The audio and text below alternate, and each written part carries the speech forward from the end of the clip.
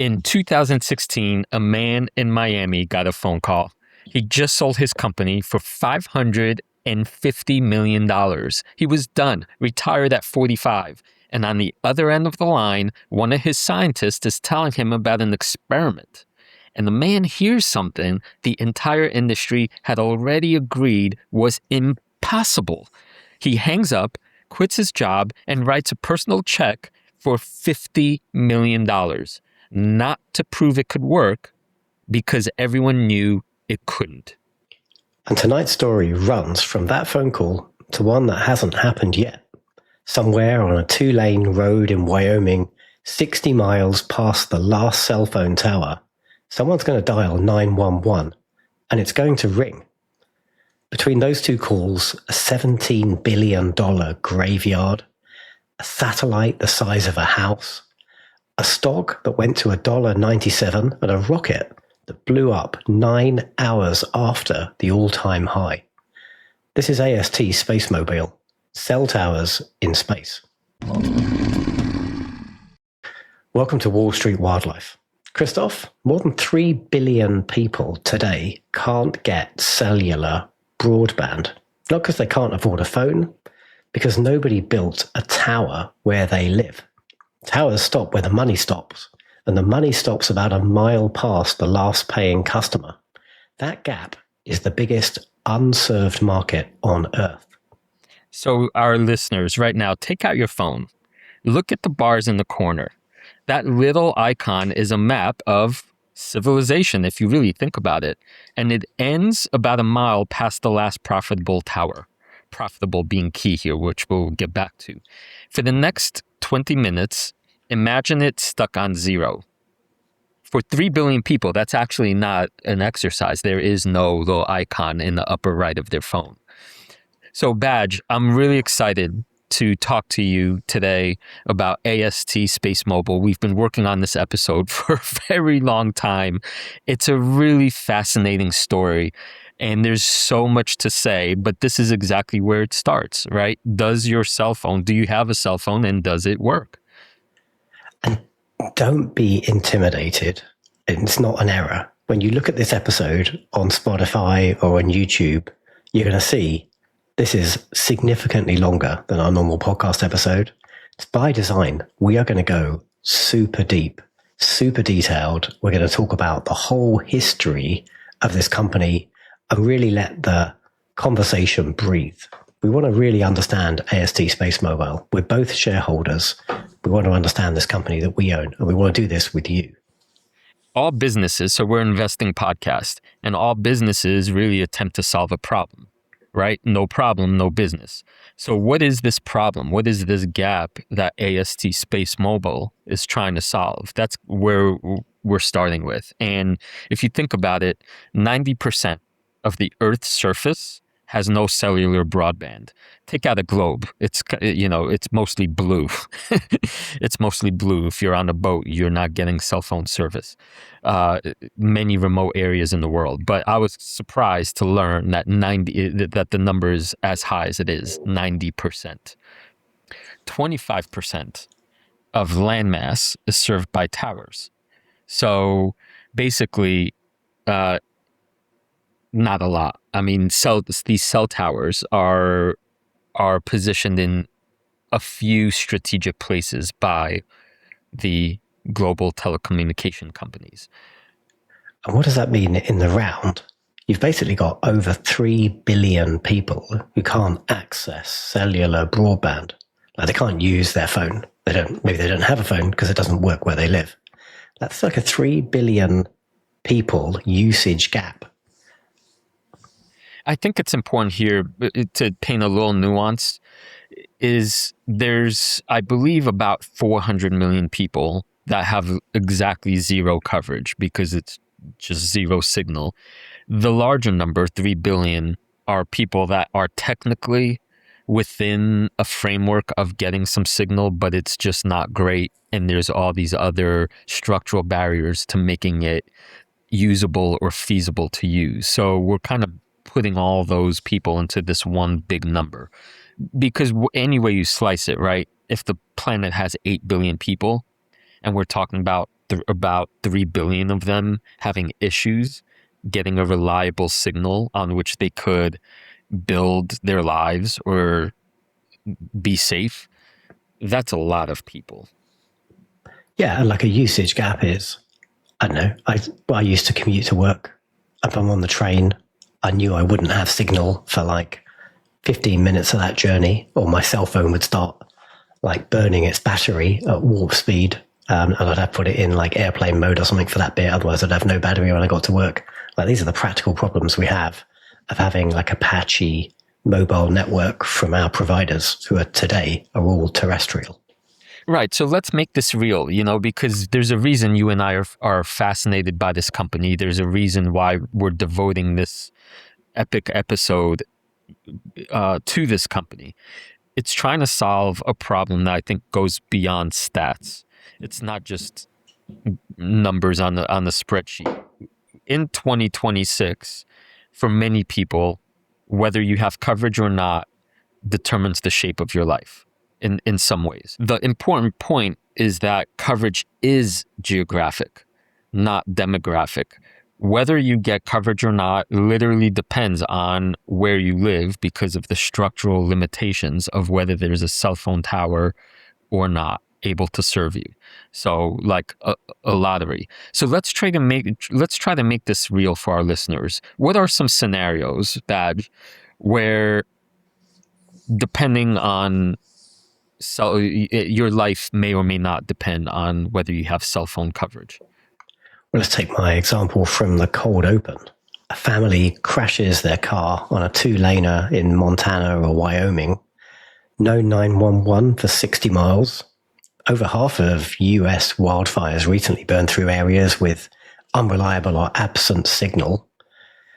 Carrier maps, they might look good, but they show theoretical coverage, but not practical. So this isn't a developing world problem. This is like a Wyoming problem. Yeah, and that reminds me, LA fires, you once have cell towers that work, then all of a sudden a fire breaks out, you no longer do. Or in Japan, earthquake strikes, all of a sudden no more coverage because of natural disaster stuff. Then you can think about more economic stuff. If you're in the developing country and you're a fisherman on a coast, whether or not there's a network of people that could tap into what you bought that day will determine the prices of your fish. So you add cell phone signals, you get more customers. You take them away, you have fewer customers. Like, prices go up, prices go down. Let's take the Africa example, M-Pesa. I used to be an Airtel Africa shareholder. In Kenya, in 2007, Safaricom, who are one of the dominant providers in that part of the world, their mobile money offering, essentially banking with like text messages, cut money transfer costs to less than 30% of the postal bank alternative, and ended up banking millions of customers.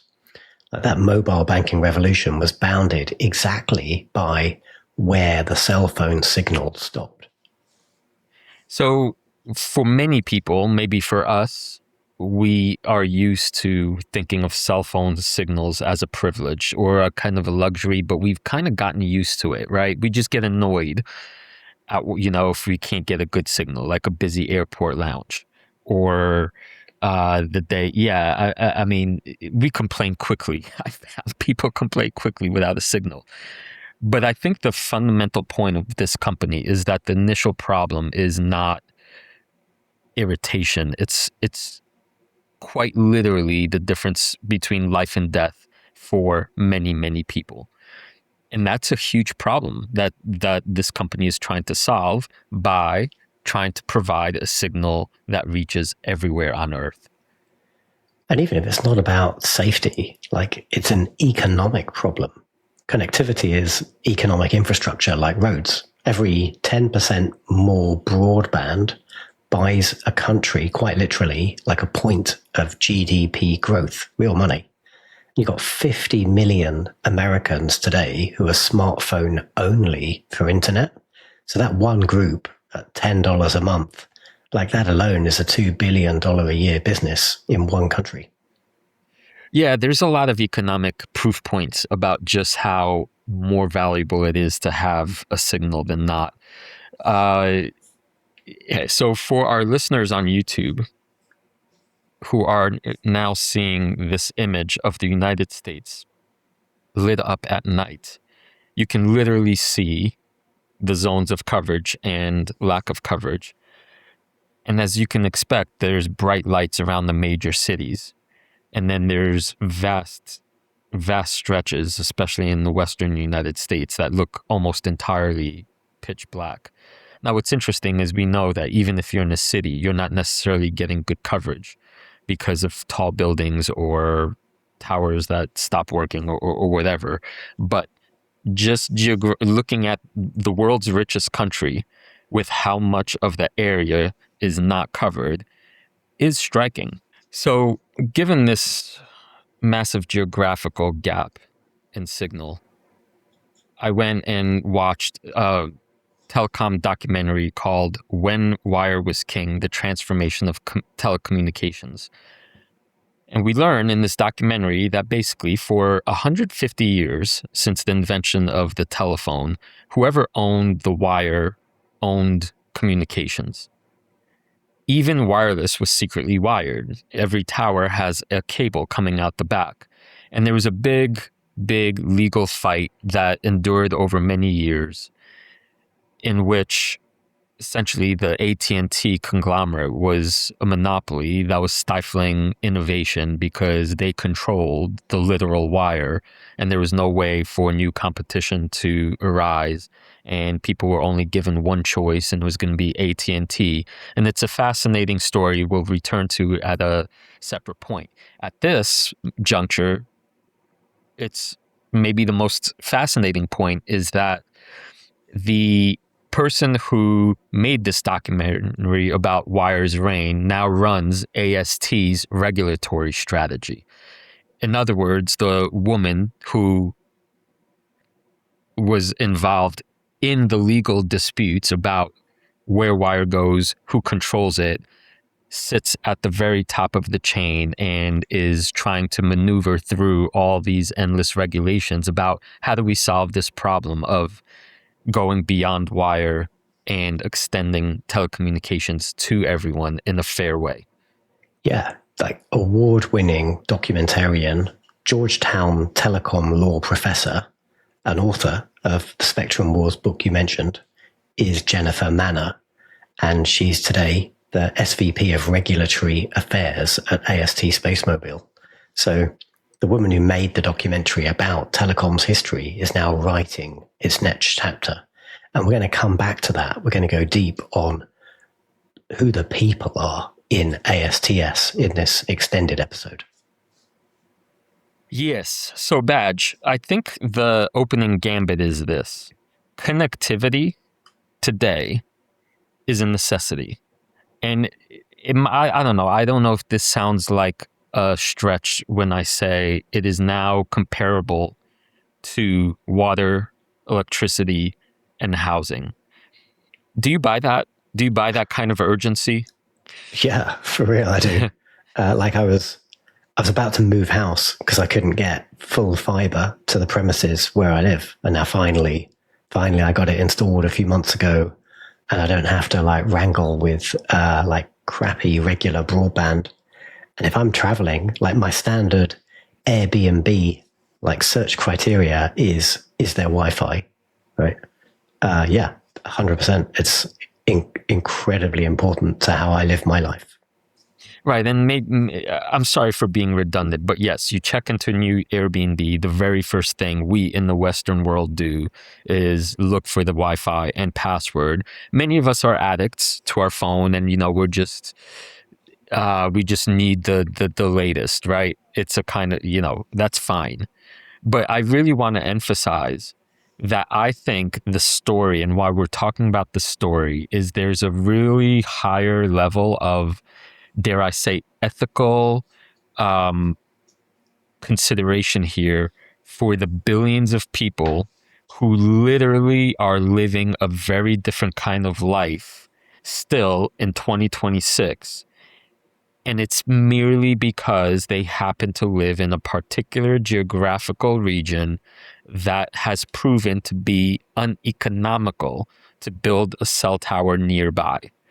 And so you can't convince any business logically to put a cell tower in a place with, say, too few people, where that cell tower would be a losing proposition, right? The maintenance of it, the people required to build it, right? That all costs money. And if you only have so many people living there, it's fiduciary negligence in many ways, right? It's bad for business, so it's not going to be done.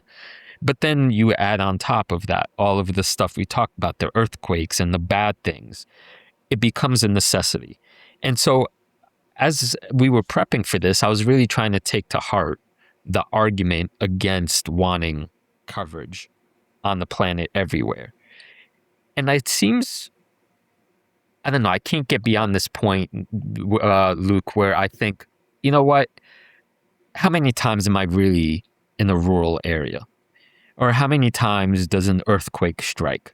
Or how many times, am I inconvenienced by really, really poor signal? And the true answer, at least for me, is not very often.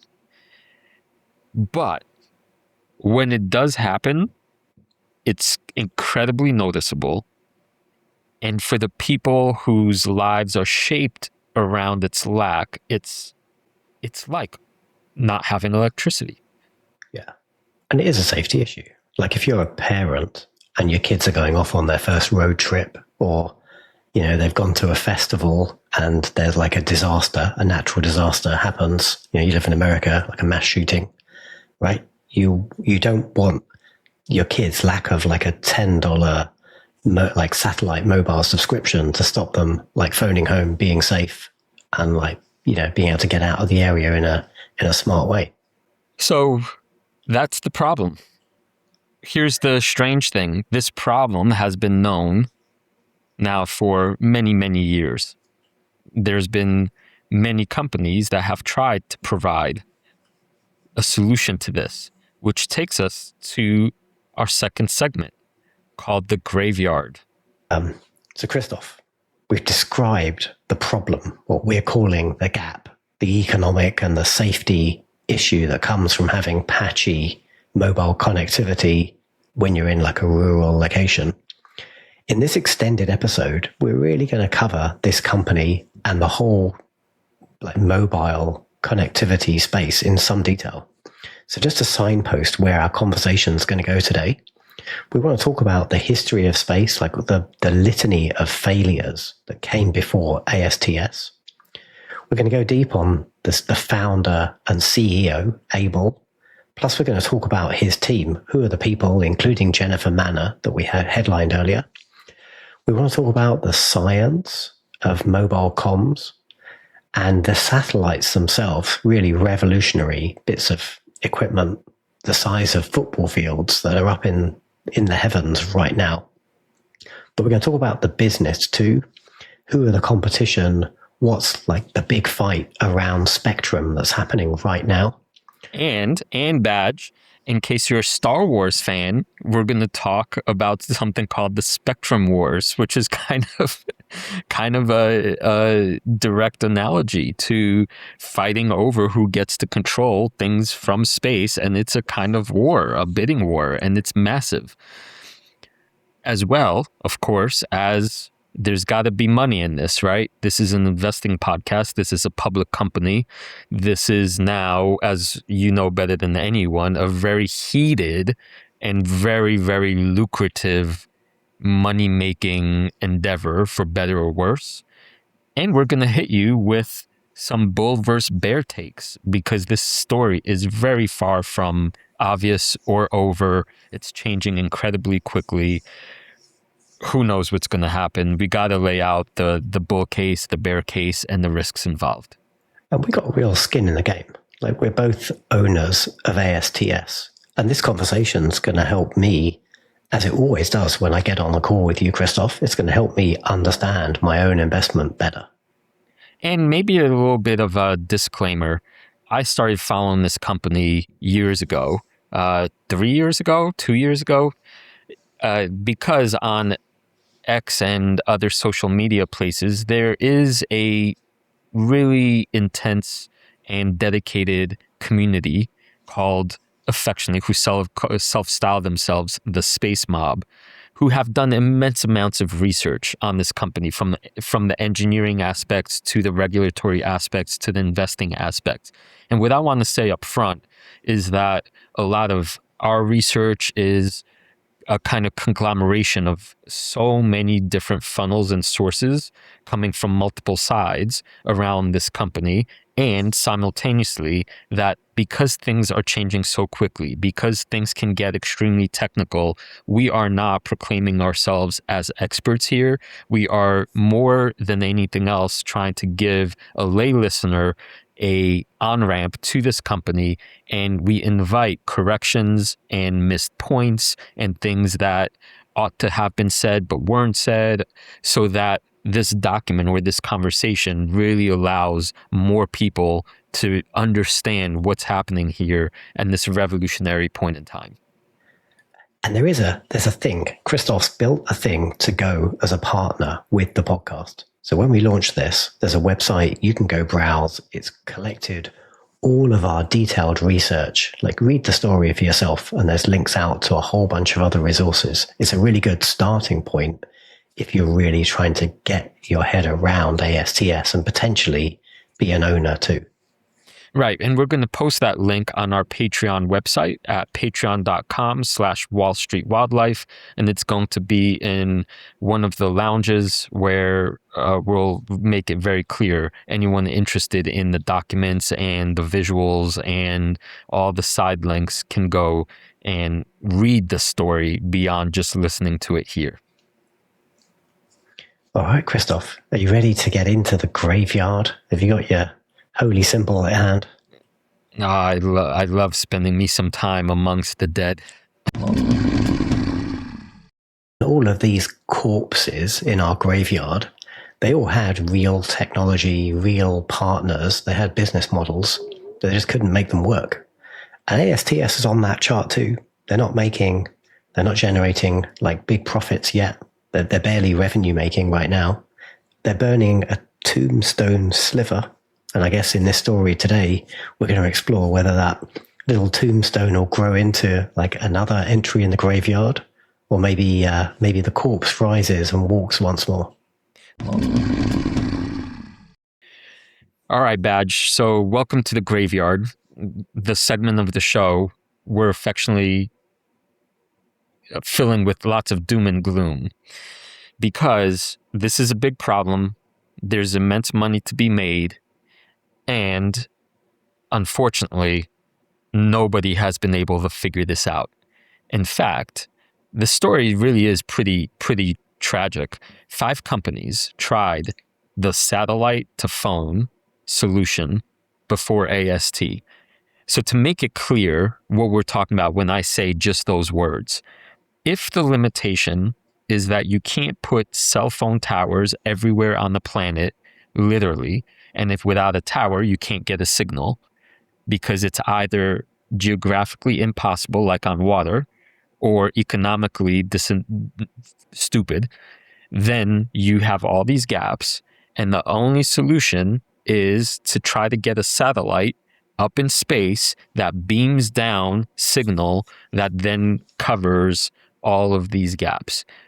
That's not that hard, I guess, to imagine as a solution, right? Especially once rockets became a thing and satellites started being launched into space. However, here's the bad news, Badge. 5 companies tried this. It cost them $17 billion in the attempt. And how many succeeded? If you're on the YouTube, so looking through a big zero. Big fat zero, 5 big bankruptcies. That's a lot of money. And so if you're thinking about it from an investing standpoint or from a capitalist standpoint, you say to the next VC, hey, Badge, I got a good idea. Let's throw some satellites up into space. And like, yeah, buddy. And what's the track record on that? Not great. so no check for you. But let's go through some of the specifics. In 1999, a company called Iridium said, let's do this thing, and invested $5 billion. And their solution was actually, I don't know if it's clever, it's maybe the obvious one. Let's invent a handset that has a very, very strong antenna in order to be able to pick up the cell phone signal from up high. As I was saying that, obviously this is getting into some science. We'll cover the science of all this later in the episode. But for now, if you look at this image, you can see what one of these monstrous Iridium 9500 brick phones looked like. It's like $3,000 in 1998 money, and it's this enormous, hideous monstrosity of a phone. The what's it called? The antenna is like the size of looks like the size of the body. And let's put a pin in Iridium because we're going to come back to it at the back of this segment. Yes, something interesting has in fact happened with Iridium. But what Iridium learned was that the idea is good, right? You can launch a product that technically connects and does the space cell tower thing, but the cost is going to be high. It was like $3 to $7 per minute for the calls. And after some time of being out on the market, they had 10,000 subscribers. So economically, a failure. There's just not enough people that are going to be willing to go out and buy a monstrous piece of hardware in order to have cell phone coverage everywhere. And so the assets were sold off for a pittance of about $25 million. What was the lesson for AST from this? Well, a big one is forcing their customers to buy new hardware to be able to use the service. Like maybe that makes sense if like the hardware is some giant thing in a data center and that customer's paying like hundreds of thousands of dollars a month. But if the customer needs to buy like a $3,000 brick, which they then got to carry around with them alongside their regular smartphone, and you're only earning $3 to $7 per minute when the customer's using that thing, well, that's not a great business. No. Side note that's kind of fascinating about Iridium is, as I was researching this, I learned about something called the Iridium flare. Did you come across this? Did you know about this? I did not.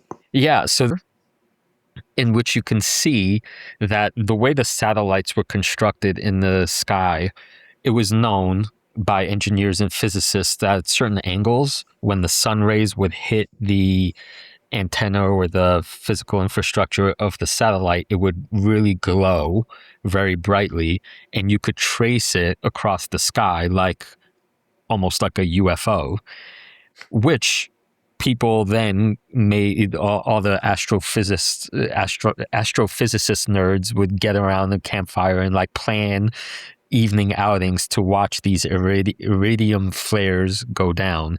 For better and worse, because there's some unhappy campers in the astronomy circles that don't like their sky being polluted with bright shining metal objects. So that's something we'll return to later in the episode. But fascinating little bit of history. Iridium blew up and became a flare in many senses of the word.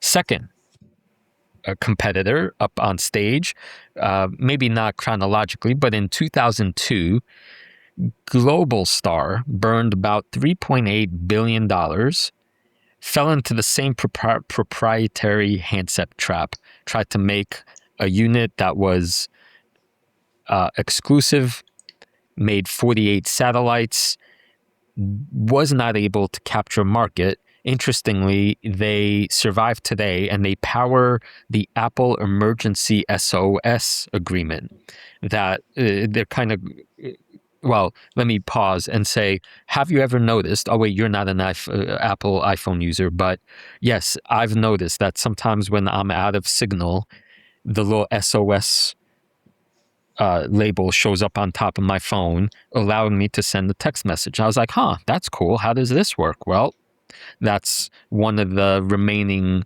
pieces of the puzzle for Globalstar. Didn't hit the big goal, but a little piece of the puzzle you could see was instituted. Is there a lesson for ASTS in that failure?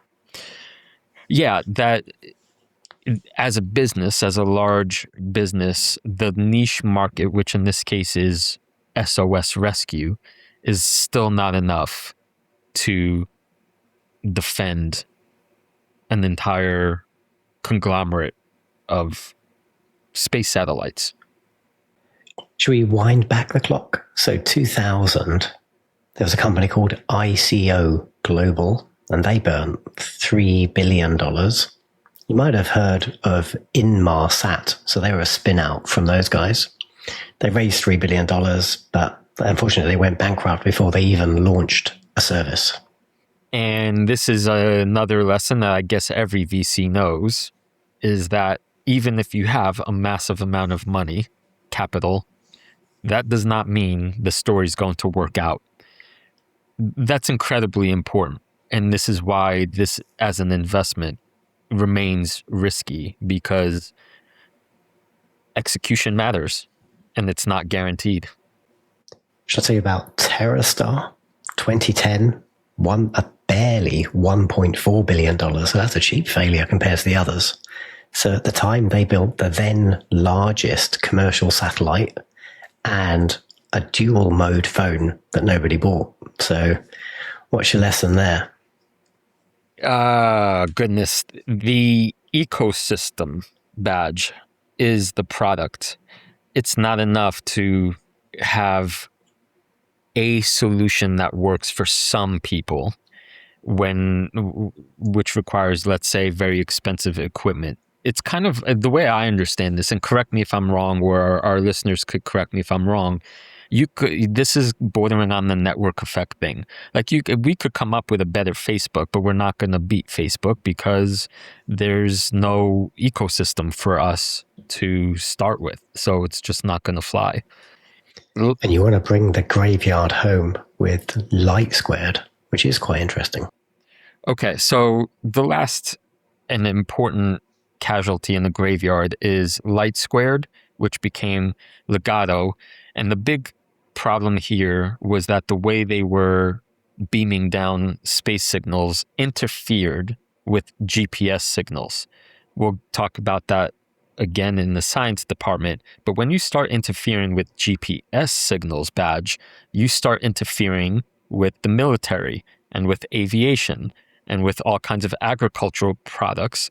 And basically the FCC, the big regulatory body, said, no. We don't care that you get your cell phones working. If you're messing with all these other things, too important. And so they revoked essentially their right, Ligado's right to use the spectrum. Now, there's a major plot twist here, is because after the company went defunct for these regulatory reasons, AST has, as of today, agreed to buy Ligado's L-band spectrum. We'll talk about what that means, but it's a massive key in the thesis. They're trying to resurrect they're obviously not trying to resurrect the problem. AST has figured out technically how to use the particular signal that Ligado, the spectrum that Ligado owns, with their better technology today. That court case that acquisition is pending. So more on that in the future segment. So, badge, if you tally all this up, you can see $5 billion for Iridium, $3 billion for ICO, $3.8 billion for Globalstar, $1.4 for TerraStar, $4 billion for LightSquared, Ligado, and now you have AST at the moment totaling around $342 million in losses. So still insignificant compared to the others, but this is a cash incinerating project. Yeah, it's a brutal segment to try and build a business in. And let's not forget, like the y-axis in this chart, this is like money burned. And all of these corpses in our graveyard, they all had real technology, real partners. They had business models. They just couldn't make them work. And ASTS is on that chart too. They're not generating like big profits yet. They're barely revenue making right now. They're burning a tombstone sliver. And I guess in this story today, we're going to explore whether that little tombstone will grow into like another entry in the graveyard, or maybe the corpse rises and walks once more. Now, what's also fascinating about this is, you're a company trying to build a new thing, a new way of communicating. That's a massive undertaking. In the history of these kinds of revolutions, it's fascinating to me how many times the big analysts have been completely wrong about what the future will be like. A famous example, wasn't it, what's his name, Steve Ballmer from Microsoft, saying the internet's going to be just a passing fad. Nobody's going to really use this thing. There was also an analyst from AT&T who asked McKinsey, how many cell phones will there be by the year 2000? The answer was, about 900,000. What was the real number? Apparently, back then, 740 million. So McKinsey got it pretty wrong. Yeah, by orders of magnitude that are wild. So anybody that right now is skeptical and is saying, but who needs satellite service, really might be off by orders of magnitude, because these kinds of paradigm shifts really are hard to understand and predict. So having spent 15 minutes with you now, Badge, in the graveyard, what are the lessons? There must be some lessons, right? We're not here to have a good time, right? I'll say, to me, it seems like the very first and most important one is that a special phone that nobody wants is a proprietary trap. You just aren't going to sell a fancy thing that makes you a weirdo walking around and that you have to buy and you have to, do a special thing. It's just not going to happen. And then I guess the other trap is the spectrum trap. So like all of these companies in the graveyard, they all bought expensive, dedicated spectrum. And we're going to talk about what spectrum is later today. But then they had to build demand from zero to pay for that spectrum. And it's not cheap. It's really expensive. So think of it this way. These companies built or were attempting to build parallel ecosystems to compete against cellular by requiring fancy new gadgets. And so that didn't work. And the big twist here is perhaps, or the big lesson is, what would happen if you weren't trying to compete with the existing ecosystems? What if you tried to work with the competing ecosystems? Yeah, so $17 billion of failure. And there is an uncomfortable parallel, like ASTS has lost $342 million last year. But every one of those corpses had real technology and real partnerships before bankruptcy. Like, hold that thought, because we are going to come back to it as we start to understand ASTS's business model in more detail. Now, here's the interesting thing, though.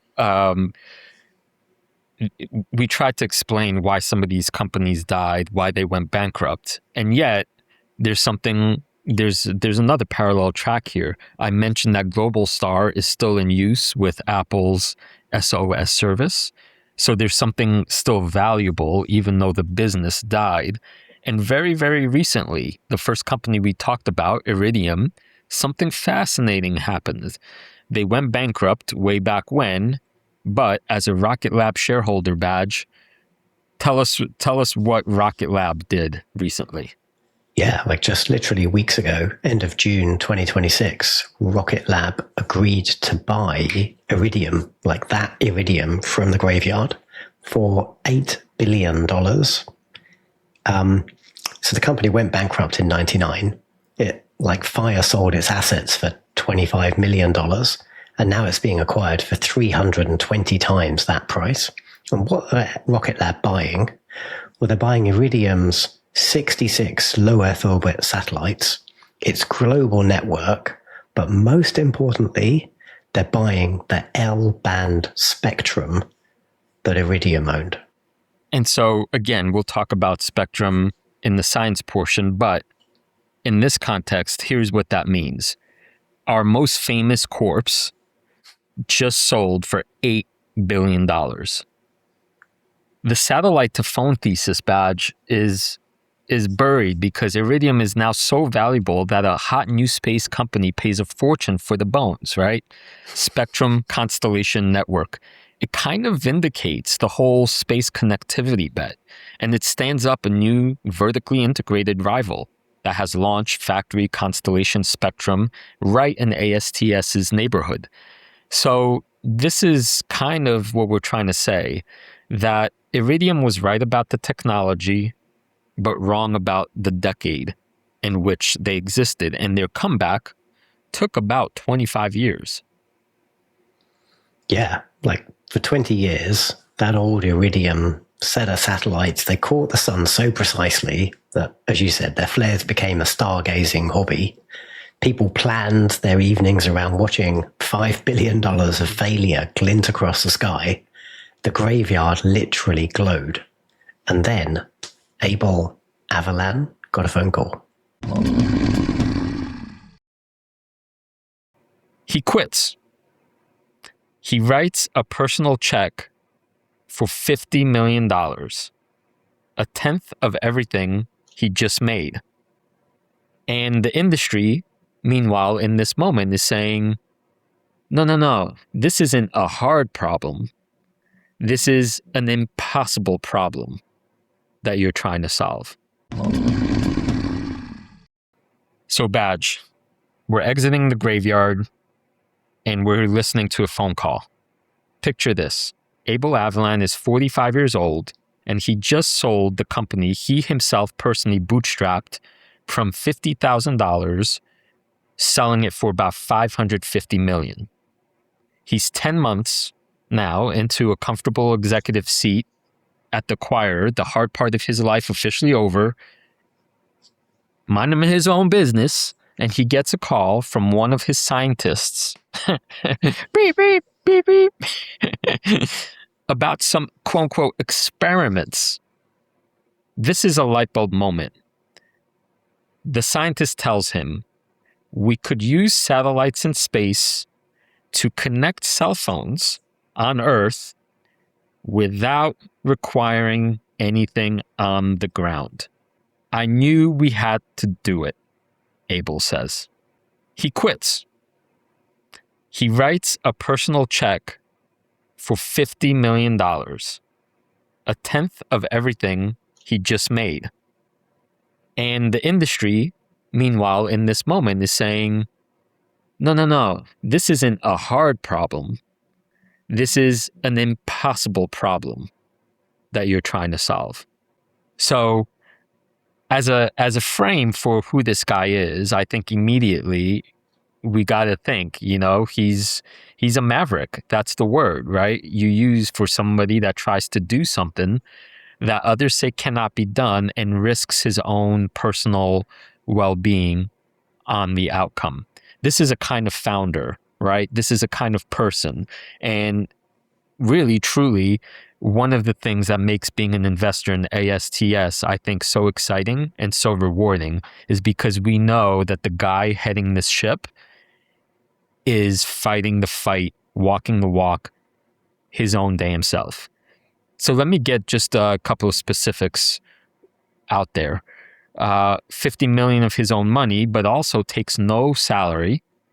and controls 71.6% of the vote by design, obviously. So he can't be removed. The company can't be taken over. This is the kind of founder, in our experience, right? If you could get some of these qualities that end up being some of the most potentially successful in the world because they're driven by something beyond money. Yeah, like any founder that has such a controlling interest over their company, like that can cut two ways as a shareholder. Like if you feel the leader is taking the company in the wrong direction, like bad luck, buddy, you can't do anything about it.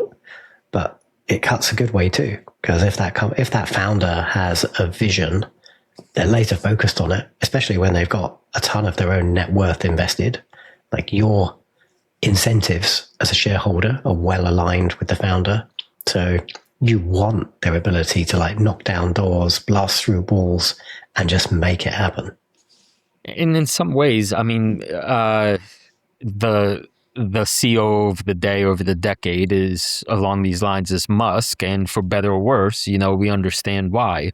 Musk single-handedly, I would say, willed Tesla into existence, sometimes by feats of staggering endurance and determination and outright insanity sometimes, right? SpaceX was down to their last launch, right?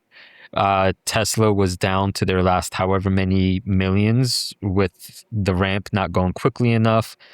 And it was his maniacal determination and skin in the game that kind of got things to where they are now.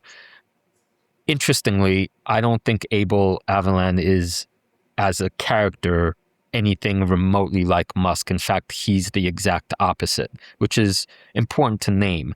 We're recording this badge early in ASTS's narrative arc. We don't know what this story will look like 10 years from now, right? Tesla's been going at it since 2008, even before that, right? So we have something to map Musk onto. Abel, meanwhile, is, I don't know if notoriously reclusive, but he plays a very, very different game. He's certainly not a political commentator. He's certainly not a provocateur. He doesn't grant many interviews. From my own research's standpoint, he's kind of a little bit of a mystery figure. I'm not trying to make him like into a dark cloaked figure, but he kind of just does things through his science, through his investing, and then waits for the results to show up or not. That's the quality of his, that it shows he's in the factory, getting his own fingernails dirty, being involved in all steps of the process. Abel out in the field in April of 2023, taking the first ever space-based voice call on an unmodified smartphone from Midland, Texas to Rakuten team in Japan. Out there in the field, there's our man, like saying, holy cow, we did it, right? We solved this problem. So don't jump to solving the problem. Let's explore like the trajectory of Abel Avellan's life. Like take us on the arc. Where did he really start? So, Badge, this is a classic immigrant story.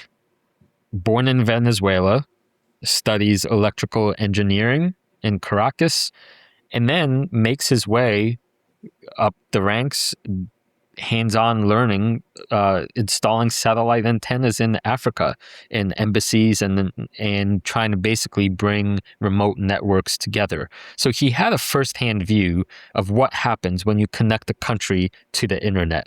Then he moves to Ericsson in Sweden, and then to the United States in about the mid-90s. So he's an engineer by trade and an engineer by career experience.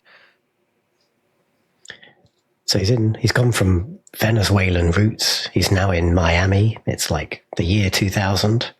And he founds his first company, EMC, Emerging Market Communications, with that $50,000 seed you mentioned. Yeah, so, this is where we could get a little bit soap opera dramatic-ish. he's, in the few bits of lore we have about him, I don't know how apocryphal this is, but it seems to make sense. It's like he's got 50 grand in his pocket. He's living in Miami, but his wife is pregnant, and, pressure. There's pressure. You don't have much room to maneuver. And so he does this crazy thing. He starts over. He says, I've been gaining skills, I've been doing this and that, but I have an idea, and it's going to cost him $50,000 of his own money to try to implement. So, character-wise, he's willing to take risky bets. Yeah, so Badge, what is it that his $50,000 grows into? For our purposes here, all we need to know is that this company basically began small-ish and grew into a satellite communications company for Africa, for the Middle East, for cruise ships, for cargo. Its customers were the Department of Defense, State Department, the UN, and it became one of the largest satellite capacity users in the world. So he started working on this problem a long time ago. How do we connect lots of moving entities to signals? 50,000 to 550 million, the proof is in the market fit, right? Like, as an engineer, he was solving a difficult problem, and obviously he was able to solve it. You don't sell a company for $550 million if it's not valuable somehow to many people or many entities. So it's 2016. Abel's just banked his share of the $500 million. And you say he could put his feet up, he could go live on a beach very happily for the rest of his life, I'm sure. But then he gets that phone call, like the scene we opened this segment of the show with, from one of his scientists, that light bulb. Right. And I mean, it really is good to try to feel this. You're coasting on the beach, so to speak. You think there's this impossible problem. A scientist calls you and say, we figured it out, right? We think that what's impossible, now we're calling totally possible. What do?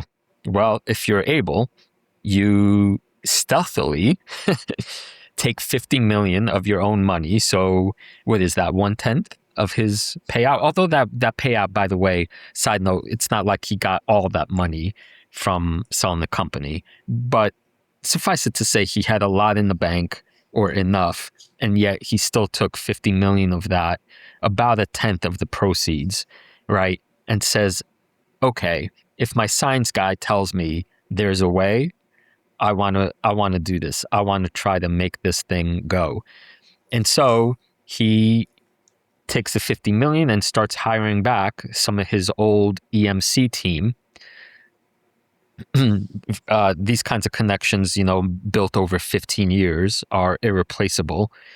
And then he also buys a small satellite, small Lithuanian satellite maker called Nano Avionics, which later became divested in 2022, and becomes a co-inventor on 21 U.S. patents. So this is where he's putting his engineering know-how to use.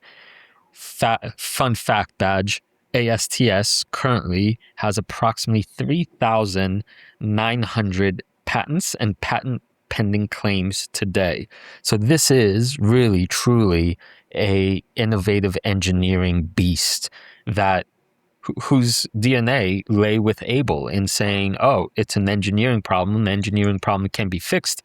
I'm going to take $50 million. I'm going to hire people I already trust that I know are also really brilliant engineers, and let's see if we could actually do this thing. But if you're starting a startup, it's not that smart to fund everything with your own money. If you've really got a compelling vision, you need to get investors on board. You need to start risking other people's capital. So tell us about that first check that got written to him. So this is interesting. There's a little Venezuelan contingency here. There's another famous emigre from Venezuela, Adriana Cisneros. This is part of the AST lore, where she's this heiress to a fortune, and she's got all these connections. She's a brilliant mind. She studies in Columbia, does journalism, and also wants to work on difficult problems that make the world a better place. So Abel, calls her, says, "Hey, you have I'm looking to raise 800 million. What do you got?" They meet for coffee.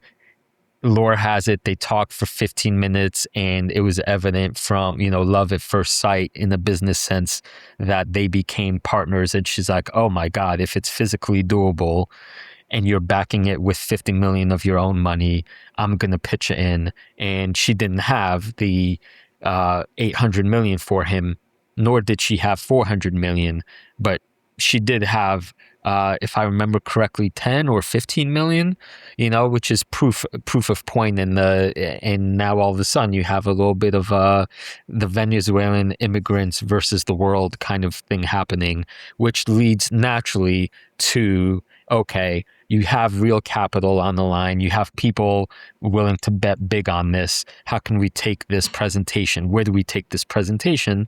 And obviously that next gets you to the big investing rounds. Tell us about some of those. Yeah, well, I suppose let's fast forward the clock to March 2020. And that's their $110 million Series B, interestingly led by Vodafone and Rakuten, who are like major players in the telecom space. Plus, we had Samsung coming in on that deal, American Tower, Cisneros, and a name that we'll come back to later in today's conversation, the banker who structured it all, Scott Wisniewski of Barclays. He's going to matter later in our story. That's right. That's a Polish name that, like my own, gets butchered in many different ways.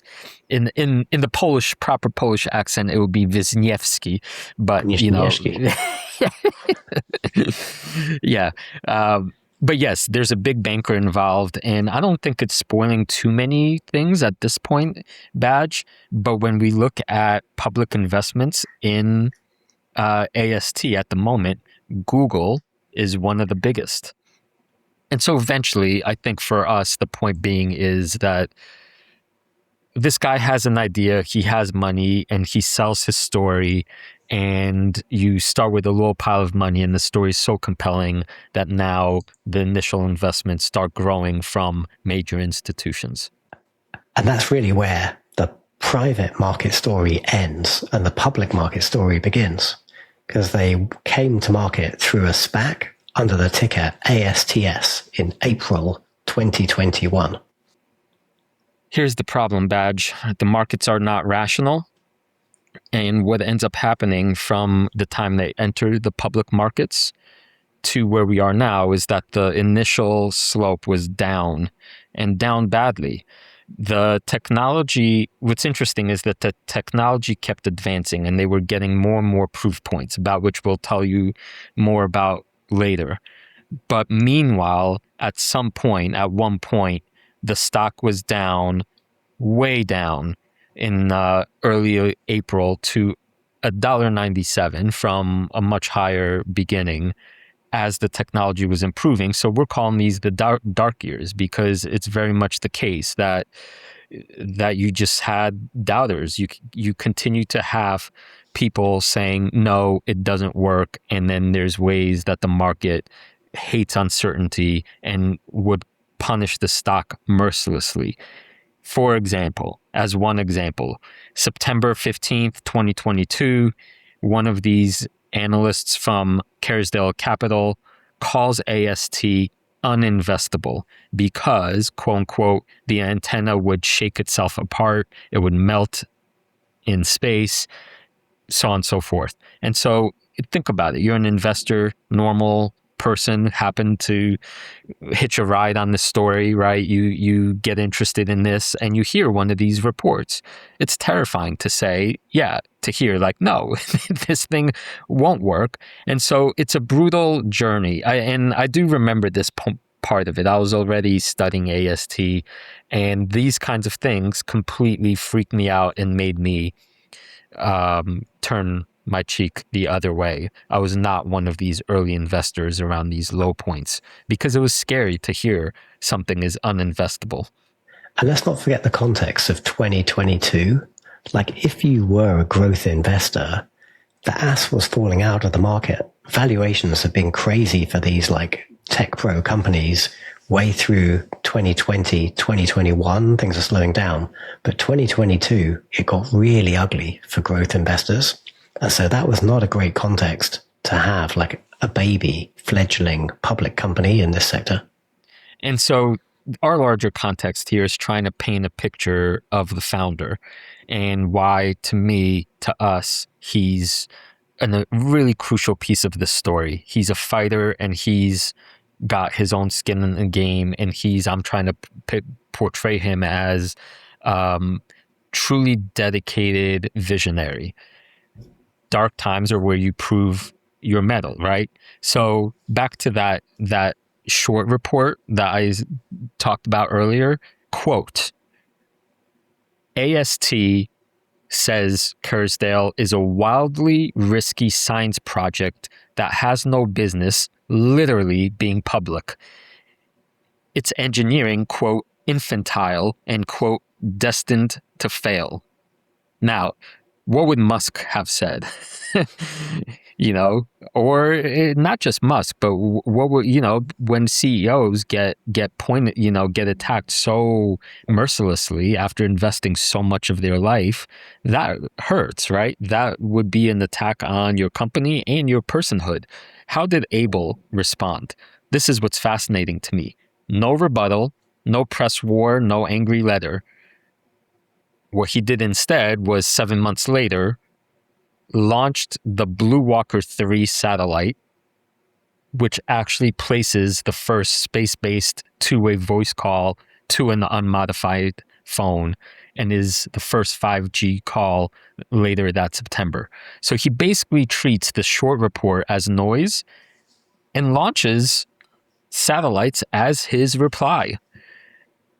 Every earnings call that I've listened to him speak, he reframes that kind of doubt as a kind of vindication. And, he says things like the continued execution of a vision once considered impossible is what AST is doing.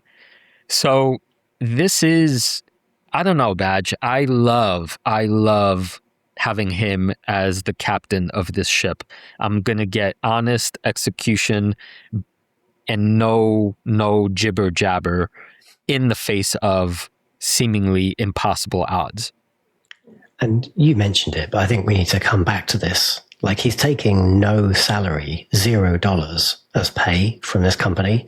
Like, sure, he's got 20% of like the economic interest.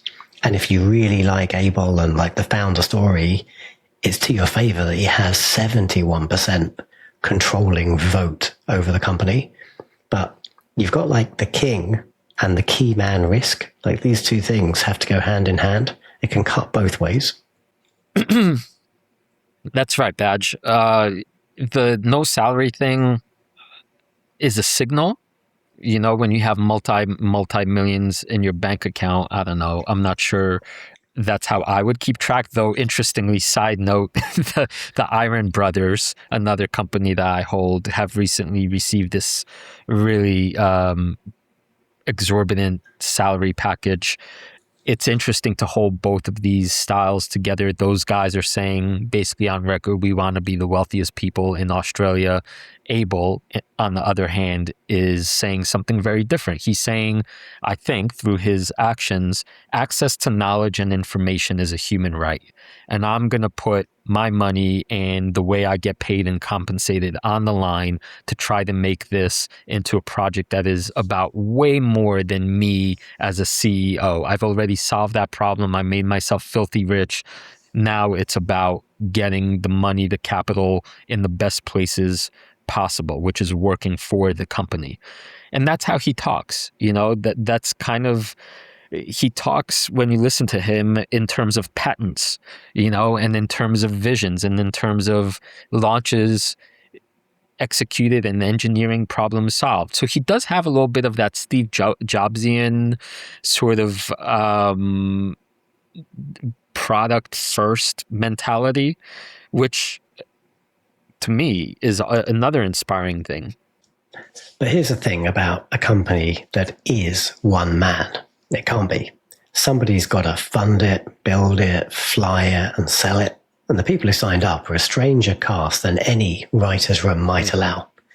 We already told you about the media heiress with 15 minutes and a coffee, but there's also a banker who quit to join his own pitch book, a scientist with a huge founding stake, and a billionaire who walked out of a morgue in Kobe.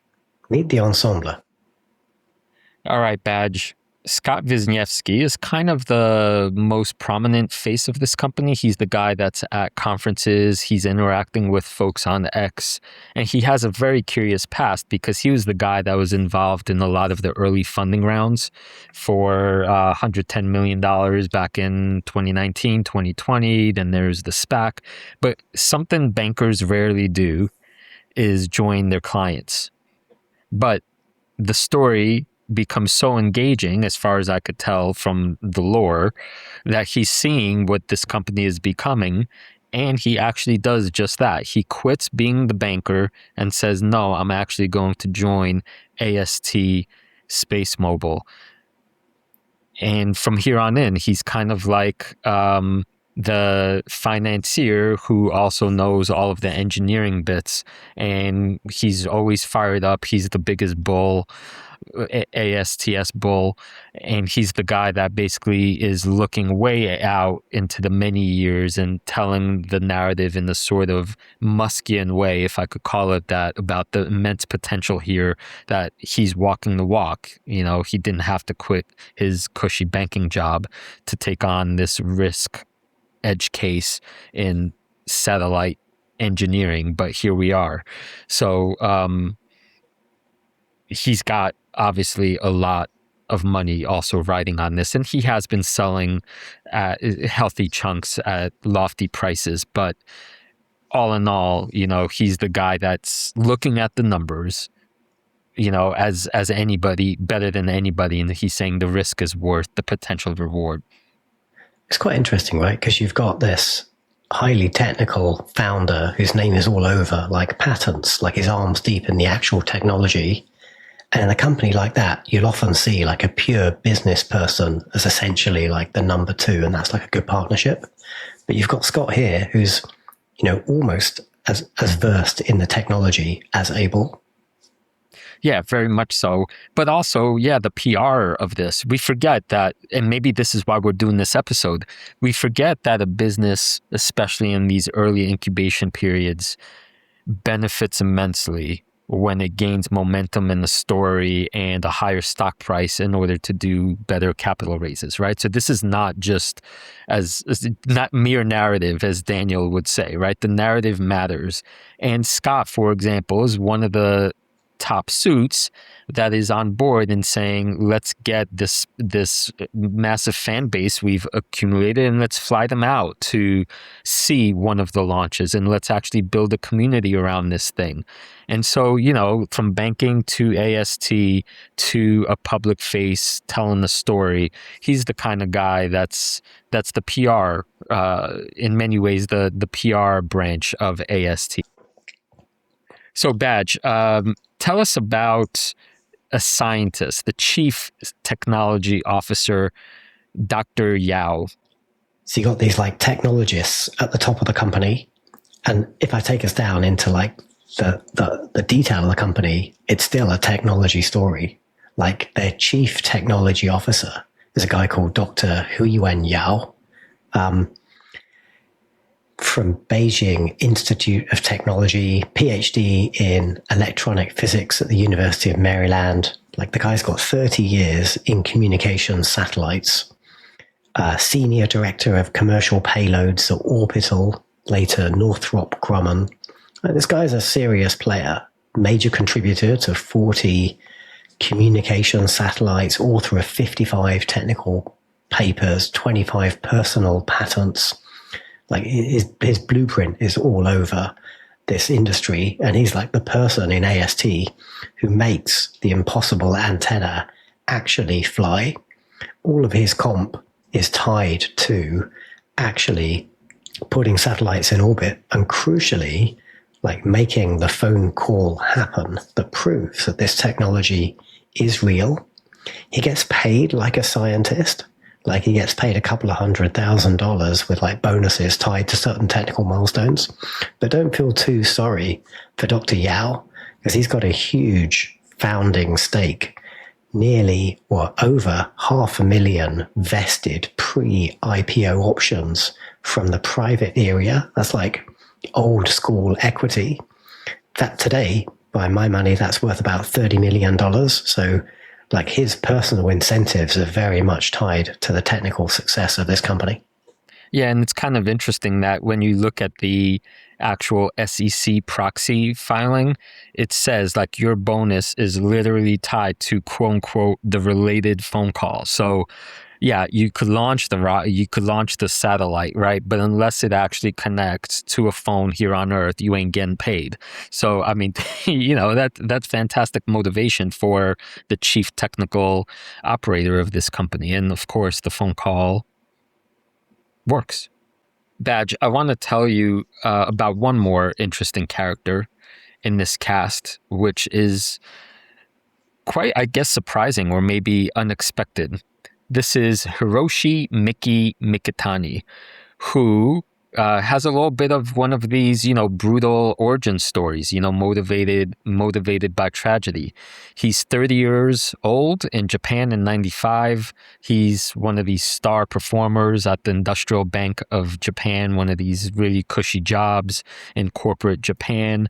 And then there's a massive earthquake that flattens his hometown of Kobe. So he races home and finds his aunt and uncle among the dead. And, one of these, okay, we only have one life, we have to live it to our fullest moments, sweeps him. So he teams up with 4 teammates and 250,000 of capital, and that becomes Rakuten, which is Japan's largest e-mobile network. Why does this matter? Because lo and behold, fast forward to now, ASTS and Rakuten are becoming legitimate allies. So backtrack a little bit to Mikitani. He himself has a Harvard MBA, finds Rakuten, builds Rakuten Mobile, world's first fully cloud-native carrier, and actually participates in some of these funding rounds for AST. So that earthquake, right, where we need help when bad things happen, we need to solve the problem of putting connectivity first after major disasters happen. He's involved in all of this as a story point. So Rakuten becomes the other side of the phone call we were just talking about. It's Abel standing in Midland, Texas. He calls who? He calls Japan. And that's why Mickey, as he's affectionately known, has become such a big player in this story. We're going to get into the bull case later on in this episode. You see him here on stage announcing the Rakuten AST partnership right next to a bunch of writing in Japanese. You see the Waffle, the space satellite, the AST satellite, and you see the SpaceMobile AST rocket with Rakuten Mobile written on it. This is not a happerstance partnership. This is 2 visionary business people of the grandest scale saying we see a path forward to working together, and Japan's own well-being as a nation is now linked directly with this board member and with this early seed founder and with this ally in Mickey. And Rakuten are not the only partner, but we're going to save the business for that section of the podcast. Before we go there, I think we should get our arms buried into the actual technology, the science behind AST and the satellites themselves. So this is to acknowledge that there's also many people we haven't mentioned, and they're also crucial to the story. I mean, you can't run this kind of operation with just the 3 or 5 people we talked about so far. But for the purpose of our narrative, I think that starts getting a little into the weeds. These are professionals working at the highest levels of their jobs, and they're executing between the patent rulings and the accounting and the financing and all the ways you need to have people working together to build something truly astounding. So no disrespect to the people we didn't talk about, but we got to push forward. We got to make this a fascinating story for our listeners. And the truly fascinating, maybe the most fascinating thing about all of this is how does any of this actually work on the physics science level? There's a villain in this story. There's a challenge, and it's called the inverse square law. And what it means is, like, if your satellite is 170 times further away than your cell phone tower, the signal fades with the square of distance. So it might be 170 times further away, but it's 29,000 times weaker as well. So Badge, AST makes a product which is a satellite that is launched into space. And that satellite is doing some pretty amazing technical things based on engineering and physics. Before we describe the actual product that they're building and launching, I think we really need to take a thorough side quest and explain some of the basic science that is in some ways general and universal, so that our listeners could really understand what makes these AST satellites called the Bluebirds so special and so revolutionary. And it all starts with first principles physics. Yeah. Yesterday, prepping for this episode, I asked a friend of mine, out of the blue, what is light? This is an educated friend, by the way, who has lots of experience with light. And very curiously, she was not able to answer the question. How do you answer what is light? Do you know? Yeah, I think I knew before we did our research for this. Like, it's like wavelengths. Like, light is the bit of the electromagnetic spectrum that, because of like millions of years of evolution, well, billions of years of like creatures on the planet, our eyes have become optimized to see certain wavelengths of the electromagnetic spectrum that we perceive as like red, green, orange, blue, indigo, violet. And that's been helpful because, you know, we see the plants that we're eating and we see like the tigers that are coming to eat us. Yeah, so let's start maybe with the stuff that I'm so excited to talk about, because this is now our science corner. This is our own National Geographic special where we examine like the things under the facts underpinning it all. Okay, so we're talking about what is light. And Michael Faraday in 1831 makes what some people consider the greatest discovery in all of the 19th century, which is the idea that we exist not in a vacuum, but everything is a something. And that something is called a field. That there is no such thing as not being in the field. And you have these two things happening at the same time. We could feel there's something called electricity, and we could feel there's something called magnetism. And eventually he kind of pieces it together and realizes that electricity and magnetism are actually the same thing that are interconnected, and they interconnect into what we today call a field that fills all of space, right? And that electromagnetic field that all these things existed within, a guy came along 30 years later, James Maxwell, and he put some really groundbreaking maths behind that. And he defined Maxwell's field equations, 4 equations that unify it all. And he determined that field disturbances propagate at the speed of light. Light is a ripple in the electromagnetic field. So C, we're looking at each other now, is to perceive electromagnetic waves. So to me, this is mind-blowing, really. The answer to the question of what is light is an electromagnetic wave that we, through evolution, we've developed many antennas in our eyes. I think they're called rods and cones or whatever, right? And our particular antennas are tuned specifically to see this tiny sliver of an electromagnetic wave that is actually much, much more vast and contains many different kinds of waves, for which we have names like microwaves and X-rays and gamma rays and radio waves and, of course, cellular waves, most of which we don't see, right? You walk into a room, you walk into your Airbnb, you do not see Wi-Fi, but you certainly know when it's not there or it's not operating. So, and we're not equipped to perceive that, but birds can. They can't see electromagnetic waves, but evidently that's how birds navigate. And like homing pigeons find their way home, in their brain, they have a way to sense the electromagnetic field that helps them navigate.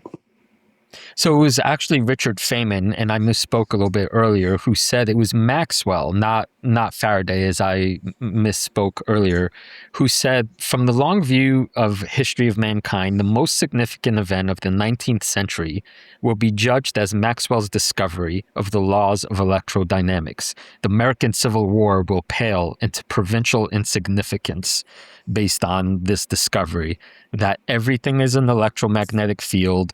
It's actually all the same thing. This is maybe what's hard to understand. It's just one field with different frequencies in that field, some of which we are perceiving with our eyes that we call light. So why is this even relevant to AST? This is right. Glad you asked, Badge.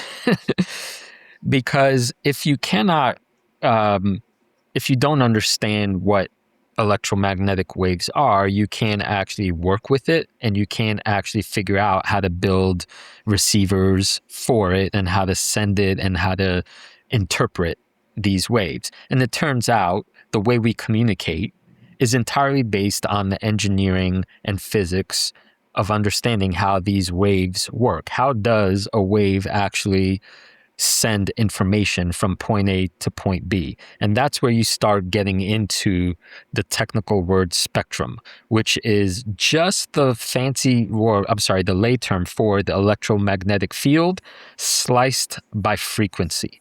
So again, light is its own frequency, and we have within that names like red, blue, yellow, which technically speaking equate to a certain megahertz frequency, the vibration, the speed at which light vibrates, right? The faster it vibrates, the different kind of color it has.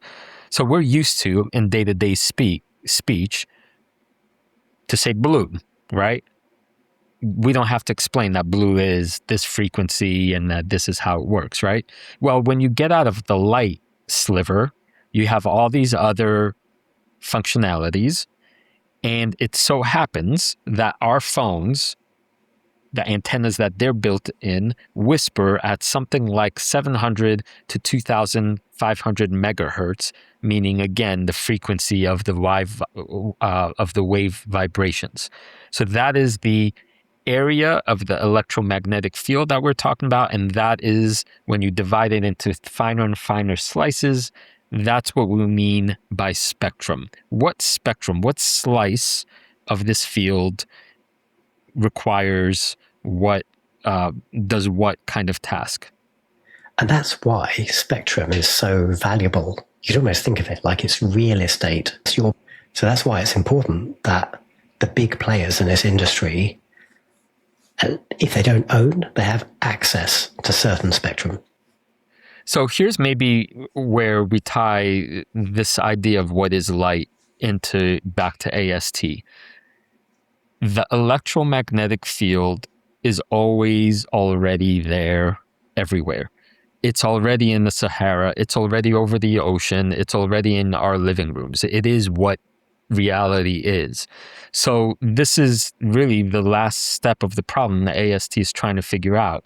Given that the field is already there, these signals are happening, how is it that we can actually use this field to get a phone connected to a satellite out in space so that we could take advantage of this thing that's always already there? We don't have to create a field, basically, is the point, right? We just have to figure out a way to use it. But you made it sound really easy, and it's not. Because if your cell phone tower is like down the street or a mile or two away, your tiny phone, and it's whispering in this field, like it's only got a tiny little battery, and that antenna's got to hear it. Well, there's a villain in this story. There's a challenge, and it's called the inverse square law.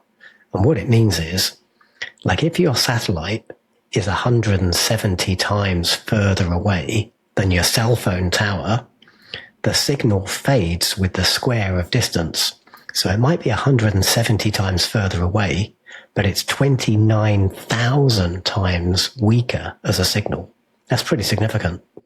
Right, Badge. This is really why the scientists, the skeptics early on in AST's journey were saying you can't do this. They were just running a basic math equation that said, okay, you need your satellite to be this far off away from the Earth. We know that radio frequencies, cell phones travel at this kind of wavelength.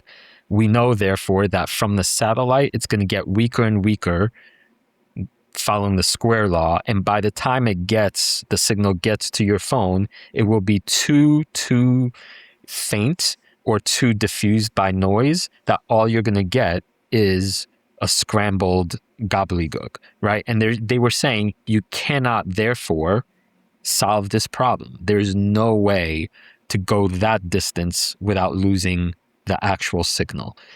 One way of thinking about this in more metaphorical terms is imagine, you go into a room that's dark and you shine a flashlight. You could see that close to where the beam emerges from the flashlight, it's quite dense and strong. But then by the time it gets across the room, right, it's quite wide. It's bracketed, but the signal is way weaker, even though it does its job for the room, right? But it's getting more and more diffuse. That's just from standing one side of the room to the other. Now add, 340 miles of distance. Really, do this in your mind. Go 340 miles away with one wave. I mean, that gets continually more and more diverse the further you go. And it makes sense why scientists say, yeah, you can't solve this. And it also makes sense why the graveyard is littered with companies that were trying to put like a brick in your hand, because they figured, well, you need a brick with a massive battery and a giant antenna, maybe even like a dish, because you've got to get this flashlight signal so far away. How could you possibly do it with like a regular modern, like tiny little dumb phone or smartphone? So, right, this is really a question in terms of science. It comes down to strength or brute force. You basically have two options to make what we call the link accounting work. The signal has to be strong enough between point A and point B. You have 2 points. You try to make both antennas, I guess, as strong as possible so that this diffusion gets overcome, right? We like you said, in the graveyard portion, we said that's how companies started trying to solve this first. Make the handset held antenna bigger, more robust, and the consumer said, sorry, we're not buying that thing, which leaves AST the only remaining option.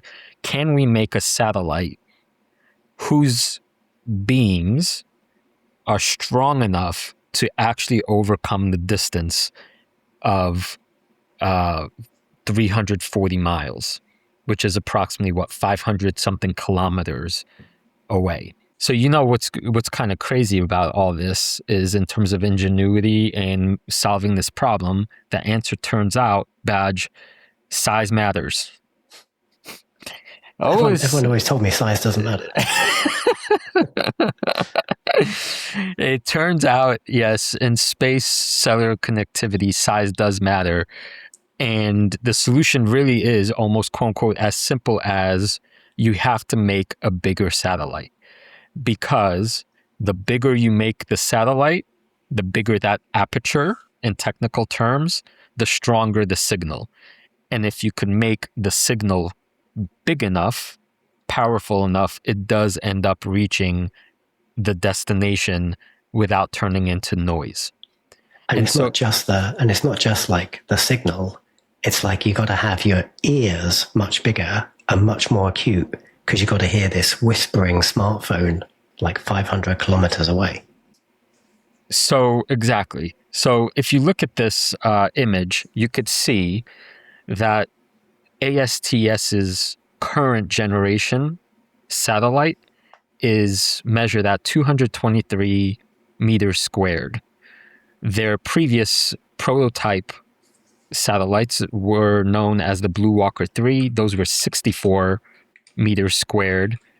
Currently, the planned version 3 of Starlink satellites are 25 meters squared. The current Starlinks are only 6.2 meters squared, and the initial Iridiums were about 2 meters squared. So the size difference between what AST is sending into space and everything else is magnitudes bigger. And this is why there's controversy around this topic when we get to competition and can Starlink compete with AST or not. It really does come down to size. Let's just get our head around that. 223 square meters. Like, that's big. Like, I think you said, like, the size of a house. That's a big thing in the sky to be whizzing around the Earth at, like, 500 kilometers up. And at 17,000 miles an hour. So this is right. This is where the science, oh boy, this is just, if you really allow your imagination to take hold here, to restate the problem, size is the way you solve the wavelength problem. You know you have to make it big. Another analogy you hear all the time is that these 223 meter squared satellites are the size of a tennis court. So picture, literally picture a tennis court, right? That you have to somehow get how many miles above ground? 340 miles or 500 kilometers or whatever it is, right? Very, very high. How do you get a tennis court? How do you get a tennis court that far into the sky? You have to put it into a rocket, right? Badge, you're a rocket guy. You own Rocket Lab. You own SpaceX. When you think of a rocket, where do you put a tennis court? Yeah, like this is a trick that even the great Roger Federer couldn't pull off. Like, this is a monstrous thing that you somehow got to get into orbit, and not just one of them. You need like a ton of them to make this satellite constellation work. So how do they do that? So one of the things, and this is maybe where our engineer community can fill in the dots and fill in the missing pieces. I really don't know much about the mechanics of all this, but it's not enough for one of these satellites to reach orbit. Why? Because it's inside a container called a rocket, and then it has to actually exit the rocket, and then it actually has to unfold, because the only way you get a tennis court into a rocket is to smush it up into foldable pieces.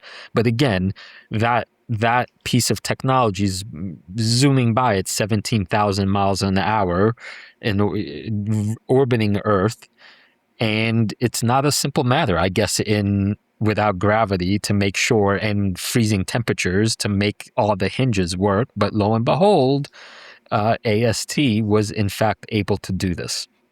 Okay, so size is a major impediment, but they solve that. Then there's then folding it. They solve that. But then the complexity doesn't stop there, because there's engineering problems like the Doppler effect that need to be solved, which is what happens to signals when they're moving in a direction. The wavelengths compress or decompress depending on your position next to them. And that mere problem badge of the satellite going 17,000 miles an hour. So if you think about standing on the Earth with your phone trying to receive a signal, but all of a sudden the satellite is actually whizzing by, the connection won't last very long, will it? Right on, exactly. Because this satellite's whizzing overhead at 17,000 miles per hour. So there's not going to be long where you're essentially underneath like its umbrella of coverage, and then it's gone. Right. And we'll get to this, I guess, in the competition. This is the problem where Starlink solves by throwing up a bunch of satellites and having them basically pass the signal from one to another to another to another, the consequence of which is draining your phone's battery, because your phone is literally going from satellite to satellite to satellite, and that switching cost adds up. AST took a very different approach here by engineering something called beamforming with these phased array satellites. So anytime you hear talk of these satellites, you will hear the words phased array. What that basically means is that satellite is not one satellite. It's actually an array of something like 20,000 little baby antennas that, due to all kinds of complicated math and engineering that I can't even begin to wrap my mind around, communicate with one another and predict where the signal is going to go, where it needs to go. And they basically pass off the signal from one to another, creating the illusion of there being one signal, but that signal basically tracks one fixed point on Earth for long enough so that the signal isn't being bounced like every millisecond or every second, and it stays longer in one spot. That solves the drainage problem. Now, having said that, one satellite is not enough. AST knows that to make global coverage a reality between these big satellites that are actually tens of thousands of baby satellites, we need a minimum of about 45. Right, so you put 45 times, call it 20,000 minis, and now all of a sudden, whatever the math works out, now you have these phased arrays solving the problem of directing their signal to one spot without a noticeable degradation in your phone's having to search for multiple satellites.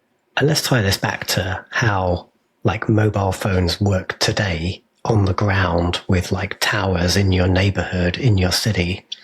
Like you see a cell phone tower, like you'll see those big tall things with these strange antenna on them. Looks like, someone's like dropped some sci-fi spike out of space. They create cells. So you might be in a cell of coverage and that cell don't move, like the tower's where it is. And then I'm in 2 or 3 different cells where I'm sat at home right now in my home office. And so if I don't go for like a walk or jump in the car, like my phone is stable within that cell. The network knows, Luke is in cell number 19,005 and my phone has like a relatively stable signal. And sometimes like if you're in a car or maybe you go into like a different part of the house, you might see like you suddenly go down to like 2 bars and it jumps up to like 5 bars again. It's because the network, like the cell phone towers around you and your phone have just renegotiated and they're like, oh, okay, like Luke is now in this other cell. Let's hand off to this other tower and he's going to get like a stronger signal from that. Well, this beam forming technology as far as your phone can tell, it's kind of the same as having like a static tower in your neighborhood, because you've got, as Christoph said, like one day 45 or more satellites with and overhead. Each of those satellites has 20,000 tiny antenna with beam forming. It's those 20,000 antenna are essentially creating like a virtual cell on the ground at different sizes. So maybe if you're in like a highly dense urban area, you might have lots and lots of tiny little cells. And if you're in like a big open area, you might have much bigger cells. But those, even though the satellites are moving, the cells stay static. So your phone just thinks it's chatting to the cell phone tower down the street. Okay, and a little bit of fun for our math nerds. This is a complicated mathematical problem.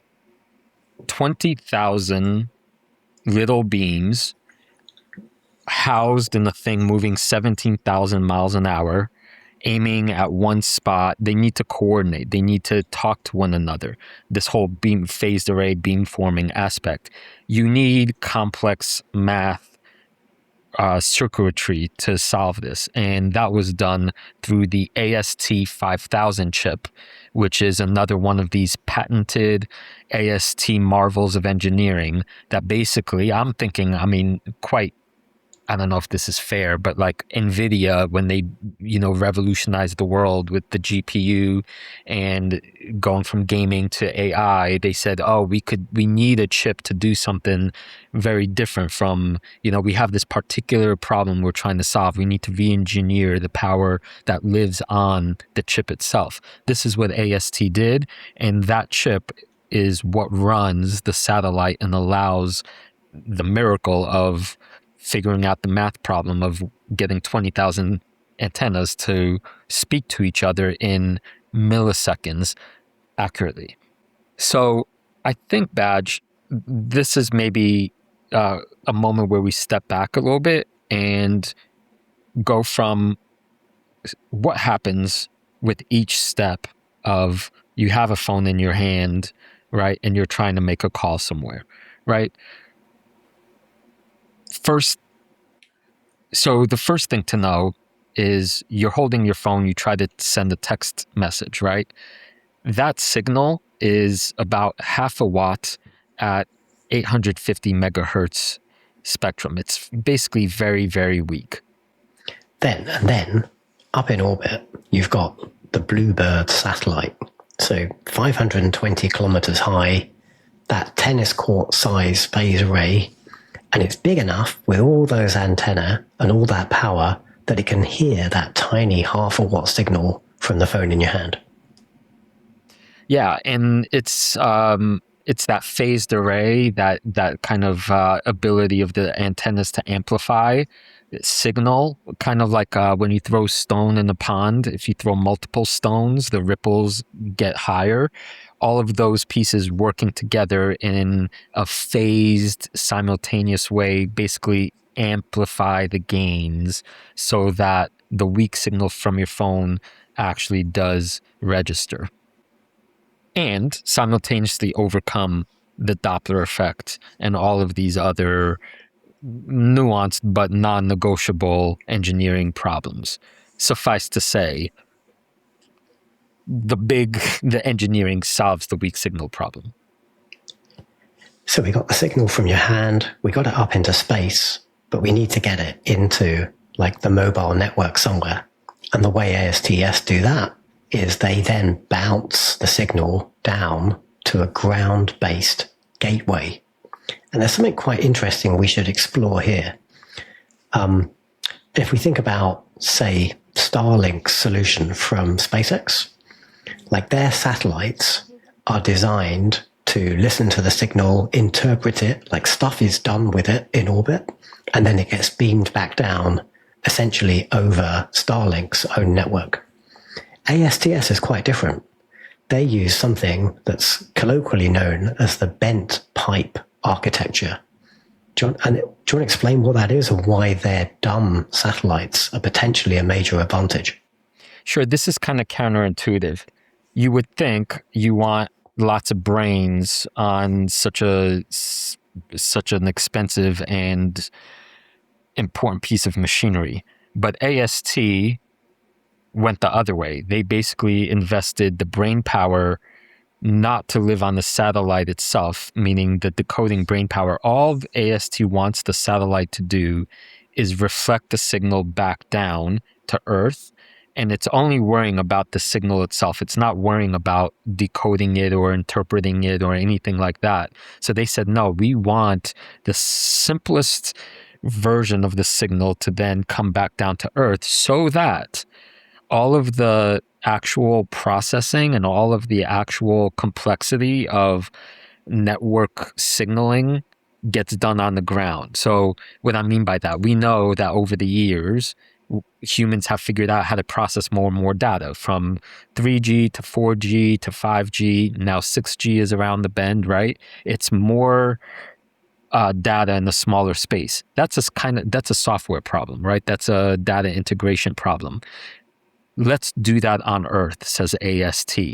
That will matter immensely because the question of sovereignty comes into play. If a company can get hold of a signal and is actually responsible for decoding it, they know what the signal is. So privacy issues come into play. AST says we're not doing any of that on our satellites. We're just going to dumbly relay the signal from the ground up into space and back. You, owners of the gateway, get to decide, get to see what the actual signal is, if I could put it that way. And there's another really important advantage to AST's approach as well. And if we go back to like the analogy of visible light, like you could think of their satellites as being like a mirror in space. Well, Christoph, if I gave, if we were all communicating with like, shining red flashlights at each other, and I stuck like a mirror in space, and I said, okay, I've got this mirror and it can reflect like red light, so you're going to be able to shoot your like red torch from Alabama and I'll be able to see it in Japan. And we're like, great, like we've got a network, we can communicate. But then maybe a couple of years later, someone comes along and goes, actually, if we use like blue light, we can actually send more information. And that's actually true. Blue light has like a higher wavelength. So if I've put all these like smart mirrors in space that only reflect red light really effectively, well, you're out of luck. They're not going to be any use when everyone starts like communicating with blue light or green light or ultraviolet light. But if you had a dumb mirror that just reflects the whole visible spectrum, even though today everyone's communicating with red light, if they start communicating with like blue flashlights in the future, well, your mirror just reflects that. So you're kind of future-proof in a way that you're not if your satellite specifically talks like 4G or 5G. Right. And so now to go back to our journey, you're holding your phone in your hand, you send a text, it goes up to the Bluebird. The Bluebird dumbly reflects the signal back down to a ground gateway that then takes your signal and basically connects it to one of your called carrier cores, AT&T, Verizon, Vodafone, so on and so forth. And this is the important point. It's your own core network. So it's native. Your voice over LTE, it means your voice carried as data over the network, is exactly how every modern cell call already works. You dial from your phone's keypad, your own number, billed by your own carrier. There's no app to open, no separate account. It's AT&T systems. The satellite up in space is simply tower number, whatever, 74,000, right? And that's the whole differentiator, which we'll get back to later. Starlink's direct to cell routes your traffic through a Starlink run backend, which is closer to a Wi-Fi hotspot than your real phone line. And this is exactly where issues of sovereignty start really coming up more and more with increasing urgency for today's telecoms and deciders. Do we want the dumb thing that's just reflecting the signal and it remains native to us, or do we want to have that signal decoded by a foreign entity that is not our own. So here, I don't know if this is too obvious a pun, the dumb engineering strategy might turn out to be the smart one in terms of sovereignty and privacy and national security interests. And that's particularly relevant when, like, your provider, if you're partnered with Starlink, your provider might become your competition in the future. Very much so. So I still am unclear, Badge, in terms of all the patents that this stuff involves. You know, how easily are some of these engineering problems replicable, or can they be worked around by competitors in the future? We will talk about SpaceX and Starlink obviously more in the future, but I don't know, you know, if like the size thing, for example, how much exactly of the size thing, meaning are other companies allowed to build large satellites or not? It seems like it'd be crazy to think only AST could build these large arrays, but so far that seems to be the case. I just don't know patent-wise, you know, how much of that will hold up in court. And then there is this question of, well, if the dumb strategy is the way to go, obviously a third competitor or fourth that hasn't been born yet might also realize this and do it this way because it's kind of obvious from that perspective. So I don't know. I'm not sure exactly how this will continue to evolve.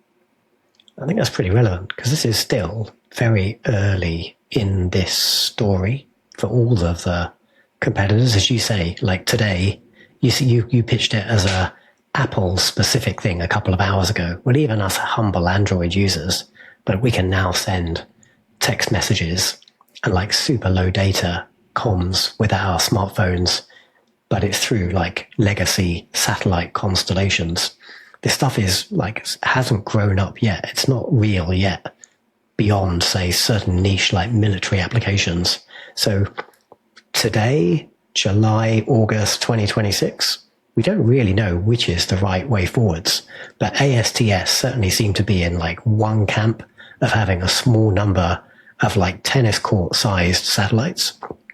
And all the other guys seem to be so far in the camp of having lots of smaller satellites. All right, Badge. So there's another thing we need to dump on our poor, unsuspecting listeners at this point, which is it's not enough just to get a signal. The whole point is to have data. And as we know, there's a big difference between merely sending a text message and, say, watching Netflix, right? And that's just the concentration of data. That particular term, I guess, label is megabits per second, and you basically want as many data bits fit into a small portion of the wave. Tracking the journey of where we started, recapping the journey of where we started. In April 25th, 2023, the first space voice call to an unmodified phone works. That's the Galaxy S22 from Midland to Rakuten in Japan. Okay, AT&T 2G spectrum via the Blue Walker 3. Okay, we fast forward to September 23, the first 5G from space. That was in Maui, a Vodafone engineer in Madrid, and the actual data rate was 14 megabytes per second on just 5 megahertz of spectrum. Okay, fast forward to May 25, we get on stage. That was Mickey going on with a live demo of a live video call. Rakuten, AT&T, Verizon, Vodafone demonstrated live. July 21st, 2025, we basically have the first native VoLTE call plus the SMS text messaging standard done. Basically, it's the networks read that transaction as it's just another tower. There was no differentiation between, oh, this is a space tower. Now it's just another tower in the network. And very recently, in an isolated situation that it's not quite replicable in the real world because things are not isolated, AST was able to reach speeds of 98.9 at peak signal to an unmodified smartphone. So in pure laboratory conditions, basically using these older satellites in space, the engineers have figured out to get enough data to go way beyond what's needed for something like video and legit broadband, way beyond this can't be done even for something as simple as a text message. So they're squeezing in more and more with less and less, a true engineering marvel. So that's quite a journey, Christoph, going from like sending text messages from brick phones, and then AST has come along. They do the first voice call, and now in May, just a couple of months ago, they're now achieving nearly 100 megabits. Like, that's enough. We could record a podcast over 100 megabits, no problem. I'll be out on the ocean when we record next week. The laws of physics didn't change. The engineering did. Right, and this is why this is such an exciting company to follow. World's best engineers basically took the physics, which is known as a whiteboard problem, and they solved it mathematically through incredible ingenuity. Now, the problem, Badge, is that it's one thing to solve a math problem, that humanity has been doing that for a long time, but then to manufacture the solutions 40 times over in a converted hangar in Midland, Texas, needing to launch these giant engineering marvels into space, while at the same time, your launch provider's rocket starts exploding on the launch pad. Well, that's an entirely different next problem, sport. And that's the next thing we're going to talk about, is the birds themselves and the launching of them.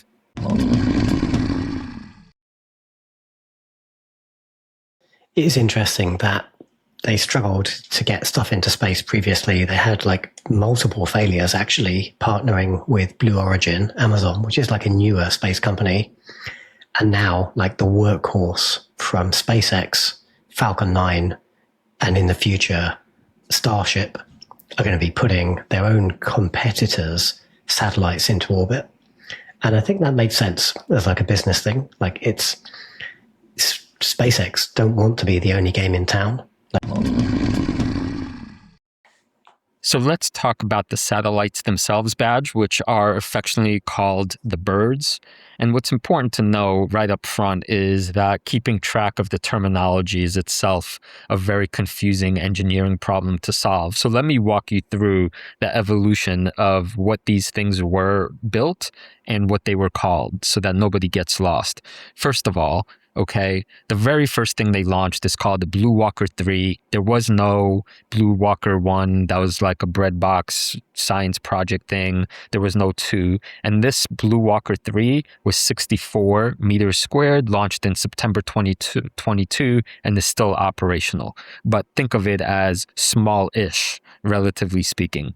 Then we had what's called Block 1 Bluebirds, and that all 5 of those were actually sent on one Falcon 9 rocket on September 12th, 2024. They are also still in service. They are the first ones providing commercial generation, and the chip they were using was the less advanced one. It was not the ASICS chip that I spoke about earlier. They have about 250 beams each. That's Block 1. But this is the thing. AST is continuously inventing and upgrading and re-engineering these satellites. So now we are on what's called Block 2 Bluebirds. And the Block 2 Bluebirds are, what I would say, the real machines. They're the ones that have more than 2,000 cells. They're the ones that are working at 10x capacity. The Bluebird 6 was launched on December 2025 on ISRO, which was the Indian rocket company. Bluebird 7 unfortunately was lost in April of 2026. That was on the New Glenn rocket belonging to Amazon. The reason for that failure was because Amazon's second stage did not propel the rocket far enough into orbit, and it had to be decommissioned. And now Bluebirds 8, 9, and 10 were recently launched on June 17th on the Falcon 9, all successfully. And I believe just a couple of days ago, they were unfurled and proven to be in working order, which again is no small feat. It's the unfolding that's as complex as the getting it really high up there. And all of those contain that new AST 5000 ASIC chip, which will be built into all of the Bluebirds going forward.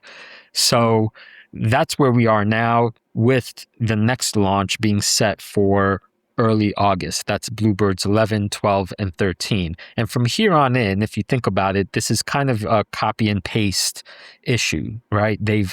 As long as this current batch is doing what it's supposed to, which all records point to they are, it's how quickly can we continue launching these into space, and it's all about the rockets. Now, a little bit of foreshadowing, AST is working on a Block 3, yet another generation of satellites. Why are they doing this, Badge? Glad you asked. Because with more spectrum, with more frequencies of a different kind, come different satellite capacities. We didn't even begin telling you about any of the future defense uses that satellites might have, or any of the future augmentations to GPS servicing. Each satellite needs to have, in other words, different capacities built in, and the current generations don't necessarily have all of them. So all of that is behind the scenes engineering work currently unfolding.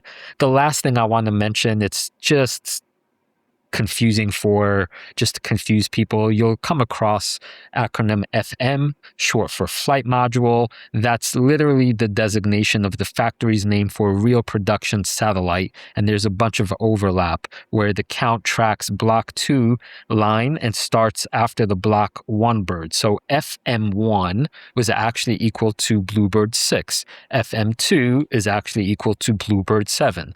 FM3 is equal to Bluebird 8. So technically, FM3 is exactly the same as Bluebird 8.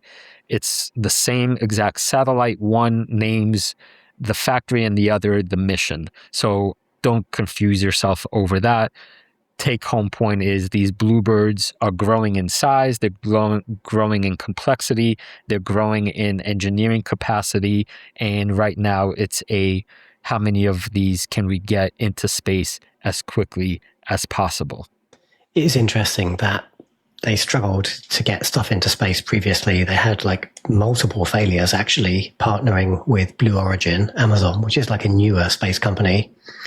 And now the workhorse from SpaceX, Falcon 9, and in the future, Starship are going to be putting their own competitors' satellites into orbit. And I think that makes sense as a business thing. SpaceX don't want to be the only game in town. Then you've got competition and monopoly questions being asked. So I think it's win-win here. They get the revenue from launching successfully their competitor satellites, and then you end up with a fair market that's unlikely to be scrutinized too hard. Right. Exactly so, Badge. I feel like we should throw our listeners on YouTube some eye candy here. It's hard to really, if you're new to the story, picture what this stuff looks like. So the relatively small-ish satellite that, if you remember, that analyst said would shake apart and melt, and lo and behold, it did not shake apart and melt. And so yay AST.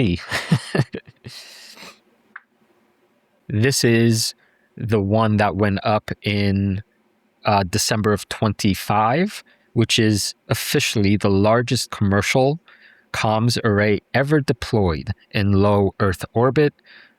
Comes straight from the AST Q4 slide deck.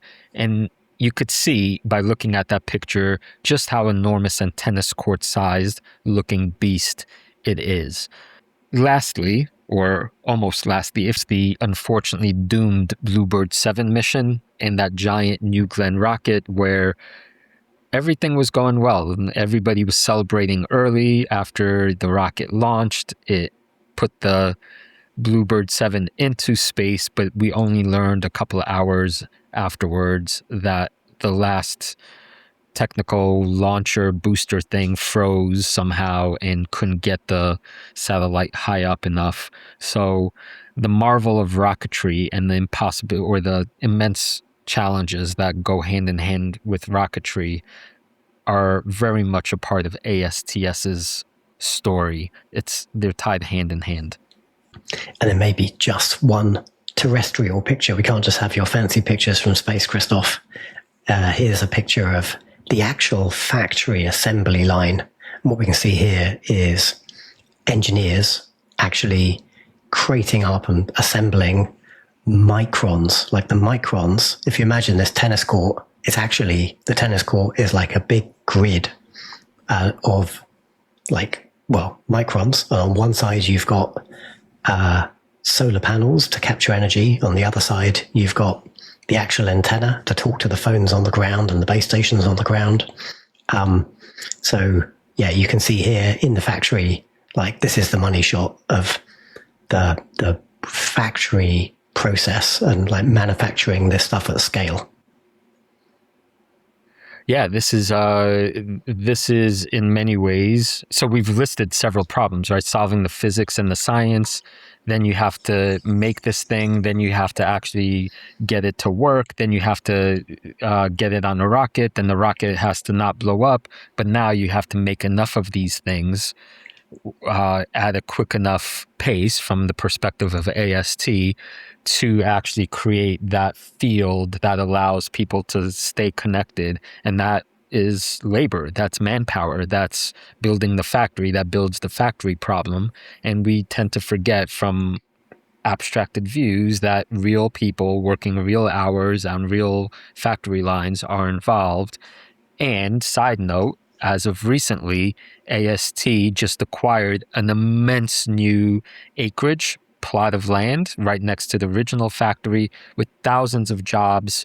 And they're basically accelerating the rate at which these things are being made. So it's like, the accelerated gas is pedal to the floor. So we got this factory production line churning out bluebirds at a manufacturing rate. But what's the purpose of doing that? It's so that they can get their whole constellation up into orbit and operational as soon as possible. And they are behind schedule on a lot of this. Like, if only one chart matters, it's the chart that shows how many satellites they actually have in orbit. So we can really see that in terms of AST as a business, it is a race against time. They don't have all the time in the world before competition catches up in some ways. They can't catch up in some ways that depend on physics, but they really do need to get these satellites up. And we could see from September 22nd to September 24th, we had only that Blue Walker 3 prototype up there. Then we launched the 5 at once with the inferior engineering that took us through December 25th. Then we successfully launched the latest generation, biggest satellite of Bluebird 6 in December.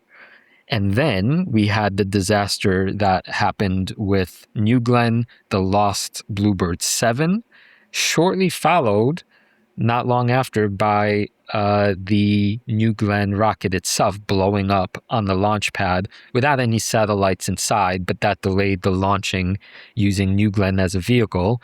And then just a few weeks ago, the successful launch of 3 more on Falcon 9, which takes us at the moment of this recording to 10 satellites up in space. Target is 45. Bluebirds 11, 12, 13 are scheduled for early August. They're already on their way or in Cape Canaveral, Florida. So, Badge, this, actually, one more thing. This is simultaneously, on one hand, can AST manufacture enough of these problem, which seems to be going in AST's favor. And then there's the, can we launch enough of them fast enough problem, which requires rockets not blowing up, which requires proper execution. And there have been stumbles along the way already, because what's the famous saying? Rockets are hard, or space is hard. Both space and rockets are hard. And it's amazing to me that any of these problems are being solved. But there are delays. We are behind schedule. And it is simultaneously also now more of a cut and paste job than it's ever been. So at this point, I think I would invoke the evergreen adage, patience, grasshopper. And especially as an investing standpoint perspective, which we'll get to later, I think the very hardest problems have been solved from the science and engineering standpoint. Now it's more like endurance and manufacturing and scale. And do we have enough money, and can we solve these problems quickly enough? What do you think about that frame? So I agree and I disagree. This is me putting my ASTS shareholder hat on. They have solved some significant engineering problems. Like, they've put this tennis court up into orbit, they've unfolded it, they've done like a nearly 100 megabit like data call reliably. So they've proven it works. But to my mind, there's probably two other challenges. One which they've probably solved, one which is a question mark. Like, can they keep this thing in orbit?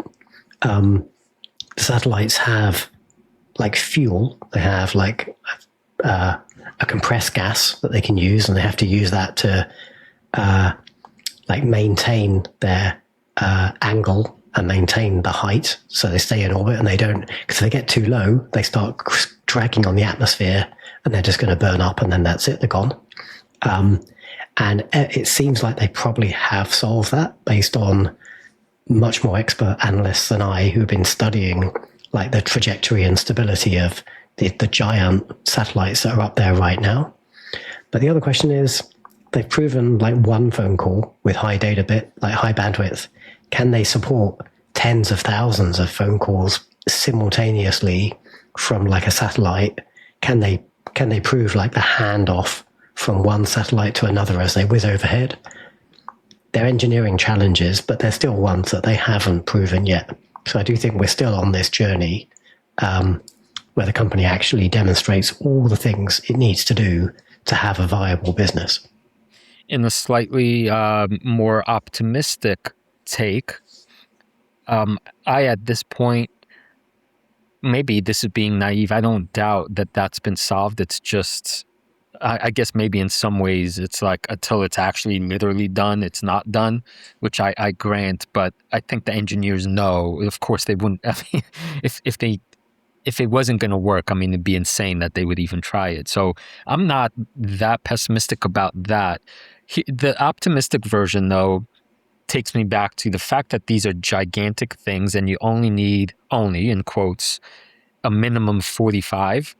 Which means they do have an extended lifespan. It's not forever. But as rocketry becomes more and more commodified, which is obviously the trajectory we're going on, from SpaceX to Rocket Lab to Firefly to the Indian company and China and all these, right? I think getting the satellites into space would just become less and less of a problem as the years go on. The fact that they, quote unquote, only have to repair a few every so often because they're so big, to me is an optimistic signal that as they degrade and wear down, the launch cadence will more than make up for the for maintaining the integrity of the system and the constellation. That's a huge advantage over, I think, what Starlink is doing with sending out hundreds and thousands of these things, which have a shorter lifespan and perhaps harder to fix because there's just way more to work with. So, but there is another, because as speaking now as a SpaceX shareholder, there's like another graveyard of like entrepreneurs who tried to outcompete Musk, right? So I think this is still like, we're yet to see whose solution works. Hopefully they both do. Hopefully they all do. And there's lots of different approaches. And if you're like a data center, you use like maybe Blue Origin's answer. And if you're, in rural Wyoming, you've got ASTS and your existing mobile provider. And maybe if you're like at home and you want like a gigabit broadband for your house, then that's like Starlink. But we're yet to see how it shakes out. Well, I'm glad you brought up our buddy Mr. Musk, because in many ways, here's where we are. I see a Tesla parallel here.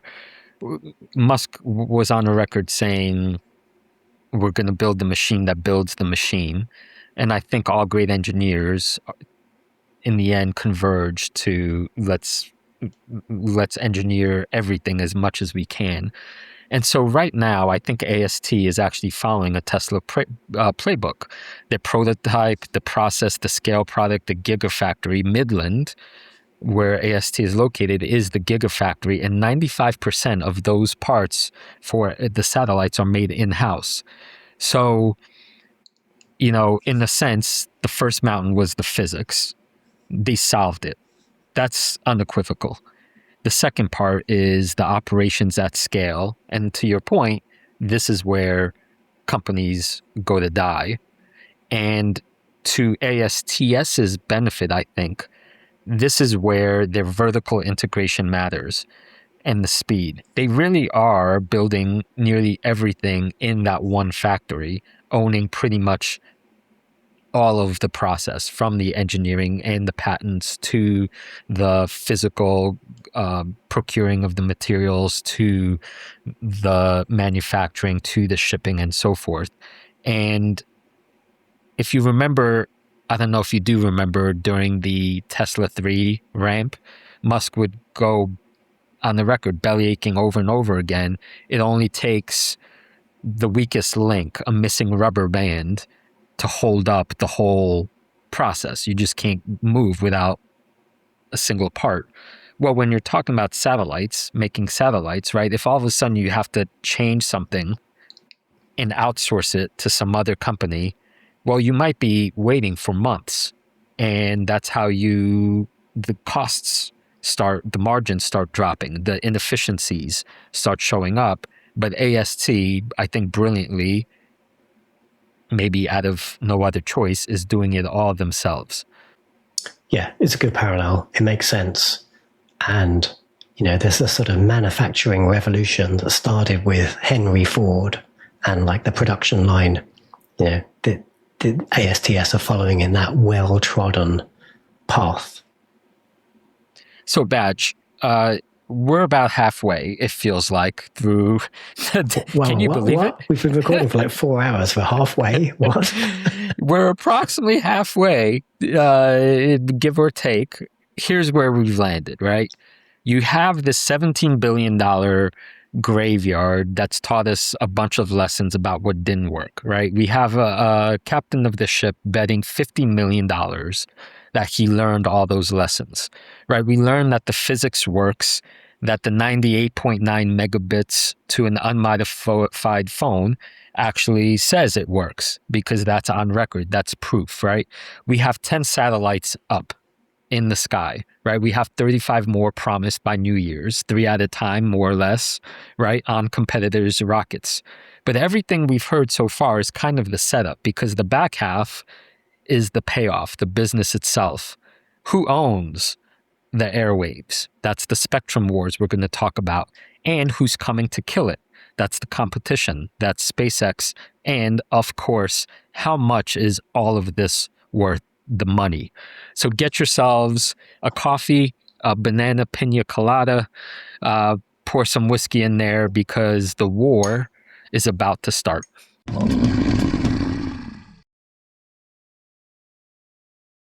If someone wanted to buy like a color in between red and orange, and you hadn't agreed that, like, at this point red cuts off and orange starts, I own that bit of the spectrum, because the visible light is the same spectrum as the radio waves, as the mobile phone signals.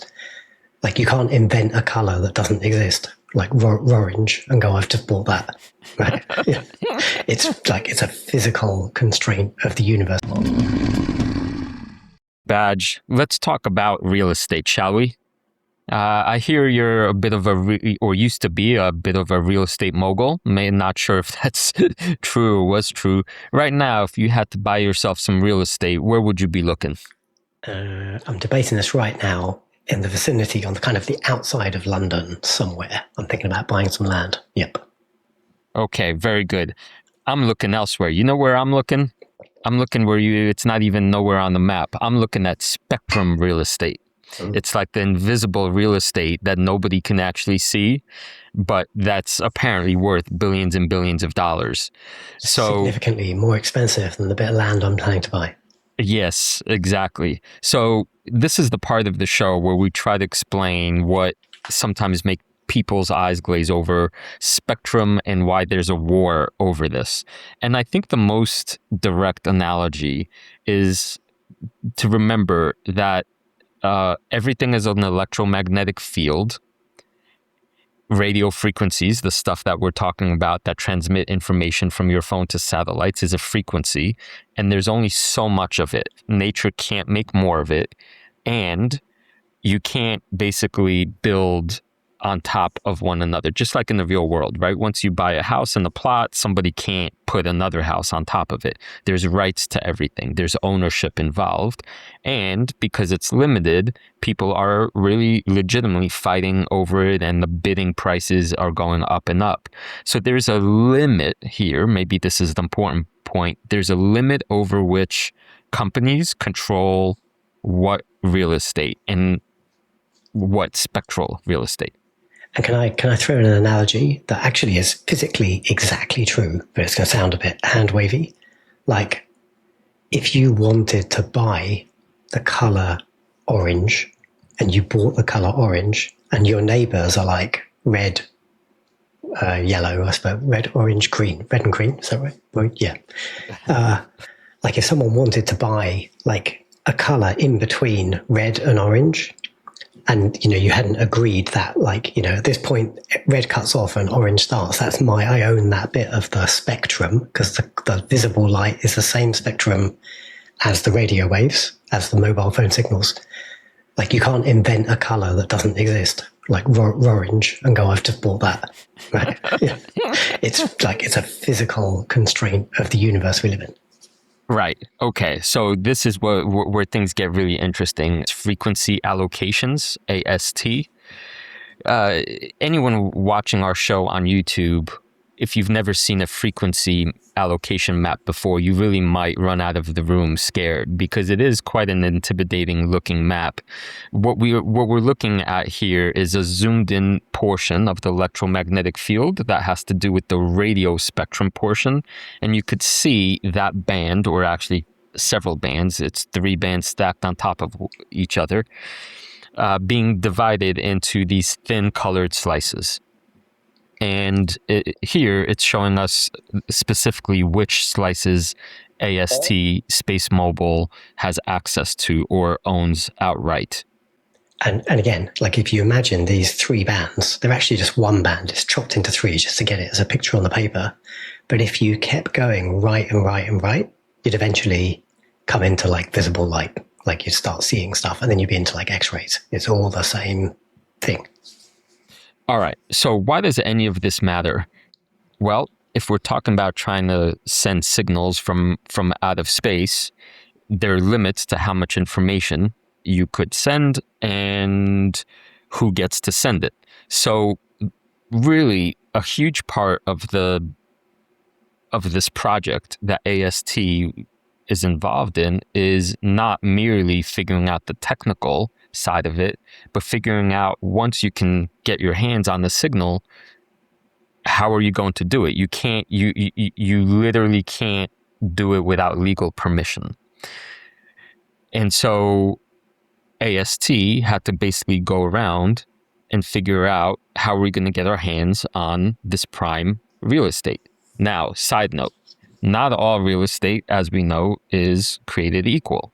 There's, to use the beach analogy, there's beachfront, there's boardwalk, and then there's, country bungalows, and then there's, ramshackle huts in the bad part of the town.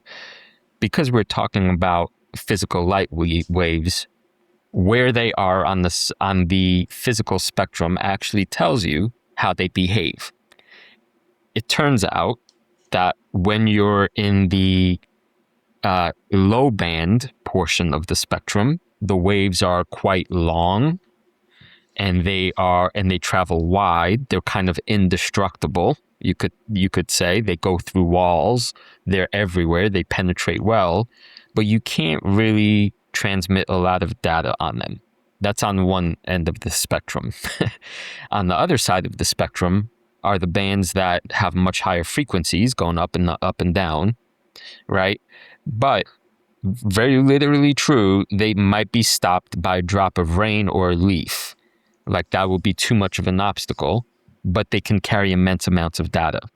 So go ahead. And you can hear this every day. Like if you turn on the radio, maybe if you've got like an old-timey radio, you haven't just got FM, you've got AM. Well, AM is just lower frequency than FM, but they're on the same scale as we're looking at here. And when you hear AM, like sometimes you get like a radio station from like another continent, the other side of the world, but it's really poor quality. Like it's grungy and grainy and it's mono and it sounds like someone's shouting through a tube. But if you're listening to FM, it might be like the radio station in your nearby city and it's really high quality and it's like, stereo and it sounds great. And that's because there's more information in that FM signal, but it has to be nearer. Exactly. So maybe I'm getting a little ahead of myself, but if we go back to this fact that it's limited and telecommunication companies have been fighting over who controls what. If you go back to the graveyard portion of our show, we mentioned that some of these companies bought a lot of spectrum, but they weren't able to figure out the hand device or the ecosystems, but they still had this valuable piece of proprietary rights to spectrum, which they're now selling for billions of dollars, right? That's what we were talking about. Well, AST said to themselves, all these telecom companies own this stuff already. We can't get our hands on more of it. Why don't we partner with them? What if we became their allies and they give us access to their rights? And so, lo and behold, AST has put together a portfolio of different different spectral rights across a wide portion of this band. So Christoph, in the diagram we're looking at on the YouTubes, we can see all the different frequency ranges and we can see where different organizations and companies own spectrum. So we can see a whole bunch of little yellow and blue blobs that are owned by ASTS. Yeah, Badge. So I don't want to make this overcomplicated for folks. What we need to know is that essentially the majority of ownership of that AST has of spectrum is in the low band portion of the spectrum.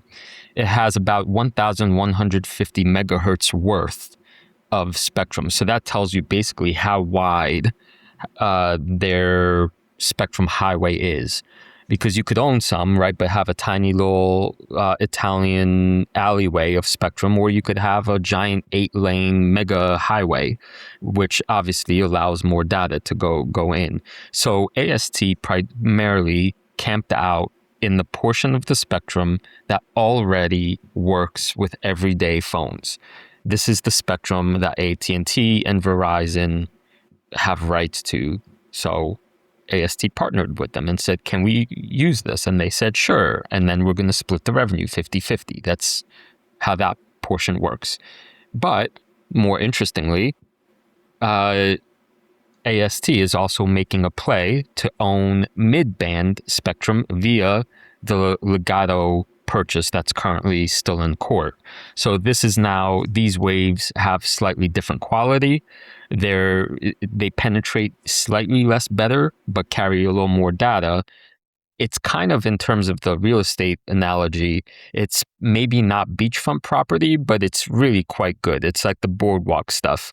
And you could do quite a lot of good things with this mid-band spectrum as well. Right now, it's this is when this purchase was announced, the AST community went wild because AST was paying $550 million for it, and the community was saying, "Wow, that's a deal. That's a steal." Might prove true, Badge, because later on, months down the line, we know that Musk bought some spectrum for his company for several $billion. So it might be true. It might really be the case that AST got itself quite the bargain if it goes through. Yeah, that SpaceX news was quite interesting. And we'll talk about the implications on the business a bit later in the pod. But just to pin down what SpaceX essentially bought, they spent between, $9 and $20 billion buying a ton of spectrum. But ASTS still have access to 18 times more spectrum than SpaceX's deal because of their partnerships. And if we're right, since we're doing a little bit of comparison now, I think it's really important. I didn't finish saying that AST is buying this mid-band for about $550 million, but there are estimates out there that say this itself is worth $9 to $27 billion. Just the spectrum itself. So this is an important point for people, potential investors of this company, to understand. This is why we are using the real estate analogy here. Most of the time, and how we started talking about this company, it is with the satellites, it is with the engineering, it is with the rockets, it is with the launches, right? But this thing, just this mid-band itself that AST is buying, could itself, very rationally, if you're using related comparisons, be worth the entire market cap itself. If we aggressively say value this Ligado spectrum as being worth $25 billion because somebody else would pay that amount, perhaps Musk himself, and the company is currently trading at $25 billion market cap, right? You're kind of essentially saying you're getting everything else for free because the spectrum rights are that gosh darn important to this whole puzzle, like real estate. Yeah, maybe. Let's put a pin in that and come back to it when we talk about the business itself. Okay, great. So last layer is that AST also owns S-band, which is further up in the on the frequency map. And here, the important thing to know is that in terms of rights, this would allow, owning the higher frequency rights would allow it to expand more internationally, because that's where the holders of these rights are located. So this is this is where AST starts getting interested in the rest of the world outside, call it merely Europe or North America, or the deals they're making with Japan. This is out of the AST SpaceMobile investors deck. This is a pretty tidy graphic that shows AST owning, now this is in terms of amount, 1,150 megahertz of low and mid band. That's mostly owned by the networks themselves. You could see they own about 45 megahertz worth of the mid-band stuff, and they own about 60 megahertz of the higher frequency S-band. This is allocated across many different partners plus proprietary ownership. So in total, when you add those numbers up, they own quite a wide range of different sections of the spectrum, and they own quite a lot of it in terms of volume.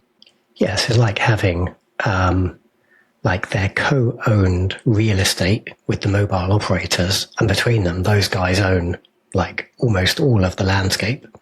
Plus, they've got some exclusive private property in the US that they can't quite build on yet because like regular mobile phones can't access the L-band yet.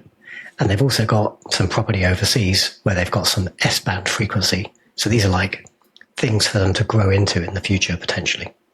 Exactly. And because this stuff is incredibly complex, you're dealing with regulations and regulatory bodies across multiple companies, across multiple continents and countries.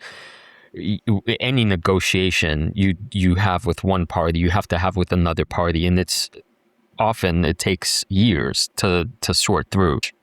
This shows you quite cleanly where it is that AST is setting up shop and which of the bands are actually commercially now viable and which ones are still pending approval. But the bottom line, I think, for us is that you cannot understand what AST is doing without seeing just how many pieces of real estate it has set up shop in, and that it's quite wide and diverse, and they have many access points through which to make people's phones ring.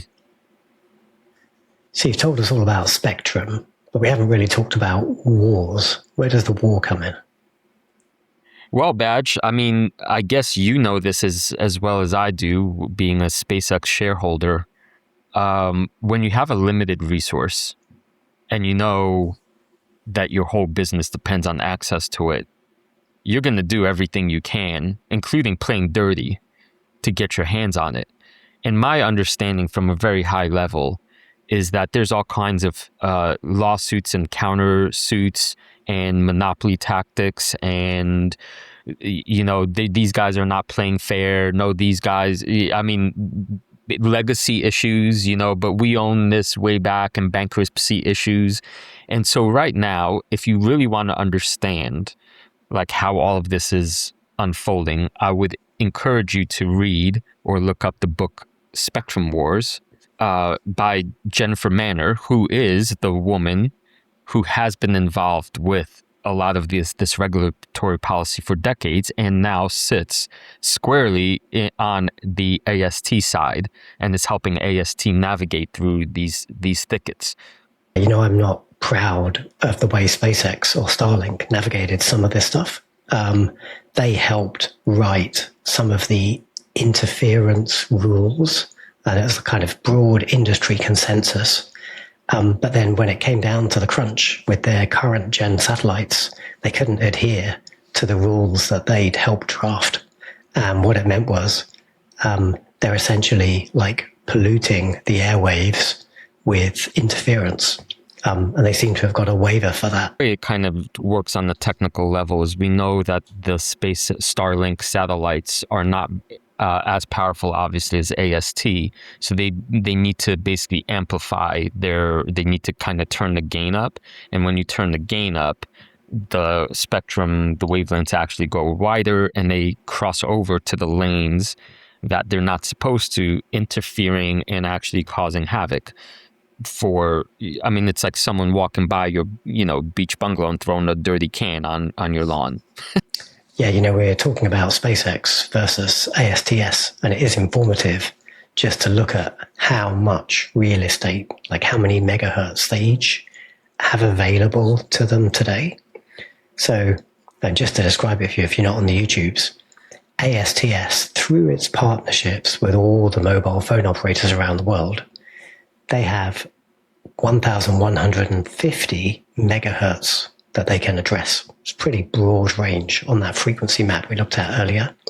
Plus, they just bought 45 megahertz of L-band and 60 megahertz of S-band. So they're the green bars on the diagram we're looking at now. In comparison, SpaceX, through their partnership with T-Mobile, can address 5 megahertz. 5 is a lot smaller than 1,150 because they just got that one partnership. And they recently acquired a company called EchoStar. And by buying EchoStar, they got access to, or they own directly now, another 65 megahertz. But that 65 megahertz, a bit like L-band, like that's in a range that your regular mobile phones on the street today can't access. So that's kind of banking something for the future. Yeah, and maybe this is getting a little ahead of ourselves when we get to competition stuff, but I'd be amiss not to mention that as of this recording date, the 1-year T-Mobile partnership that SpaceX Starlink has with T-Mobile is set to expire in about 2 days. So there is very clear tea leaf reading because of the personnel involved who are actually leaving Starlink and moving to AST, that it's, I hope I don't have egg on my face for saying this, inevitable that T-Mobile will also leave the Starlink camp, join AST, and taking with it the rights to even those 5 megahertz. So Starlink very well might be left with the mere 65 that they just bought for many billions of dollars. Badge, one additional thing I want to address is that the wheeling and dealing for spectrum is far from over. There are still many partnerships and many licenses that are crossing hands for massive amounts of money. There's something in the works right now between grain management and T-Mobile, and eventually that T-Mobile spectrum via this grain might make its way to the big AST storage. So it's kind of like you can't, like in the real estate world, it's not over till it's over, and it's worth a lot of money.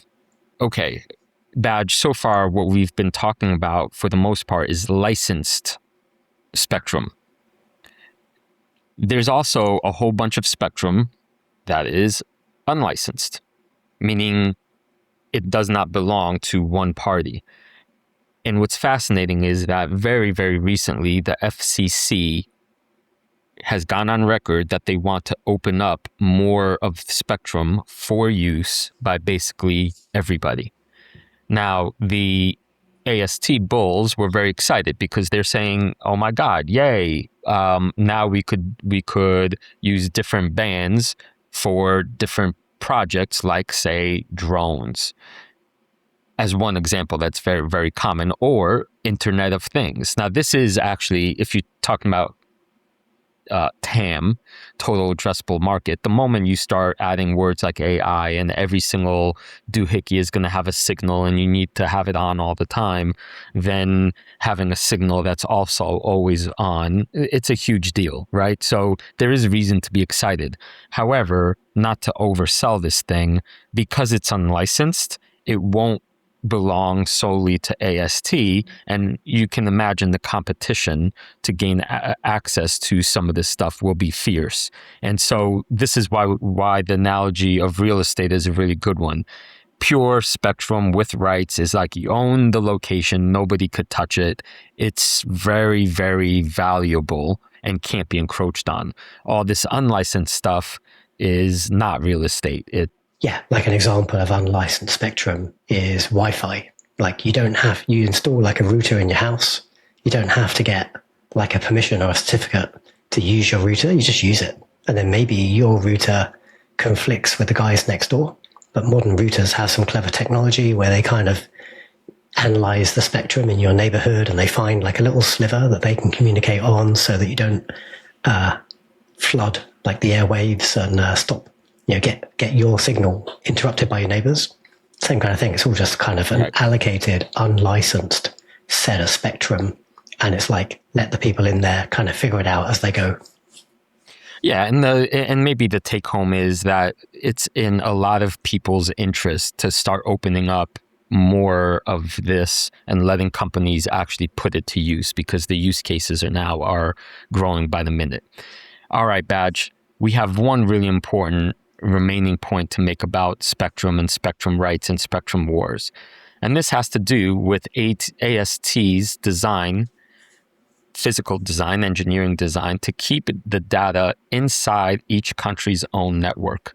Remember that dumb architecture, the bent pipe from the science portion of the show, as opposed to what Starlink did, which is it routes the information through Musk's own network. Now, if you're a government, if you're a sovereign nation, where do you want your data to live? Inside your own network or inside a billionaire's private network? Or public-private, but controlled by one sovereign individual as opposed to country? I think that answer is obvious, right? And Japan, for example, just proved it. Rakuten, basically, as we know, has been an AST ally now for years. And they said, we want Japan to control its own data network from space. And of course, there were many bids for this job, two of which were AST and Starlink. And it has not officially been announced as of this recording, but again, the tea leaves are now all over the documents that Japan favored going with AST. Logically, this is not a surprise. No surprise at all, but it's still a recent development. Same exact kind of thing is happening in Europe, where all of the telecoms got together, created a joint venture, and said, we want to partner as a unified regulatory body with AST so that we get to keep our own data sovereign. The quickest way of saying all of that, or summarizing it, Badge, is that geopolitics itself is now a distribution channel, and it certainly favors the AST engineering route because of privacy. Makes total sense. And I'd want the same thing if I had like data that was super private to me. I wouldn't be like, don't put your private photos on the internet, right? You can keep them on like your Polaroid camera in the drawer by the bed.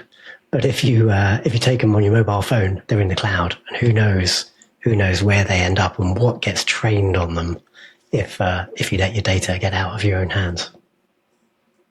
Yeah, and I think in terms of dominoes, this is going to be that kind of effect. Start with Japan, Europe is unfolding, but then if you're a sovereign nation, I don't know. It's hard. Maybe I'm getting ahead of myself, but it's hard for me to imagine from the sovereign aspect why a country would side with non-proprietary, non-private.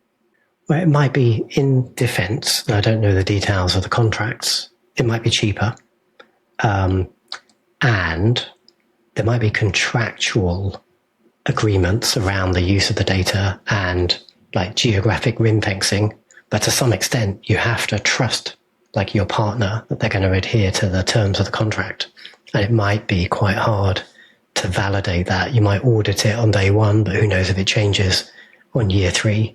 So I can see some reasons why, if you're a bit lazy or you're trying to cut corners, or maybe some other geopolitical reason you don't want to get into bed with ASTS, you might partner. Because I think there are other players as well. Like, we're going to come on to the competition and the competitive landscape a bit later in the show. And it's not just a 2-horse race. There are other players in the space. So maybe the last way to end this segment, I'm going to pipe up and say, even though I'm no expert in geopolitical matters, I haven't been keeping tabs on the Ukraine-Russia conflict. I do know enough, or I think I know enough, to say the fact that Starlink was involved in a major war, and the decision whether or not to turn on signals that affected how the war was unfolding fell ultimately on basically Musk, created, I don't know if it's unprecedented, but it certainly created a situation where I don't see how sovereign governments going forward could say, regardless of which side you're on, right, whether you're allied with Russia or Ukraine, the thought that a decision that will determine the outcome of your war could be in the hands other than your own won't affect how people are thinking through these kinds of decisions going forward. agree with that. So, Christoph, I feel like we've now really wrung the death out of the technology. We talked about the science. We talked about the birds, the satellites themselves. And now we've talked all about spectrum and the complexities. It might be now time to put like the nuts and bolts and the technology behind us and look at the business. And if you think about ASTS, one of the most innovative things it's done isn't the satellites. It isn't the incredible unfolding technology and the beamforming. One of the most innovative things they've done is their business arrangement with the mobile network operators. So let's cover that in our next section.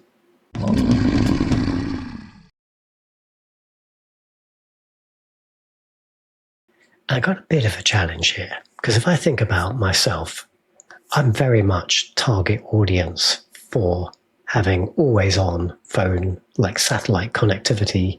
I said the other day, if I'm on the train and I'm like between a certain stop and another stop, I lose signal. But more importantly, I'm on like motorcycle trips in the mountains, or I was in Andorra the other day. We all had to turn our phones to like airplane mode because we didn't get zapped by Andorra's like crazy costs. And I'm on a mountain skiing, like I lose signal if it's not like a well infrastructured mountain. So I'm the kind of guy who should buy this. $10 a month feels quite steep to me personally.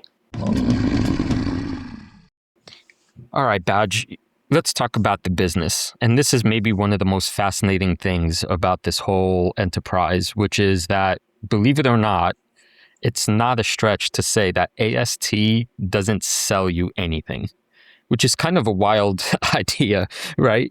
How is you're going to be $1 trillion company, but you're not going to sell anyone anything? And in a technical sense, it's true, because the genius move, or the first genius move, is that AST is going to borrow the spectrum from the major network operators, the AT&Ts and the Verizons and the possibly T-Mobiles and Vodafones, right? They're the ones that had to pay billions of dollars. And so ASTS, in doing that, are sidestepping the whole spectrum war. Yes.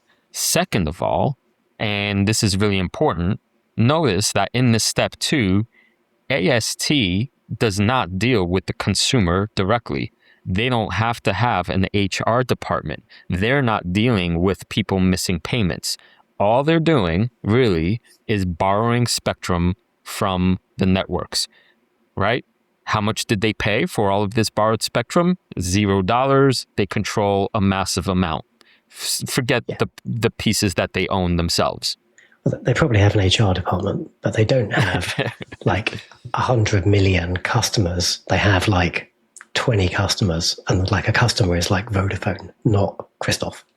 Right, exactly. Now, if you've ever read any income statement or balance sheet or cash flow statement, you know that there's a lot of cost of goods sold and plant and PPE. I mean, there's all sorts of line items that waste your margins away. And to AST's great benefit, that's all being outsourced. So you borrow the spectrum, then what do? Okay, you then fly the towers. That's all the stuff we've been talking about, right? One constellation, though, after all of the bluebirds are up in the sky and operational, the same constellation serves every single partner. So if you translate that to margin speak, anytime another person joins any of your partner networks, you are paying zero additional cost to get that additional customer. That's all bottom line margin accretion stuff. So fly the towers, and of course it's easier said than done, but that's the thing basically that the network operators are paying for, because obviously they can't do any of that themselves. Yeah, and having to acquire customers is a pain in their backside for most companies. And you got like churn, and then you have to spend money on boring things like marketing. And ASTS don't have any of that. They have their relationships with the AT&Ts, the Vodafones, maybe in the future the T-Mobiles, and as these companies onboard like another customer, another 100 customers, it's a tiny, tiny sliver of extra utilization on the network that ASTS have already put into orbit. Exactly. So, but where does the money come in? Well, at the end of this, there's a bill. And let's use a number that's approximate. It's actually varied, but let's use $10 a month as the fee you're going to be expected to pay to gain access to an always-on telephone signal. The math here is actually quite simple. The partnership said up front, the partnerships said, okay, we're allies, we're partners. Let's do this 50-50. We're charging the customer $10 a month. We keep 5, we the AT&Ts, AST gets the other 5. And now really it becomes a question of just how many people end up signing up and splitting this 50-50 bill. I got a bit of a challenge here, because if I think about myself, I'm very much target audience for having always on phone, like satellite connectivity. I said the other day, if I'm on the train and I'm like between a certain stop and another stop, I lose signal. But more importantly, I'm on like motorcycle trips in the mountains, or I was in Andorra the other day. We all had to turn our phones to like airplane mode because we didn't get zapped by Andorra's like crazy costs. And I'm on a mountain skiing, like I lose signal if it's not like a well infrastructured mountain. So I'm the kind of guy who should buy this. $10 a month feels quite steep to me personally. All right, Scrooge McBadger. This is surprising to hear that. I believe you. But let me paint the bullish picture on this. Imagine you're a young dad with a 8-year-old daughter going on a school trip somewhere. It doesn't necessarily even have to be an exotic location, right? But we know that in 2026, having connection to your daughter is going to be of primary importance. The ad for people paying $10 a month isn't that this product will be used all the time by everyone. It is more of the, if you get into a situation that is unpleasant or perhaps dangerous, then you cannot be without it.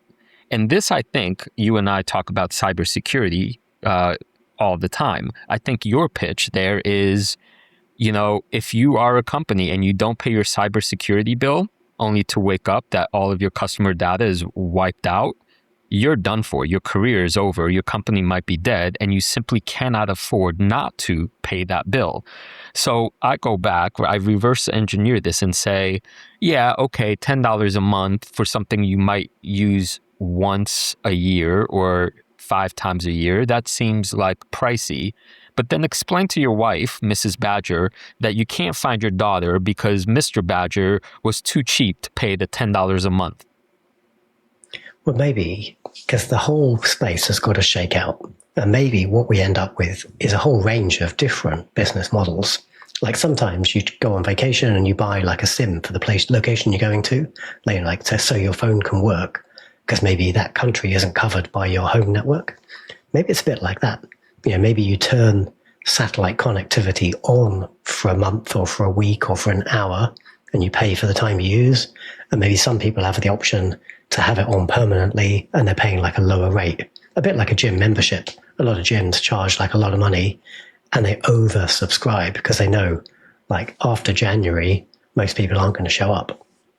Right. There's going to be wild valuations. The $10 a month number is ballpark. I believe it's going to be more expensive in major metropolitan areas. It's going to be cheaper in legitimate rural areas. That has not been settled. And of course, we won't know until, we actually get the data. But they've been testing this stuff now, in test groups for a while. I think it's going to be some amount that to me feels reasonable, to you might feel like too much. We'll find out.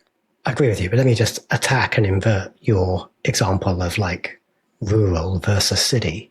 Because if you're in the city, you don't need this stuff because you have great coverage. Well, no, that's not true. That's not true because if you've been to Manhattan, right, your phone stops working because there's the actual strength of the signal weakens, or you might be in a building that doesn't penetrate Wi-Fi. So I don't think that's the case.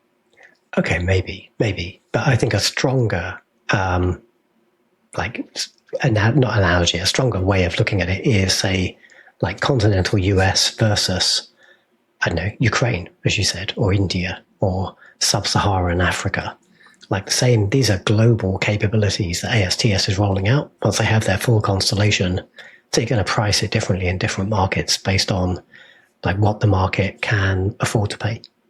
Right. And I just thought of another kind of edge case example, which speaks to you won't use it a lot or often, but when you do, you're going to be grateful for it.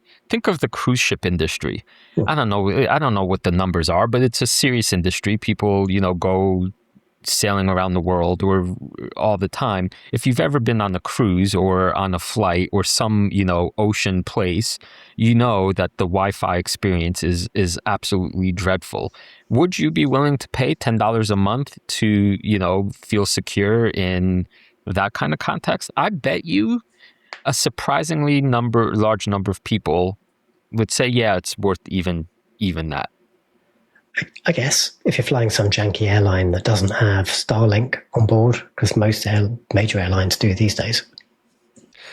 So let's talk about maybe what the really exciting portion of the business model is. And I think it's best explained by quantity. No partners signed graphic. This is where we get, I think, to why in some ways the math here is the story. In the end, at the moment, AST has partnered with over 60 different mobile networks.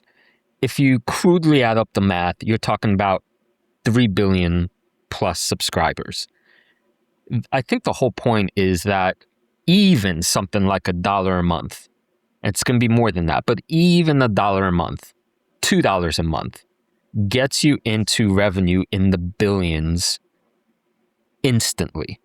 This is kind of, if I remember right, years ago when I started following this story, I think this is the piece that captured my imagination as an investor. I thought of the at the moment, it's a sci-fi story. Okay, once we get these satellites up, then there's going to be a light switch moment, right? They go on. And if you pay your $5 a month or $2 a month, all of a sudden your phone will have this new magic capacity of always being on.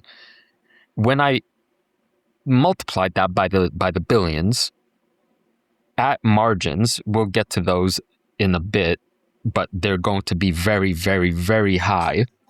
I kind of thought like, whoa, is this too good to be true?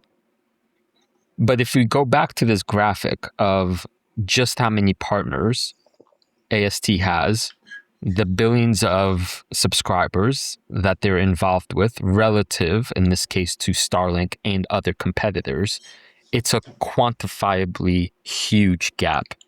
And that's exciting to me as a business owner. Yeah, 100%. And as they turn on their capacity, it's not like they have to grow to 300 billion subscribers. They almost have access to them on day one, because those customers like you and me have already been acquired by the mobile operators. There's some people online in the SpaceMob community that have made business models, business generating models with different inputs. And one of the buttons you could, toggle on and off is the per month fee and the associated share price that would go, right? If you get $5 a month, $7 a month, it's pretty wild how quickly the value of this business can grow once you start pushing some of those numbers to the more optimistic scenarios. I don't know how it's going to play out. Obviously, I'm an AST bull. I think it's going to play out. Christoph, we say these other guys made their fancy estimates to get to a share price. You made something pretty cool, very simple to use, a bunch of sliders on our ASTS tool, which you can get access to It goes in partnership with this podcast. You can find it at wallstreetwildlife.com if you go search for our AST episode. And you've got like a nice, simple little tool here I was playing with this morning where you can tweak like the number of partner subscribers reached. So, how many billion end consumers, the attach rate, like what percentage of those people actually sign up, the retail price. Like if I'm a Scrooge McBadger, Scrooge McBadger, I guess my retail price, I've turned that dial down from like $10 to $3. If it's $3, I think I'd pay that without like badgering too much. And maybe like the revenue share goes like 70-30 in the hands of the mobile operator, like worst case perhaps. Even with those kind of very conservative numbers, it's still over $1 billion of annual recurring revenue for AST. So go have a play with the tool, see what numbers you get out. Right, and that's the starting point. And if we remember, maybe we haven't talked about margins yet, but most analysts I've come across are placing the margins closer to 90% than they are 80%. Those kinds of margins are very, very, very rare. It was only during the SaaS era where, we got really exciting, SaaS is the best business model of all time talk, where companies were pushing 70%, maybe high 70s. Here, really, I see skepticism. Blaring from your eyes, Badge. Once the constellations are up, right? Ultimately, the main expenditures will be the maintenance costs, right? Which will not be negligible. But it also, if you remember what I said earlier, because there won't be that many of these satellites, the math is actually quite extraordinarily, because they've outsourced the margin sucks to the MNOs, the network operators, the AT&Ts. So, but it doesn't even matter. If our margin is 80 or 90%, that's just shockingly high. So for now, I'm just saying, this really is about get as many people on board and then collect your money. I get it. All right, I'm going to infer you're talking about gross margin. You didn't say which margin. 90% gross margin when you got to run like a satellite constellation, you got to buy launch capacity. I mean, maybe if your satellites don't fall out of the sky and burn up quicker than you expect, maybe, but I think that's yet to be proven. So that's part of my like badger skepticism of any company that's pre-revenue, because they ain't really proven their business model yet. Okay, that's fair. I have a ace in my back pocket, Badge, and unfortunately, I don't think anyone knows the specific details of this, but there's a whole nother business packed inside AST that we haven't even mentioned once. And that is the fact that once you have a satellite sending signals from out of space, the entire defense industry wakes up and says, hey, we need some of that too. Why? Because if you think about it, I mean, in a simple scenario, if you're a soldier on the ground, you are carrying some kind of technical equipment. You're carrying some sort of phone.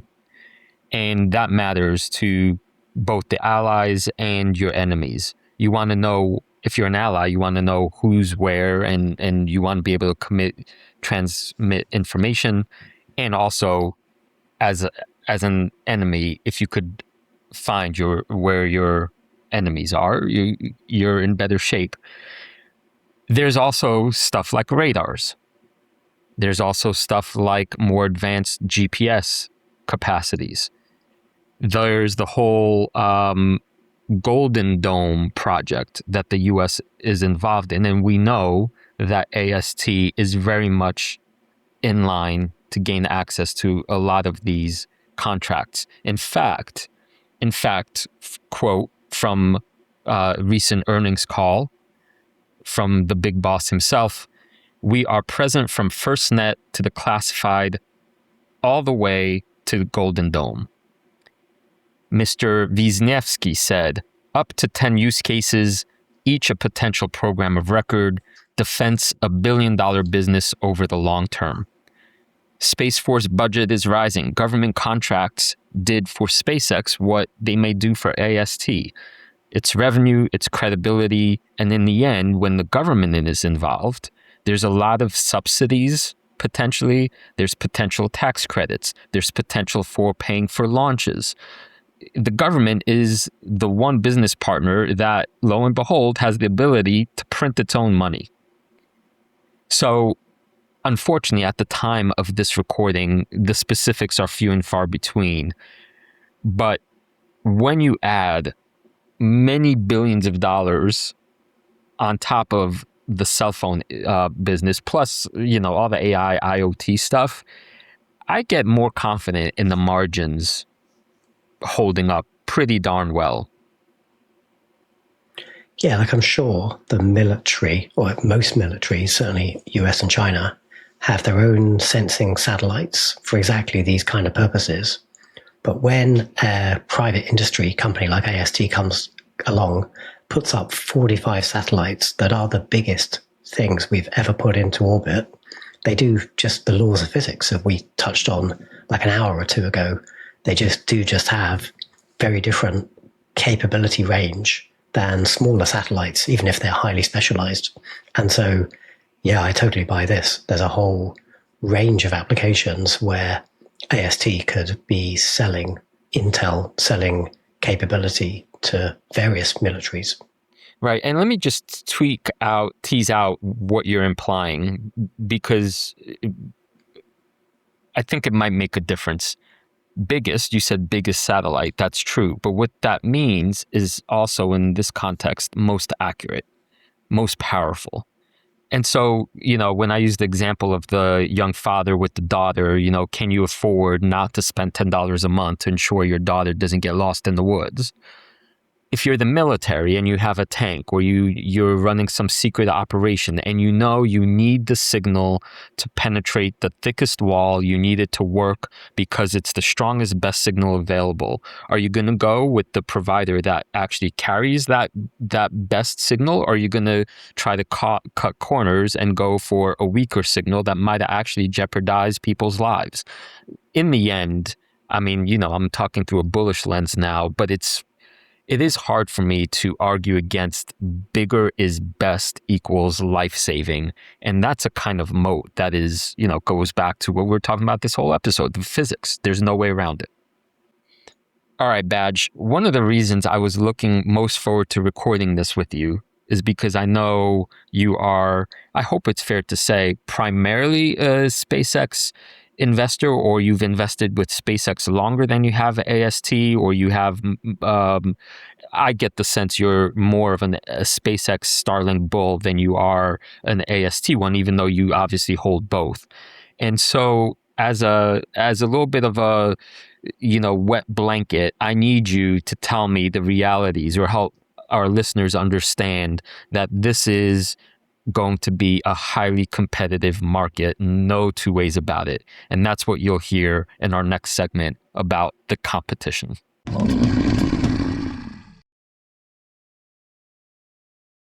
AST, on the other hand, has exactly 0 subscribers generating revenue today. So in terms of competition, it's the race has started. And there's only one runner, really, and it's Starlink. So the question isn't who's winning; it's where is the puck going. Christoph, let's talk competition. And before we get into this, let me just address something, just to contextualize kind of where I am in my own head. So, when we talk about competition between SpaceX and AST, that's kind of the wrong comparison. What we're saying specifically here in this episode is AST versus Starlink. Now, yeah, you're right. I am a bigger SpaceX bull. And this might sound a little bit insane, but it's like my science fiction kind of aspirations kicking in. Starlink, in my mind, is a little bit irrelevant in the SpaceX long-term story. Like, it's interesting. It's creating, it's like the main revenue driver for the company. Great. It is in this competition with AST and another player we'll talk about in this segment. But to me, the more interesting stuff around SpaceX is launch, interplanetary, intergalactic, right? And AST are not going there. But let's put that aside. All right. And just so people don't accuse us of being a mere AST hype pod, we try to tell it like it is. Let's lay the starting line, because currently, in this very moment, as we're recording, the truth is that the single most used satellite to phone service on Earth right now is Starlink. Right? T-Satellite has been commercially live with T-Mobile since July 25 at about $10 a month. And there's gripes about the quality of the service, but more or less you're getting texting, your location, right? You get some apps, 60 phone models. The Starlink Direct to Cell claimed 16 million unique users at about the 10. So that's about what 10 million a month actives across T-Mobile, Rogers, KDDI, blah blah blah, targeting about 25 million by year end. AST, on the other hand, has exactly 0 subscribers generating revenue today. So in terms of competition, it's the race has started, and there's only one runner really, and that's it's Starlink. So the question isn't who's winning; it's where is the puck going, and can we say anything intelligent about that? So let's try to, and we need to bring in like our third player here. So if you're on the YouTubes, there is a third player. We've got SpaceX partnered with T-Mobile, but as Christoph said, in 2 days' time, maybe that partnership falls apart. Who knows? You'll know by the time you listen to this episode. We've got the Carrier Alliance, which is ASTS, with nearly 60 mobile network operators all around the world. But there's also this third player, which is Amazon, who really came into the news recently, just April, when they bought Globalstar for $11.5 billion. And Amazon, with Blue Origin, Bezos's rocket baby, they're putting their own constellation up. It was the market thought that Amazon was going after a different kind of market, like a small number of ultra high bandwidth connections, so you could link like your data centers together via space, via satellites. But when they bought Globalstar, that kind of indicates that they might be thinking about a direct to consumer model, a bit like Starlink's when they bought Spectrum. And one thing I want listeners to consider, I had to consider this, is that we're kind of also talking about like frenemies territory here, because there's legal regulations that the rocket launchers must follow, because it's very clear that, for example, AST is getting their satellites on SpaceX.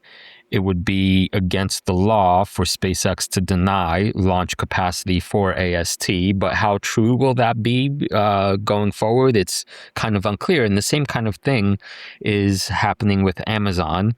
What's interesting is that, if you're reading this more like a soap opera story, you could start invoking conspiracy theories that isn't it convenient that New Glenn blew up, right? And postponed ASTs, or that the booster didn't reach orbit because you're talking about a potential competitor. I think that's nonsense, but it has to be mentioned that there's these overmingling capacities that are splitting in multiple directions.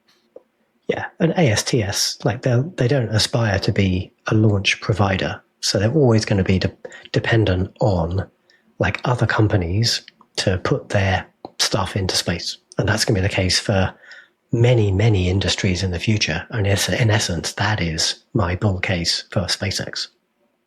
So, what's your honest? If you could look 2 years in the future, Badge, do you have an intuitive sense of what the world looks like once, let's say, the launching problem has been solved? Because I'm making the claim that that's just a matter of time. It's an if. It's not an if. It's a when. So at some point, AST will have their satellites up. At some point, Starlink will have their satellites going. At some point, I'm guessing Amazon does have their constellation up. What's the world look like in terms of competition in 2 years' time? And maybe even Rocket Lab, right, with their acquisition of Iridium, bringing them out of the graveyard. Great point. So yeah, like I think this is great for consumers. Like Scrooge McBadger wants to pay $3 a month, and so if there's only one provider, I probably have to pay $10 a month. If there's lots of providers, maybe eventually I get it free. It's just bundled into my like existing telecoms package. So that's great.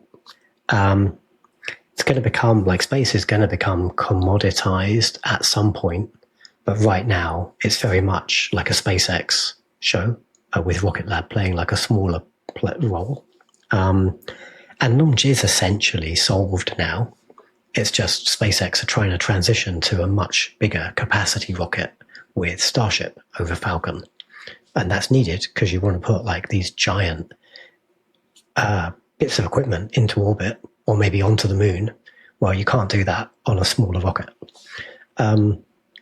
What does it mean for AST? I think they've got the best business model, unarguably, in my mind, because they didn't have to participate in the spectrum wars. They didn't have to buy like tens of billions of dollars worth of spectrum. And that is going to accrue to like the bottom line. And they couldn't afford to buy spectrum in the way that their competitors, if you think about like Starlink and Amazon and Rocket Lab, they couldn't, like they haven't got the deep pockets that those guys have. Bracketing the 550 million for Ligado, which Sure, if it is, and if the 500 million is worth 20 billion, then that's obviously genius in hindsight. But go ahead. Right. If you look at the like on paper capability of the providers today, it seems like ASTS like win this hands down. But I think there is a wild card, and to me it comes down to like never bet against Elon Musk.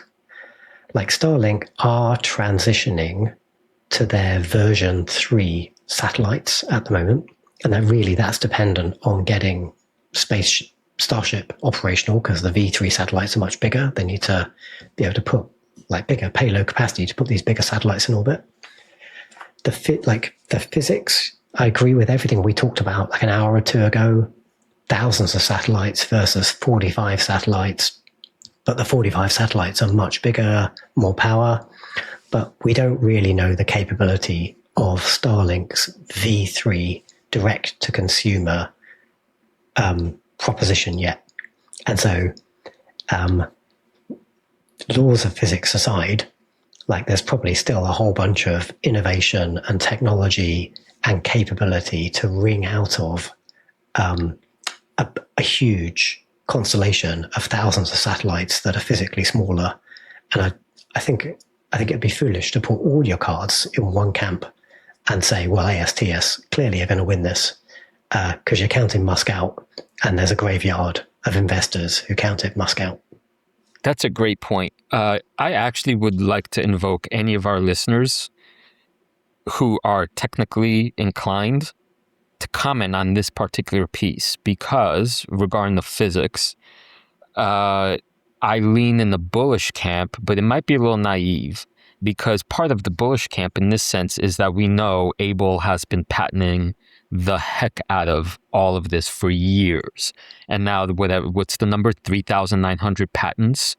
And so I'm not learned enough, expert enough to comment on just how much of the, call it size physics advantage, has been to a certain degree locked up by AST in order to prevent exactly what you're alluding to, that there are going to be multiple paths to solving these problems.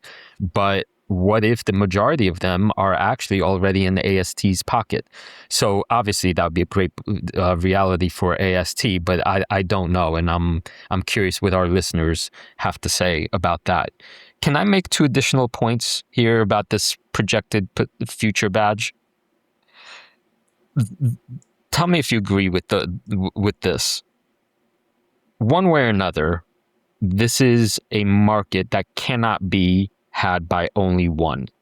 There must, by definition, be, at minimum, a duopoly, obviously, but seemingly like 3 competitors, 4 competitors is going to be the de facto bottom, because it's just too huge of a market and you cannot control information as a monopoly because of what we learned from When Wire Was King, that documentary.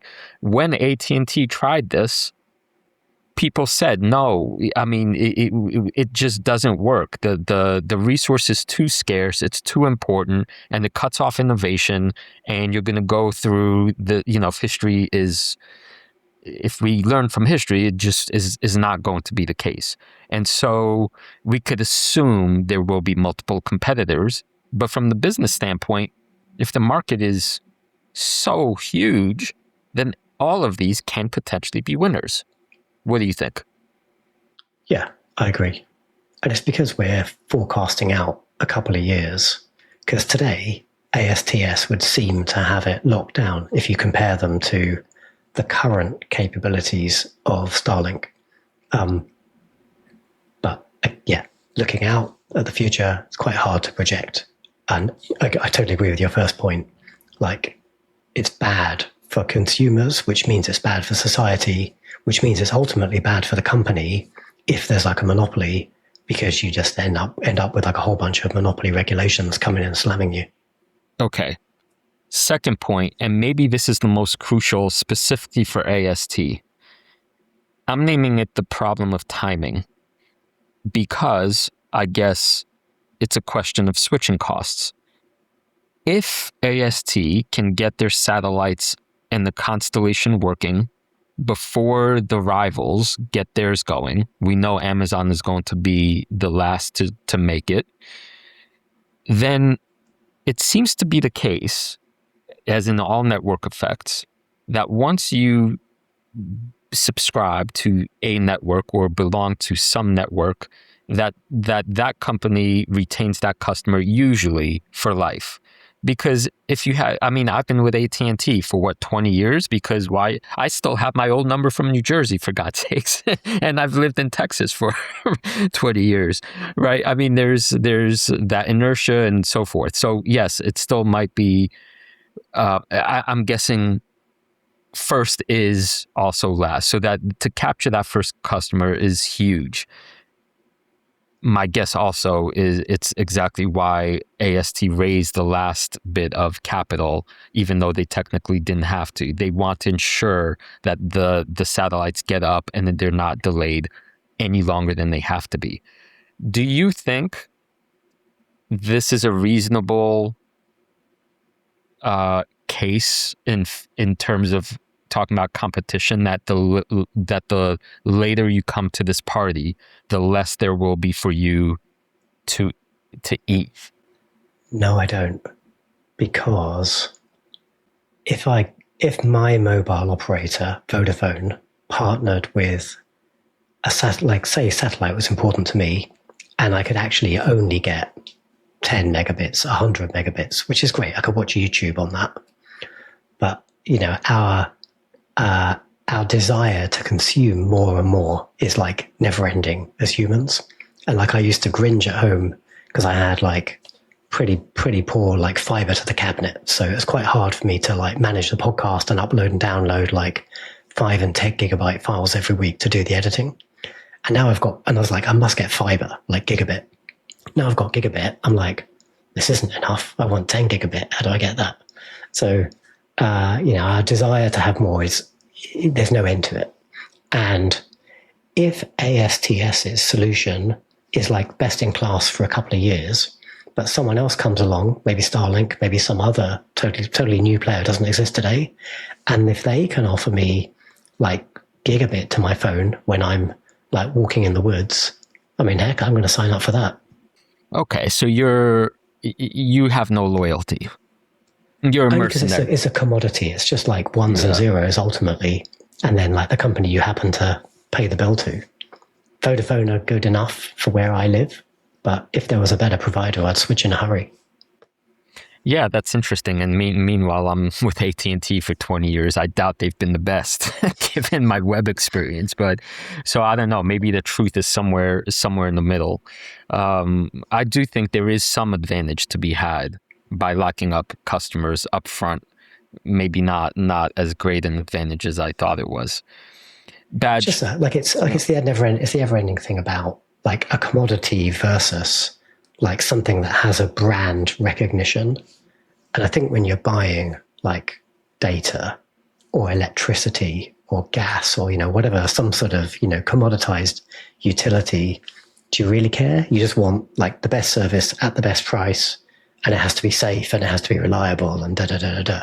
And if a provider can offer those things, then, jump ship. Okay, so let's talk about an interesting tidbit, Badge. AT&T, Verizon, Vodafone, Google all own AST stock. I think that's an interesting tidbit to unpack, because if you're watching, where capital is actually going, it's kind of separating. There seems to be an implied line, friend versus enemy, and it seems like all the carriers are legitimately drifting toward AST for a very good reason. And I want to pitch it to you this way. It's because there is this sense that if you are not with AST, you're joining up with an actual entity that might be your rival. Whereas AST is kind of saying, we are completely neutral by design. We're just taking care of the engineering for you. We're taking care of the physics for you. Everything else is in your hands. And T-Mobile is the interesting case, right? Because the contract is about to run out. Musk has almost explicitly signaled that they're interested in creating their own network with their own devices. And so T-Mobile must be sitting there, absolutely terrified that their partner is going to be a rival. So I think it's kind of a case right now in terms of alignment of how the chess pieces are setting up, that you either join AST as an MNO or you die on the vine. What do you think of that assessment? I agree in part, and I massively disagree in part. So, I don't think where you're invested necessarily tells you anything about, which camp you're in. Because just like an individual investor, a company, and I just did a bit of fact checking as you were speaking, just because you said Google, because I knew that was wrong for Google. As an individual investor, I own Amazon, I own Rocket Lab, I own ASTS, and I own SpaceX. I don't have to choose one and then I'm not allowed to buy the others. And that is the same for a big institution. And in fact, Google made a $900 million investment in SpaceX over 10 years ago.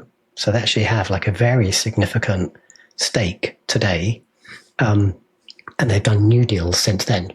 You're right. AT&T evidently doesn't own any SpaceX, maybe to their chagrin, who knows? And Vodafone owns ASTS, but I think they also have a joint venture that gives them some exposure to SpaceX. So, I don't think where you're invested is necessarily very informative. And if you're smart, you will be invested in your competitors, because it's like a hedge in some ways, right? But that doesn't necessarily mean, you're not in a camp in terms of your business relationships. That's a very different thing in my mind. And clearly there are much clearer, battle lines drawn. Badge, one of the elephants in the room we haven't discussed at all yet are the two most populous countries in the world, China and India. What's the lay of the land there in terms of competition? Yeah, it's interesting, isn't it? North of 1 billion people in each of those countries, growing at an incredible rate. Well, India certainly is, not sure about China. But geographically, smaller certainly than the continental US. the image we got on screen right now, if you're on the YouTubes, is like a rough chart of ASTS's potential coverage based on the mobile network operator partnerships it has. You can see India like lit up, but it's because they have like a sort of niche partnership potentially with a smaller player in that market. It's not like comprehensive. Like if we kind of pare back from the politics and just think about like the business and the physics of it, you got to have your satellites in low Earth orbit, so like 500 kilometers or so, thereabouts, if you want to have like the speed of light from the ground, from the phone in your hand to the satellite 500 kilometers up. You want to send a signal, send voice, send data, whatever you're doing, playing a video game, good example, because you need like low latency for that. And if your satellite is in geostationary orbit, like which means it's so high that when it's whizzing super fast, it's actually sort of keeping pace with a particular, like it stays over a fixed point. So if you're China, like they do have a geostationary service, which is 38,000 kilometers up. And if you can buy a modified smartphone in China today, so like kind of like a brick phone, I guess, I haven't seen one, where you can make phone calls. And there's some latency. It's like a bit slower because the satellite signal has to go up 38,000 kilometers and back down again. But it works. But that's not what we're talking about here. We're talking about like low Earth orbit, super low latency, high data. And so at that height, like your satellites are going round and round the Earth multiple times a day. Like they're whizzing 17,000 kilometers an hour. And so like if you're only serving one tiny country, let's say India, like massive country, but geographically like sort of quite small in the context of the whole planet, well, your low Earth orbit satellites are only over India for, maybe like a 20th or a 25th of the day. So they could still be doing something useful around, I don't know, monitoring or defense. But if you want to have like the core business model of just serving phone calls to your customers in India, well, you'd need a bunch more satellites, and individually each satellite is only sort of, inverted commas, doing something useful when it's physically over India, which might be for like 10 minutes and then it's gone and you have to wait for it to come round again. So you could end up spending quite a lot of money to have a constellation that like is continually putting satellites over India, and most of that constellation isn't useful for your core business model of serving customers in your market. And so that is an advantage of like a global or a geographically diversified model like ASTS's, because they have the map we're looking at right now. They have partners all across the continental US, North and South America. They've got partners in Europe, in Africa, Australia, Japan. So their satellites are serving like their core demographic more of the time because they're more often over like a populated area. Sure, there's like the other side of the planet where there's a huge Pacific Ocean and maybe you're only serving like a couple of cruise ships and airliners. But it sort of makes sense in terms of like you talked about margins earlier in the episode. It makes sense that you spent all this capex to put stuff in the sky and it's doing like more useful things. Sidebar, it's always doing something useful from a defense perspective. It's doing more useful things more of the time. So India, I think, are considering or in the process of launching their own service. China are in the process of launching their own LEO service, like 500 kilometer high service. But the economics are at least not going to be as advantageous as a service that has customers all over the planet. Very good, Badge. It seems like India and China, for the most part, are going to be their own pieces of the puzzle, which takes out about 25% of the world's population doing their own thing. But the rest of the pie is being divided by the contestants we've named. And I want to end this segment with a soundbite from one of the chief analysts and researchers involved in the SpaceMobile community at the Kook report. He's said ASTS was always built for the network operators. SpaceX was always built for itself. And I think that's a good talking point at which to leave this competition piece, because we need and are going to have more than one player. Great stuff. We're in the back end of the episode. Can you believe it? I don't know how many hours we're in. I can see my beard is growing. Even I don't grow a beard, I can see it's growing on screen. What do we got? What do we got before we get to the finishing line, though, Christoph? What's coming up? Badge, we need to do a little accounting. We need to actually count some of the dollar bills and talk about how to try to value this thing, because, back of the envelope, $10 a month, this many people, that gets you only so far. But I think we could get a little more technical with, is this a good investment? How do we count the money? And one thing Christoph and I love to do on all of our episodes when we talk about a company is have a really thorough bull and bear debate. We do try to rip each other's theses apart, because it makes you a better investor to understand the bear case.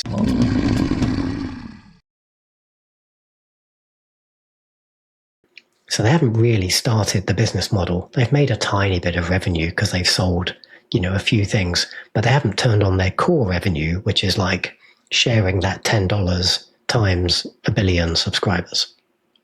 And so you have a small number of real things to base a valuation around, and you have a sea of assumptions. And, what do assumptions do? They make an ass out of you and me.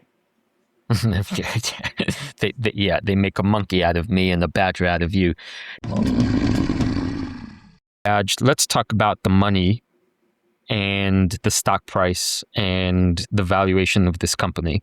And I want to start with the stock price, ASTS, which shows us where the stock has been trading from inception to today in monthly intervals. And you could see when you look at it that it's quite a volatile looking thing. It has very extreme movements up and down.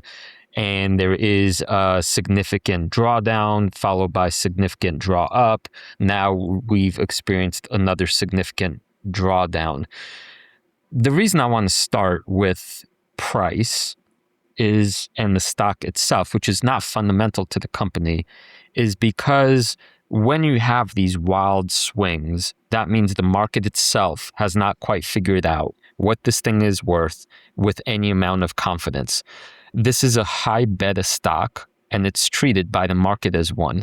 There's very little certainty really about how this is all going to play out because of the risks involved across all the pieces of the story. And so I think it's fair to say, Badge, that were we to do a more in-depth valuation analysis using today's numbers and talking about multiples, we'd be talking out of our butts most of the time, and we'd be out of date sooner than later. Yeah, and for two reasons, really. It is such a fast-moving space. If we try and put numbers in the ground, they're going to be dated within days, really. But another reason also, it's actually, you have to invent a lot of stuff if you want to actually try and value a company like ASTS. It's not like valuing a company like Google or Amazon, where you've got decades of history and real numbers and revenues and margins and expenses, and you've got a track record, and you can actually truly value the company. And you have to use some assumptions, but you can articulate, there's lots of real data points and a few assumptions. If you want to value a company like AST, or arguably SpaceX, well, there aren't many real numbers because they've only been around a little while. And crucially for AST, they're pre-revenue.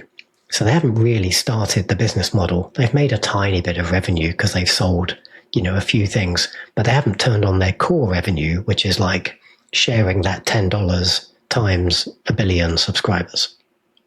And so you have a small number of real things to base a valuation around, and you have a sea of assumptions. And, what do assumptions do? They make an ass out of you and me. They make a monkey out of me and a badger out of you.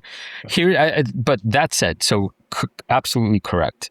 Spreadsheet warriors here are, if they're right, it's mostly because they were lucky, I would say. Even though it's very sophisticated analysis that they do, but it's heavier on assumption than proof. Okay, that's one point. We do know, however, that AST did guide for about 150 to 250 million in revenue for 26, and that's predominantly because we do know that government contracts are already coming in, and some of the network operators are actually prepaying for service. So there is a trickle. There is a little bit of a there already, but obviously nothing compared to what it will be. In 2027, there is a whisper number that we're going to be looking at $1 billion of revenue, on the assumption, of course, that the constellation is up and running and so on and so forth. Who knows about delays? The other thing I do want to mention too is that we can approximate how much it's going to cost to keep the satellites launching, which is about 22 million per satellite. Then there's the assumption of the full constellation. It's going to be in maintenance capex, call it between 5 and 6 million per year. So there are these basic things you could fill in to say, okay, we're making this much money. It's going to cost us this much money, so on and so forth. But in this moment, applying any kind of legit valuation, I think, is a fool's errand. Yeah, I agree. There is one, like you touched on there, and we could explore it a little bit, because there are one set of numbers that we do know with certainty. Like, we can look at the company today. It may not be earning any money, but it's certainly spending money. And a way to articulate this is something called the burn rate. It's like, I've got some cash in the bank, essentially, and it might be real cash, or it might be like loans, or it might be, other liquid assets. And I've got that money I can like tap into, and I'm spending it, I'm burning it, and I'm burning it down at a certain rate. And periodically, if the balance sheet gets tight, like if they start to run out of money, or the end is in sight, they have to raise money. As a public company, there's lots of ways to raise money, but one of them is they just dilute themselves. They issue more stock. A bit like if you're a government, like printing more money, but you end up in inflation and horrible things. Company does the same thing. It can issue more stock. That brings real dollars onto the balance sheet. They've got cash in the bank that they can then burn to keep going. But it means a shareholder gets diluted. If you owned like 100 shares and they were worth like $50 each, if the company issued like a whole bunch of more stock, you still own 100 shares, but because you own 100 out of a bigger pool of shares, individually your shares are worth a bit less. You got diluted. Exactly. Now, this is why it caught the market off guard. It referring to the latest capital raise. We're recording this very shortly after AST announced another approximately, I believe it's $1 billion, 1.1. I think they're going to keep something like $1 billion of it, because part of it was used for a cap call. That's a technical thing to make sure that the dilution doesn't start until way higher in the share price. But anyhow, call it $1 billion. So it surprised the market, because AST was on record as saying we are now fully funded, plenty funded to get all of the satellites up in the air. And yet here's another $1 billion of dilution. Stock fell big time, hasn't yet recovered from that. Good question to ask yourselves is really, why do this? Especially when you take into consideration that a lot of the senior people are also diluting themselves. And if you believe that Abel is a genuine good captain of the ship, that cost him a pretty penny. So my answer to that is they did it not out of necessity, in the sense of that they would have run out of cash, because I do believe that when you add up the balance sheet, they were telling the truth. they had enough money to get the constellation going and revenue starts coming in, the cash burn goes away. But that this was a more opportunistic moment to take advantage of their aim to legitimately be in pole position and stay there to ensure launch capacity. And who knows what other deals are coming down the pipeline now that Japan is doing the sovereignty thing, Europe and so forth. And so my rebuttal, I don't know if it's a rebuttal exactly to what you were saying. I think with now 4-point-something billion on the balance sheet, even when you look at worst case scenarios of cash burn and unexpected knowns, unknowns, I am not concerned anymore that this is going to be a race to the bottom as it often is in biotech. I legitimately think this is now an execution story, and let's hope the satellites, that the switch turns on approximately near when they were going to say will turn on Q1 of 27. If any of that happens, then I believe we take away the uncertainty that the market currently is pricing this company in terms of, and that the share price, according to my take, is it's going to start projecting those future income streams that are now guaranteed, making the stock price more and more stable and valuable going forward. So what we've seen to have said so far, Badge, is that we are being somewhat cowardly in doing any kind of mathematical approximation because it's just going to make fools of us. That said, I followed this company long enough to know that the bears think it's worth probably zero. I think there's many bears that are saying at some stage of this game, the tech won't work, the competition will eat it, the margins are not what we think they will be, and it's going to be commoditized and the whole investment's just going to explode. So it's a lot closer to where it is now or less. Now, what's fascinating to me is that when you listen to the bulls, they legitimately are making cases that this could be another $1 trillion company. So this is, the market is what? It's bulls and bears, right? Arguing each other. But to have such a wide gap in what this thing is worth, to me, is absolutely fascinating. I can see the rationale for a $1 trillion company when I stack all the layers. You're smirking because you're a natural skeptic and so forth. Hey, you know what? Even if it only gets to 500 million, Monkey's investment is going to be plenty. I'm sorry, 500 billion is going to be plenty happy. So tell me about the smirk. Well, I mean, it might get to 500 million before it gets to 500 billion, right? That's the smirk. If it just doesn't work, if they can't scale, all the stuff we talked about. Let's have a proper bull and bear debate, and I'm gonna put some stakes in the bull and bear debate, because you and I have done what, between us, probably not far off 100 hours of research and prep, and you've got a beautiful website and a tool, and like what these conversations always come down to is the bull and the bear debate, and I get so much value out of the bull and the bear debate when I have it with you. So I am going to be a raging bear on this, even though I own ASTS stock. And it's not a small allocation. It's like 1.5% in my portfolio. If you bull down my bear case, which I'm going to make a strong defense around over the next 15 minutes, I'm going to substantially add to my ASTS position in my real retirement portfolio. So there's some stakes for you. Yeah, real stakes. All right. So that's next. Coming up. Badger versus Monkey.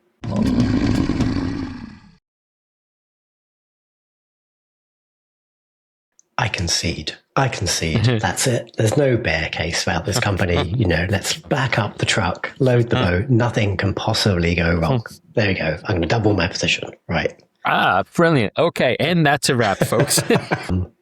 Are you really going to stick 8 of your incredibly expensive complex satellites on like a New Glenn and they all end up in the ocean? You know what? The answer to that is yes, you will, but you're going to watch the launch sweating profusely. Yeah. All right, Badge, it's time for the bull versus bear case. And you know what? I had a long list of points I was going to make to get you to come to your senses and drop your skeptical outlook. But I'm going to do you one better, because seemingly as though by miracle, the chief himself, Abel Avalan, dropped a tweet. And I think this tweet is a little bit of a time capsule, because anyone listening to this 6 months from now, 2 years from now, this will be ancient history.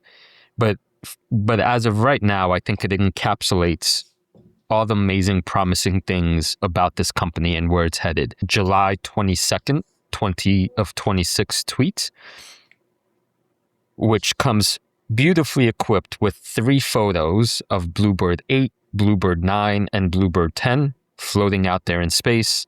And for our listeners' pleasure, I'd like to read the entire tweet and then unpack it.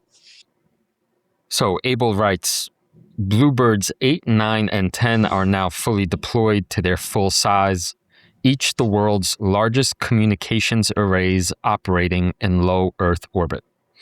We invented a new way to design, manufacture at scale, deploy, and fly lightweight composite stackable architecture combined with the world's largest and most advanced direct-to-device and radar-phased array, with the ability to launch them in groups of 3, 5, 6, or 8 in a single launch. Our Bluebird platform brings together high-performance, space-based cellular broadband with peak data rates approaching 200 megabytes per second, space AI edge computing, and many mission-critical government applications, all on one platform where the largest ever size matters. Bluebirds 11, 12, and 13 are already at the Cape preparing for their imminent launch. Bluebirds 14, 15, and 16 are right behind them. Production has already moved through Satellite 42. All of this is happening in Texas, with a little Texas cowboy icon, yeehaw, American flag, signal, globe, emoji. So Badge, let me tell the story as I see it in this moment. Unpack some of these claims. The fact that Bluebirds 8, 9, and 10 made it to space was already known, but I don't think we talked about at length that perhaps the hardest thing is not getting them in space, but it's unpacking a house in zero gravity, making sure all the parts work, which used to take, I believe, with Bluebird 6, it took basically 2 months to confirm that all the parts were working. Now we had 3 of these opening and functioning perfectly within a month of launch in parallel. So I feel relatively confident that, like the space rocket industry, the engineers keep building progress on progress, and this hardest engineering difficulty seems to have been solved. That it's going to get easier and quicker from here on in. So that's massive.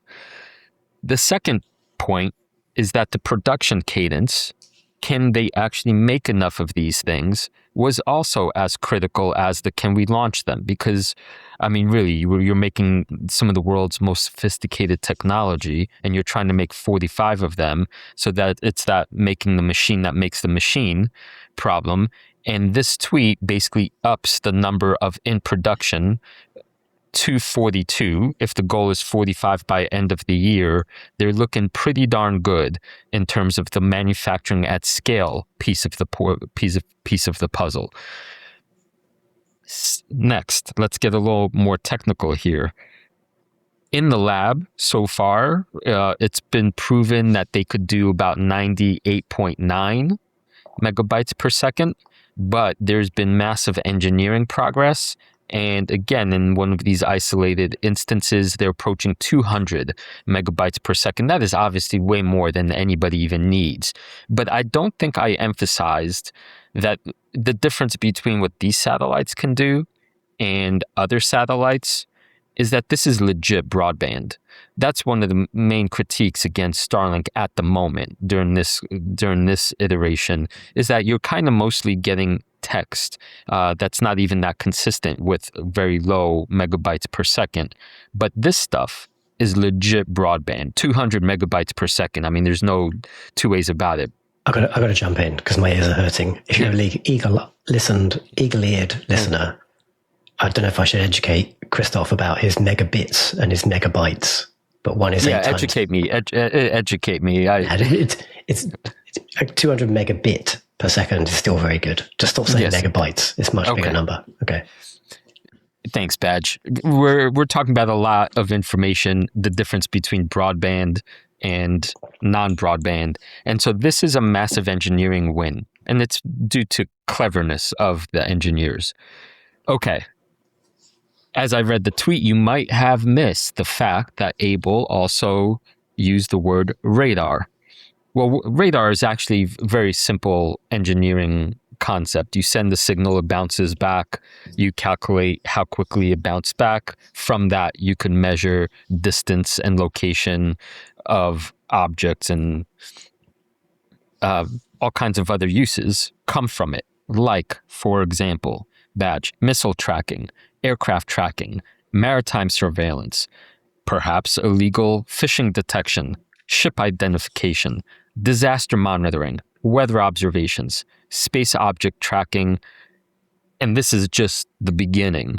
So this is a whole potential industry of applications, which Abel called, quote, many mission critical government applications. As an owner of Planet Labs, that itself is an industry unto itself, all stemming from this word radar.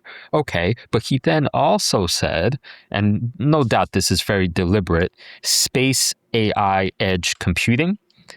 That points to this idea of orbital platforms, right? And so what does space edge computing mean? I mean, one of these fancy words, but for short, right now, signals have to go from phones to data centers that unpack information and then back out, and that takes time. If you're working on the edge, meaning the AI would live on the satellite, and essentially the compute would be happening right then and there. So you're saving potentially massive bandwidth and not needing to send the signal way down to a data center. You're saving a lot of time. And as soon as you start invoking the military or government applications, right? Imagine the military asks you, are there tanks in this image? The satellite could do it nearly instantaneously. There's a massive difference there. For the military, this is life and death stuff. So it's faster, less info, and so forth. I legitimately think that what's going to happen, Badge, to kind of land my bull case here, is that AST is going to create multiple kinds of constellations that we're experiencing now, the first one, right? This 45 number that says this is primarily a phone problem we're trying to solve, an access problem, and the kind of the commercial side of things with the telephone companies. But we know that these satellites are one of their kind because of their size. They already contain computers, processors, radios, software-defining network components. As soon as, and they just bought or are expanding a massive building next to this original one in order to expand the manufacturing scale, you might ask yourself, why would they need so many more satellites if, in a sense, the 45 are going to give you plenty of coverage? Well, this is the reason, because I think this is just the beginning, and you're going to have multiple kinds of constellations built out sort of in parallel, and AST will become a kind of de facto sovereign enabling, military enabling, computer data center processing station in the sky on top of all the cellular stuff. The moment I ask you, what's all that worth? Right, which is kind of the proof in the pudding, I'm not, as per our money segment, I'm not able to give you a sophisticated model, but my answer in a dumb way is it's going to be worth a lot more than it is today, because it's not easily replicable. It's based on physics. It's so on and so forth. So the progress is being made. we're a little bit behind schedule potentially, but it seems like the scale is ramping, and I couldn't be more enthused at this moment to be a shareholder in this company. Tell me why I'm delusional. Tell me why I'm wrong. Give me the sobering. Sober me up, Badge. I concede. That's it. There's no bear case about this company. Let's back up the truck, load the boat. Nothing can possibly go wrong. There we go. I'm going to double my position. Right. Ah, brilliant. Okay. And that's a wrap, folks. I am going to give you, I know you thought I was going to attack the technology. I'm going to give you all the technology because I think you're right. I think they have proven enough now. And I know my complaints and my bear arguments, thin perhaps as they have been over the last few months, even as a shareholder, like let's be clear, as a shareholder, like I like to exhibit the bear case in the companies I own because it makes me like a realist. It grounds me. I find it quite helpful. I'm going to give you the technology. Like they have launched their stuff. They've unfolded now 4 of the biggest satellites. That seems to work, seems to be reliable. They seem to be able to keep them in orbit. Like there is a bit of like proof in the pudding, but that'll take years to manifest. Maybe the only bit they haven't really proven is at scale, thousands of subscribers with the handoff, all that stuff working. But millions of subscribers. Yeah. Okay, yeah, hundreds of millions of subscribers, billions of subscribers, actually, billions of subscribers. So, yeah, I don't even need to go there. There are so many other aspects to the bear case that don't depend on like kicking the technology. Let me take you through some of them, and some of these might be unfounded, right? I might be barking at ghosts. I don't know because I don't know this company really well. It's a small allocation for me. So let me walk you through some of them, and then hopefully you can dismantle them all. And then I did say there are real stakes, and I genuinely have not made a decision whether I want to increase my position in ASTS. I doubt we come out of this and I sell. That's probably not on the table. I think I do want some exposure to a company like this, if only to hedge. My God.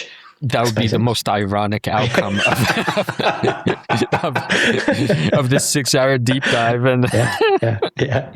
But so I think I'm not selling. I'm keeping what I've got, but it's a small allocation. The question is, am I going to increase it? And so this conversation is literally going to inform that. Right. I think. So we talk about through what feels like the last 20 hours, we've talked about all these partnerships they have, and that's going to give them access to so much of the world. And we looked at the map, and we, the millions of subscribers they're just going to inherit. I think what they actually have, like they've got that in the US, I believe, because there's been a lot of conversations with various regulatory authorities like the FCC. I think outside the US, what they have are like agreements, commercial agreements with companies like Vodafone. Let's focus on Europe because it is like a big geography with lots of countries. Europe's quite complex and it's quite heavy regulatory burden in most industries. I don't think ASTS actually has permission from the different country by country, like FCC equivalents across like Germany, France, the UK, Spain, etc. They've just got these commercial agreements. And what I think they need to do is, through their commercial partners, Vodafone on their behalf, probably need to get permission for this, like this satellite in space, and these, it's going to be like slightly different. They've got like the frequency ranges, like the megahertz that they know they're allowed to use. But, like the conversation we had about Starlink breaking the rules a little bit with like a bit of interference where, they agreed we're going to have so many decibels of noise on our, within these frequency ranges, and they got the paperwork all agreed and like the industry agreement, and then they broke it. We're yet to have the Spanish telecoms authority approve the specific technology that ASTS is using. Is that true? Badge, I think the short answer is that AST is working with a European joint venture. Yeah. Right? Called, what's it called? It used to be called SATCO. It's now called Satellite Connect Europe. Yep. And my understanding is, and it could be partial here, is that Europe is doing the same exact thing that Japan is doing. They're saying we cannot, under any circumstances, rely on someone like Musk. We are a heavily regulated, independent conglomeration with lots of complexity. So we're pooling our resources together. We're calling ourselves Europe. Yeah. And we're going in with AST so we could protect our sovereignty like Japan is, and that will, as a conglomerate body, weave through the thickets of regulatory hurdles. And so to my mind, actually, what you were saying is in the bull case, because that's already underway and fully unfolding. So in my mind, when I think of this, I think AST has in fact locked up North America and Europe and Japan, and it's the other places that are more uncertain. Okay, good. And I'd read about that JV, the joint venture also. I don't know how far along they are. So I think that is the right structure for Europe because it is so fragmented. But there's still some hurdles to jump over before they could start to scale out. And I gather it is like pulling teeth trying to get these types of permissions in Europe.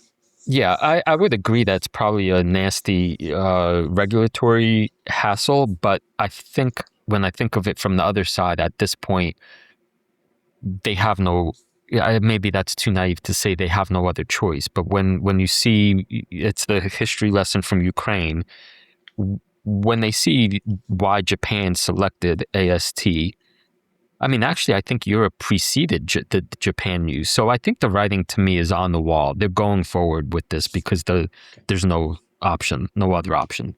Okay. All right. Well, in that case, let's talk about distribution then. See, they've got these partnerships with these massive operators all around the world that gives them distribution, essentially buys them, the billions of customers, end customers with phones in their hands. These agreements are revocable. They're non-exclusive. This is, in some ways, could be some of these telecoms companies kind of hedging.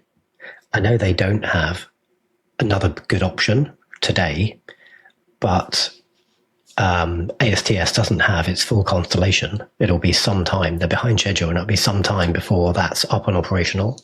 At the same time, Starlink V3 is rolling out, and who knows what their future model is, despite the fact that they bought spectrum. Because don't forget, ASTS also bought spectrum. Maybe some future version of the Starlink T-Mobile alliance comes together, and actually Starlink becomes commercially quite attractive to a Vodafone or an AT&T. Maybe not a Rakuten if they have such a deep kind of relationship between like the leadership of those two companies, but perhaps some of the other partners walk. They don't fulfill their side of those contracts because ASTS takes just too long, or the commercial terms aren't quite right. Badge, let me exceed one point. We know in this industry anything could happen. It's capitalism at its finest. T-Mobile joined ranks with Elon only to find out Elon's going to go his own way. And so betrayal and backstabbing and all that is entirely possible.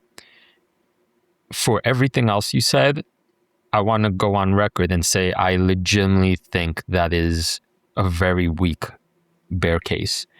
And it's in part because of everything else we've said. There's too much at stake, even in questions of sovereignty, where even if, and not needing a monopoly or not wanting there to be a monopoly and knowing what Starlink is doing, meaning they're in it for their own network, that even if, let's say, the commercial pricing gets somehow more competitive, we know from studying other businesses that it doesn't always make sense to go for the cheaper or perhaps even the best. The relationships, the network, the larger ecosystem locks people in. And at this point, it's true. The satellites are not yet up there. Haven't, in fact, we're on number 10 or 11. But these relationships that AST has been forming have already been unfolding for years, even before the actual execution stage that's happening now. It could be a failure of my imagination. I just can't imagine after execution happens 6 months from now, all of these multi-billion-dollar relationships and contracts, all of a sudden they say, nope, let's switch to the other guy. Okay, fair. But let's talk execution then.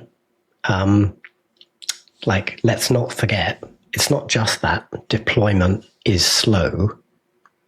I know it's picking up pace, but it's way behind schedule. Like the original plan quite recently was to have 45 of these tennis court size satellites in orbit by the end of this year. There's no way on earth they hit that timeline now. But also that schedule is hostage to a competitor, and, New Glenn, Blue Origin haven't managed to come to the party and be effective. So they're really dependent on SpaceX. And I know we've said SpaceX need to play nice for regulatory reasons, but doesn't mean they'll be successful with everything, or doesn't mean that they have to allocate every bit of spare capacity to AST. So it's what is the realistic timeline now for having the actual enough of a constellation in orbit that they can start to offer commercial services? Yeah, this is, I think, the strongest part of the bear case. Because anytime you rely on somebody else, that said, I think when we're listening to this 2 years from now, or even a year from now, this part of the argument will also seem quaint. I believe that, like any construction project, things never ever go on time or get finished at cost. However, my money is that they finished the 45 in the first quarter of 27. So let's call that a 3-month delay from the initial timeline, which not great, but 3 months in the long scheme of things is not that long a period. But let's say it's even worse than that. Let's say more rockets blow up. Let's say Elon goes rogue and says, nope, no more launches for you. We know right now that there are multiple different rocket companies that are setting up shop and are getting ready. The fact that Abel mentioned 8 at a time, that's 4 launches. Now that I believe is Blue Glenn. New Glenn, Blue Origin. And they just blew up, but from everything I know at the moment, they're going to be back on their feet at the beginning of 27. So one more launch, right? They get 8 up at a time. That gets them there definitely by first half of 27. Because of the raising, the funds they just raised, we know they have the cash to withstand any even further delays after that. So bottom line, Badge, yes, this is a danger point. A year from now, I don't see it. Maybe. But if they do become more dependent on Blue Origin, Blue Origin, trashed Bluebird 7, I think. Was that the one that was misdeployed into the wrong orbit? Yeah. Are you really going to stick 8 of your incredibly expensive complex satellites on a New Glenn and they all end up in the ocean? You know what? The answer to that is yes, you will, but you're going to watch the launch sweating profusely. Yeah, you are. And I think there was some smoke and mirrors around that. So I gather the company said that the costs, the Bluebird 7 was $160 million loss, I think, which is not unsubstantial even given the company's balance sheet. And evidently it was insured. But if you dig into the company filings, I understand the insurance, it was insured for like $30 million, which is like, I guess it must be, some aspect of the manufacturing cost or the raw materials or something, but not like the economic cost, the full economic cost of the company. And if they do have like a failure, even maybe for Falcon 9 or Starship, where they've got 8 of these things, that's a massive, massive setback. That would be a massive setback. No question about that. Again, strong point. I don't see it nonetheless terminating the ramp. I imagine if something like that happened, if say 8 of them blew up, I could easily see the stock falling 40% for sure. But let's for a second zoom out a little bit, because we're stuck in this moment. We're right in this is the Tesla ramp all over again, right? Where it's like the weeks count. I still want to be on the record and say, if you're watching this 2 years from now and it's 2028 and they've overcome all these hurdles with delays, with even potential additional blowups, but already we have enough of these things in the sky, the revenue they're going to be getting from that one constellation will enable all the future rocket launches, because they'll have so much money to throw at it. They're going to be, the money at the high margins that's going to be coming in is going to be stupidly vast. And, at one point, there would be like, what else do we do with this? We solved the engineering, we solved this, and, we solved so many of these problems. I think they're going to throw it at the launch problem. And they'll find a way to keep increasing the constellations. So to me, it's not a if, it's a when. And if it takes too long, the stock's going to suffer for longer than investors would like. But I think you're making some fairly wild assumptions about how quickly and the extent to which revenue will start flooding in, and like they won't be able to get into the office because they'll have to climb over like bags of money. Like the reality is today they're essentially zero revenue. They make adjacent revenue, but it's not from the core business. And there's quite a few. We used your revenue calculator tool on the website at wallstreetwildlife.com. If you go search for ASTS, we used your revenue calculator, and even like pessimistic assumptions, and you dial all the dials back to like the lowest numbers, it's still like $1 billion of revenue a year, pretty much. But let's just be realists, bearish for a minute about that. Like the attach rate, like what percentage of customers actually are going to want satellite connectivity? Like maybe full fiber. I talked about full fiber and being really keen to get it in the UK. Maybe that's actually a good indicator. I don't know. Like I'm going to shoot from the hip. I don't know what the stats are on take up of full fiber in the UK or in the US. Most people probably don't care. I've got a ton of friends with young kids, or their kids were young, let's say 10, 15 years ago, and technology was a little bit different. And I always kind of ask them the question, because I was like, I've always been like the techie guy. And I'm like, we're going to go to this thing, and we do like a weekend away. What have you ever thought about putting like a tracker in the kid's shoe or something? So if they get lost, we can go find them, or do they have phones? And like the parents in my circle have been quite resistant to that. I don't know why. Like it's easy to do. Today, quite a lot of most of the kids have mobile phones. Most of them use something called Life 360, so they can see in real time where the whole family members are. But maybe even the parents that did that are kind of a bit more techie than the average. Maybe parents don't want to track their kids. That might sound a bit stupid, but like obviously they want to keep them safe. But there is like an element of trust and everything else. But maybe if it's even beyond that, like maybe they just don't want to give their kids like a mobile phone, right? And so the argument for like everyone's gonna buy this because it's only a couple of bucks a month. Like I could argue with the couple of bucks a month. I think the most customers will want to pay substantially less than $10 a month as an add-on, like my whole mobile contract, which is pretty robust and gives me most of the world, is like £20 a month. So say $30, 28, $30. And that gives me mobile access in like most countries apart from bits of Asia and Andorra, as it turned out from a motorcycle trip. Do I want to like increase that by 25 or 30% just to have like this useful add-on?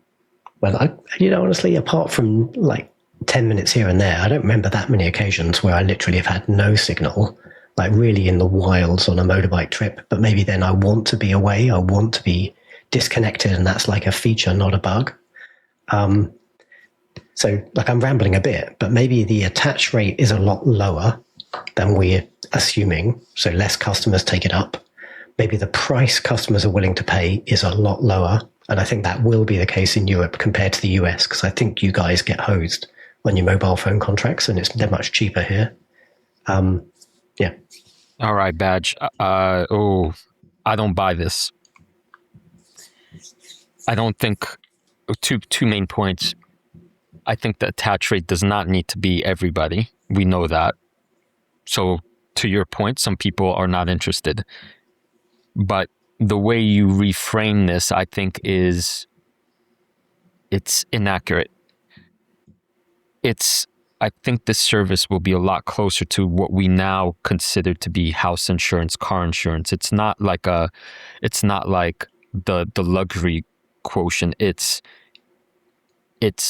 like the internet. I can't imagine the majority of humanity going back to, I don't want a mobile phone. And then if it's a question of life and death, again, you only need to use it once a year for it to have been worth the entire cost of the subscription. The one day you get stuck somewhere is worth the $120 you would be paying for that year. So when you frame it as not nice to have, but must have, again, remember that little scenario I painted. Mama Badger says, honey, you did pay for our daughter's subscription because she's going camping wherever.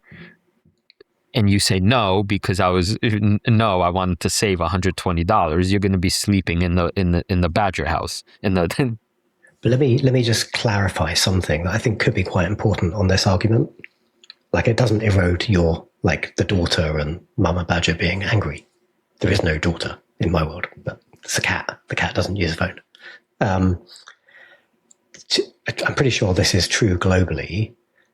On my Android phone today, I have satellite availability, even though I have no contracts and but I can't phone like my wife and I can't phone you. All I can do with that satellite connectivity is send like an emergency text to like the European version of 911. And so when ASTS are up, they'll be part of that infrastructure. Like today, it's probably like Globalstar or some other old legacy thing. So if I want to, like, I'll be able to do a video call with the cops and I didn't have to pay any like fee for that, but I can only call the emergency services. So, if it's my own safety, that's probably good enough. Like I broke my leg, I'm in a mountain somewhere, I'm like in the wild, send a helicopter. That's like my rescue. And that didn't cost me anything. That just came for free. Yeah. I get that. I think, maybe we need to, if I exceed that, maybe thread the needle this way. I think that the network operators are going to be crafty with this. It's their entire business line. They have all these pricing tiers, premium plans. They're going to incentivize people. They're going to run marketing campaigns. They're going to say whatever, spin it for only $5 more. You could get, Netflix in your cabin in the boonies, whatever. And I guess this is the divergence. I'm going to say it's going to be more successful than not. But here's the other piece, I think, of your bear argument. The no revenue now is it's not no revenue. They're getting some prepayments and they're getting some minor contracts. But to your point first, until it's in hand, it doesn't exist. However, we know that the U.S. government is setting up billions and billions in funds for the Golden Dome project, for all things next generation military defense and so forth. And we already know that AST is sitting at those tables. So kind of, and I'm going to stretch this a little bit because I don't know what I don't know. You don't know, like it's still a mystery. But kind of like Palantir, their stock shot up the way it did because they're they're working with the government and nothing's disclosed, but we know it's happening, right? Or did, like at that inflection point. The money's going to start coming in from these prepayments and from the government side of things way before or at the same time or in parallel as the commercial side. And that itself could be enough of a market cap justifying venture. So, yeah. Yeah, okay, fair enough. I'll give you that. And it's a good job you've got that, because if the money doesn't start flowing soon, well, we all just got diluted recently, and that dilution's going to continue to run, and it's going to be ugly. And like that's compounding, working against shareholders. I think we probably got more dilution in the pipeline. What do you think about that?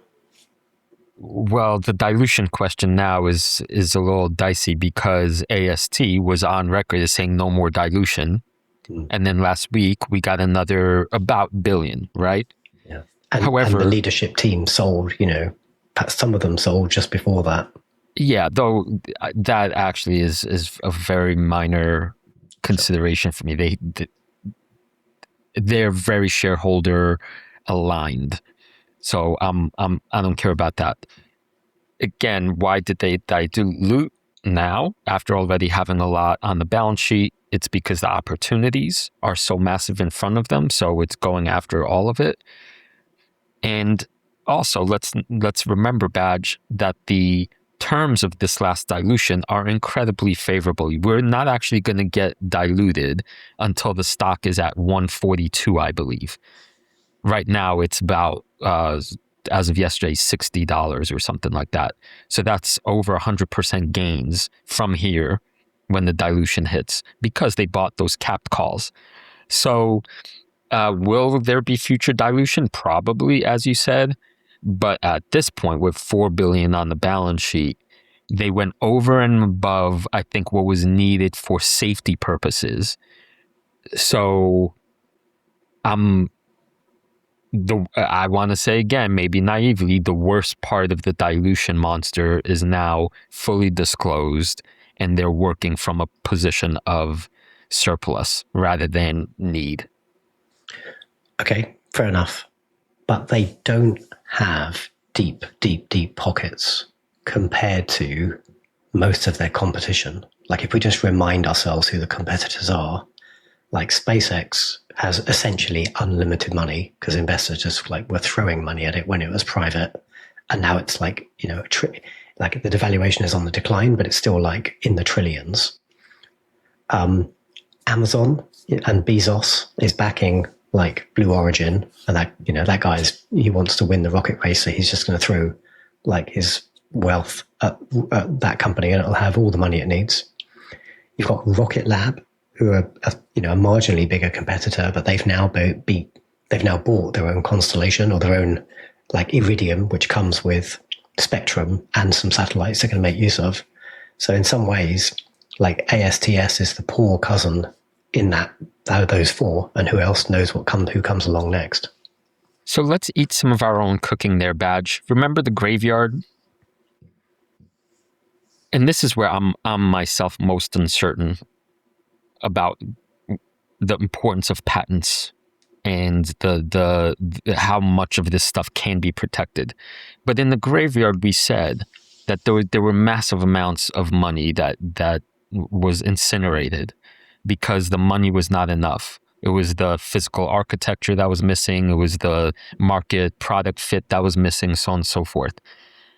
It seems to me the bull case here is that you could have all the money you want, Amazon, right? If we ASTS solve the rocket launch problem, which we seem to be solving, then because of our patents, because of our physics, because of our engineering, if some of that or enough of that holds up in court, then what are you going to do? You're gonna have $100 billion war chest, But if we know humans need or don't want a monopoly, and we want, say, at least 2 or 3, then the money's going to have nowhere to go, in a sense, after the network has been established. So your point is important, or maybe let me say it this way.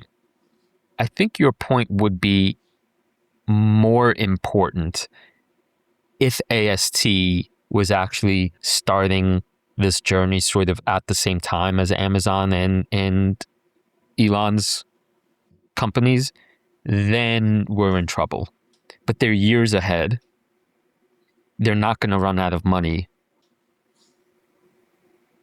I see a world in which, yes, this market is so huge, it's going to be divided into, let's say, 3 main options. And the money's going to help the big boys set up their own, but it's not going to interfere with AST. But again, this is a great, but the patent stuff that I keep raising, I imagine, I mean, again, call me naive, but I imagine like a company doesn't file 3,900 patents and make, such a massive case about all that if they're worthless.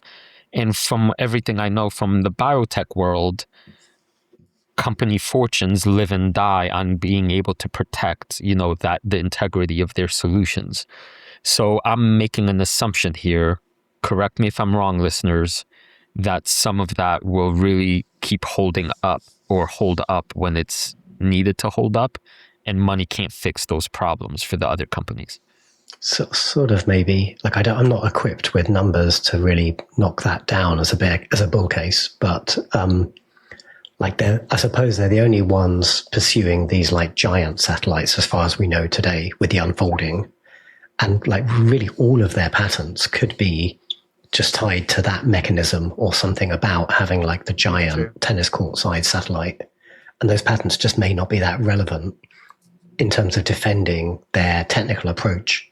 If the competitors all have got like thousands of satellites as opposed to 45. We don't. You and I don't know. I don't know. I don't know enough about that. Yeah. That's fair. Let's talk. Okay. I'm nearly at the end of my bear arguments, so keep your wits about you. There is a question around governance, and I'm a little bit unclear here what's actually happened. So they spent like a modest amount of money on this Ligado spectrum that they bought. And up until now, in the conversation we've had, it's like, oh, what an incredible bargain. But it hasn't proven to be a bargain so far, because I understand like the Ligado, the thing they bought is now in legal dispute. So really where we are right now, I think ASTS are paying essentially $80 million a year in like minimum payments for something that they may or may not own because it's kind of contested. So and they can't use it anyway because they don't have like the permissions for that right now. So that might be like a chain around their neck as opposed to a benefit. Correct. If that doesn't go through, that's a massive lost opportunity for AST. It's not a thesis breaker. Doesn't kill the thesis. It's just what would make AST even more powerful, competent, more lanes on the highway, more possible use cases. All of that would be taken off the table. The company would still proceed with everything else they have and built, including other parallel constellations. But no question, if the regulatory stuff breaks that deal, that would be a bad day for AST. Yeah. Okay. All right. I'm gonna bring the bear home with a comment that might tee up the next segment, because I know you want to talk about the community and the space mob and like the very, very good work that a number of folk are doing to really understand this company. Like the community itself might be a risk factor, not a benefit, not a feature. Like even the term, like they call themselves the space mob, that's quite affectionate. But what it really means is you've got this like heavy retail focus, almost like cult-like. I'm not in, these communities, you know better than me, but almost cult-like sort of sentiment around the stock. And what that does is it amplifies the volatility in both directions, and like the sort of motivated reasoning can mask deteriorating fundamentals with narrative for longer than is healthy. So, and then when like the numbers and like the broken thesis potentially hits, like that will unwind violently and fast if the story cracks and if the sentiment turns against the company. So, you know, high informed retail ownership, like that's sticky until it isn't. Yeah, this is fascinating, Badge. You know, live by the sword, die by the sword. You have to be very careful as an investor when you get involved in anything even resembling groupthink. Fascinating fact, though, right now, the short interest on AST is extraordinarily high. So you have this space mob basically advocating in the bullish sense, and yet at the same time, partly because of the SpaceX IPO and the hedging going around, but this is a company that is like a very tightly coiled spring in this moment, despite the advocacy stuff. However, you're right. If things go wrong, the downside gets accentuated as the upside when things do go right. But maybe this is a good time for me to shout out to a couple members of the space mob that I think over the last years have really made this conglomerate happen. There's one guy on here, I would affectionately call him the leader that started this all. He wrote something called the Kook Report. You could find him on X at the Kook Report. He's the one that created the initial document, multi-page document that laid out the bull case. And he runs a weekly recap of all the comings and goings of the company. Very learned about all the ins and outs. There's another guy who seems to be an institutional grade sort of insider of Wall Street, knows how the hedge funds and institutions work. Anpanman, he's also, you know, going to the launches and very active, very good bullish analysis. And I want to do a special shout out also to an engineer who is anonymous, posts as a CatSE, and does all the heavy lifting, explaining all the technical engineering accomplishments of this company. Just those three themselves, I think, are worth paying attention to in terms of what the fundamentals say, from institutional and gathering the info and analyzing it and so forth. You'll learn a lot. I learned a stupid amount following those guys for a long time. But then you have somebody like King Tut Cap, who is much more like, I think, what you're calling out, like a bullish advocate from the, I don't think he's pumping and dumping the stock. I think he's just being incredibly vocal about the possibilities.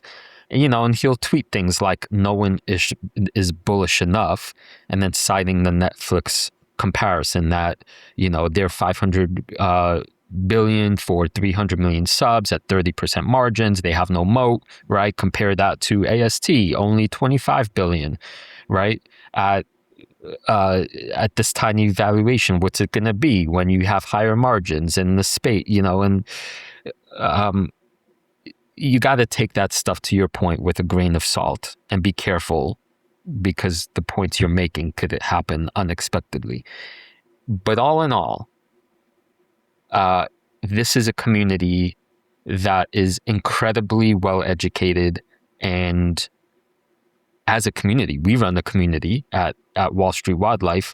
I have not participated in any of their events, but they are people that are meeting in real life, going to the launches together, learning from one another. I believe they're being in part hosted by AST itself, right? Or hosted, I mean, like I believe the leaders of this community are in dialogue with the C-suite and saying, let's all meet at Cape Canaveral and let's all, have breakfast together and let's watch this stuff unfold together. To me, in the end, this is a strength, not a weakness net, because we're no longer dealing with mere pump and dump people, of which there are a lot in other ex-communities. To me, this is a legit group of people with immense amount of world experience under their belts.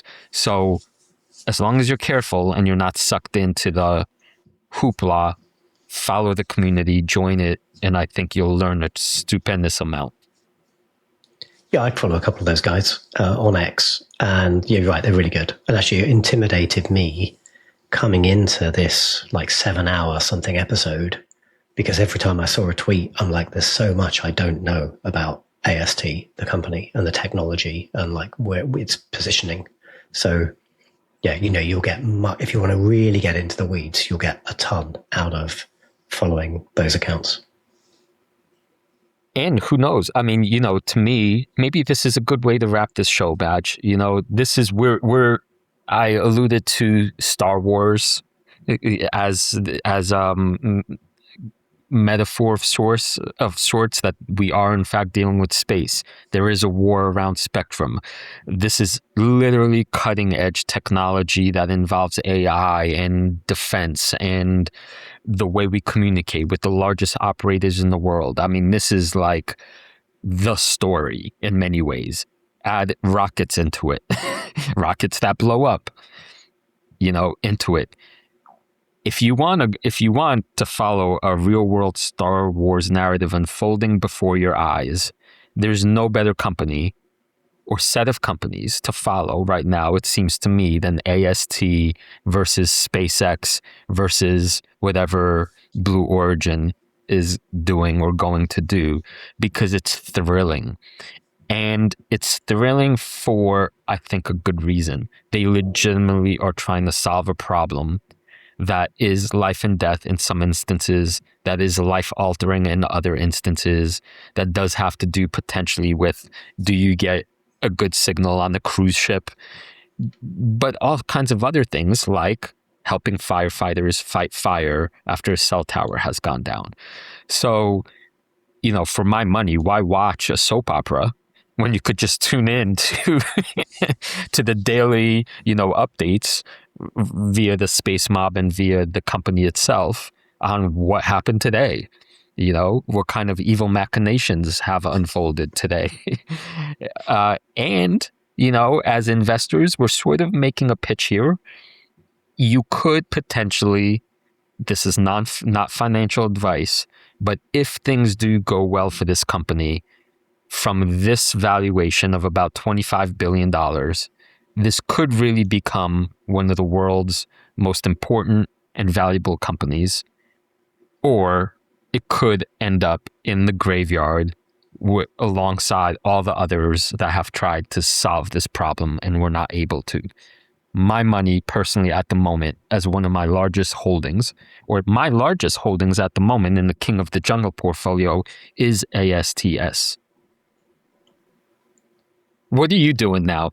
I know we sort of say it it's a little bit of a, structural jest for the podcast, but you have now done an immense amount of work. We've talked about this for a long time.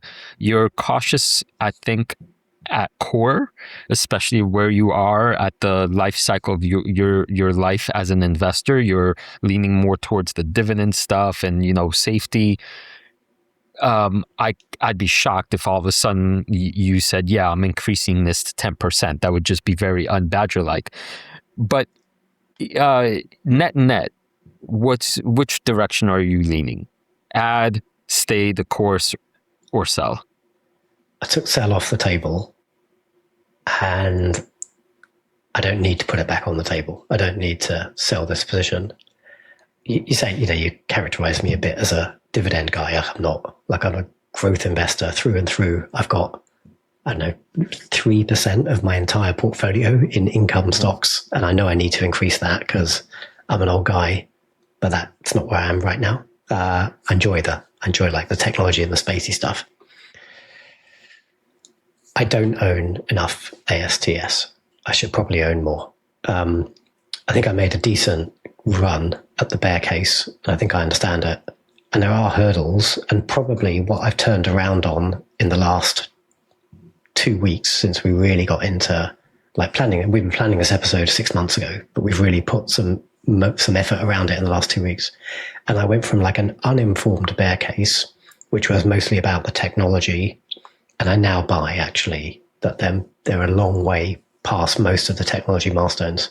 I think I now have a more informed bear case, which is more about the business. We didn't really get into the numbers and the valuation, but we will do that if you follow the podcast, because we are reviewing all of our stocks regularly, and we'll come back and we'll actually do it won't be 7 hours, it'll be like 20 minutes where we really unpack the numbers, because something like this changes so fast. It's almost like it would date the episode too quickly if we really tried to get into the nuances of the valuation, but we do that on the pod. So I think there are real problems ahead, but they're business problems, regulatory problems. I characterize competition as being a challenge, but actually I don't really believe that's a material challenge. Like you're right, they are further ahead than we think. And even if Starlink come up with something quite incredible in terms of direct to sell with their latest gen, like they're probably still a long way behind on that. They might catch up quick, but we're going to see it coming. So it's not correct that I have such a small allocation to ASTS in my portfolio. So I am going to add. Oh, I did not see that. I did not see that coming, Badge. That's that's the long, dramatic twist after doing all this work. Really, I did not expect that you would come to that conclusion. I think let's wrap this up with maybe, for me, the highest level summary. There's immense number of catalysts coming up. And this is what makes following this story so interesting and exciting. We have all the launches, which, by the way, you could watch live on YouTube, or you could go to Florida when it happens from Florida to experience them. I do plan on doing that one of these days, actually, when I'm back in the States. And then you have all the regulatory things unfolding. You have the potential alignment with T-Mobile, which could happen literally any day now. You have all the defense Golden Dome contracts awarded. You have Japan, officially saying we're in. We have the next generation of the blocks continuing to be engineered forward. We have whatever's going to happen with Amazon and stacking these more and more and solving the launch problem and the cadence problem. There's so much to follow here, right? But overall, from my perspective, you have spectrum is the new form of oil argument, right? There's only so much of it. AST is aligned to control a huge amount. They're also not fighting the customers. They're aligned with the customers, with the networks, with the majority in the world, are partnered allies with AST. All the regulation stuff, right, that we've been talking about, it was only a few months ago that AST got the supplemental coverage from space agreement, where the regulatory body said you are now commercially licensed to use these signals from space to make money off of it. That's never happened before, right? We have all the engineering stuff that's been at play here for decades. We have the largest, chip maker, TSMC, making these really sophisticated ASIC chips on the satellites, kind of like NVIDIA started doing, right, when they got proprietary around the switch from CPUs to GPUs. Right. And then we have all the personnel involved, from the highest ranks of banking to regulatory bodies, the Googles, the AT&Ts, all seemingly drifting toward ASTS. So, there's that old adage, slowly and then all at once. Right. And right now, if things go well, it feels like we're crossing that chasm of the valley of doom and the bones, and starting to peak upward. Fingers crossed, more rockets not blowing up. Yeah, like the story has changed. And I guess next year is now the key year, 2027 for the company. And the question is flipping from, can they build it to can they bill for it? Which, that was like the crux of my bear case. So, right, after talking for 7 hours or whatever this is, post-edit, we said this story really started with a phone call. A scientist all of a sudden tells Abel that something that couldn't be done can be done. Yeah, and like a call from Texas to Japan that made history through AT&T's core network that made it official. Right, and there was that bonus funny line in, how one of the scientists gets paid. If the phone call works, you're going to get paid. And I suppose the story ends, or the next chapter of the story comes with another phone call, and it's where we started. It hasn't happened yet, but somewhere on a 2-lane road in Wyoming, 60 miles from the nearest cell phone tower, it's like someone's going to dial 911 and the phone's going to ring. Right. And so everything you heard listening to our show, from the graveyard to the physics to all the dilution and the court fights and exploding rockets, is about whether when that 911 call is dialed, will it connect? Just another phone call. And that's the one this whole thing was for.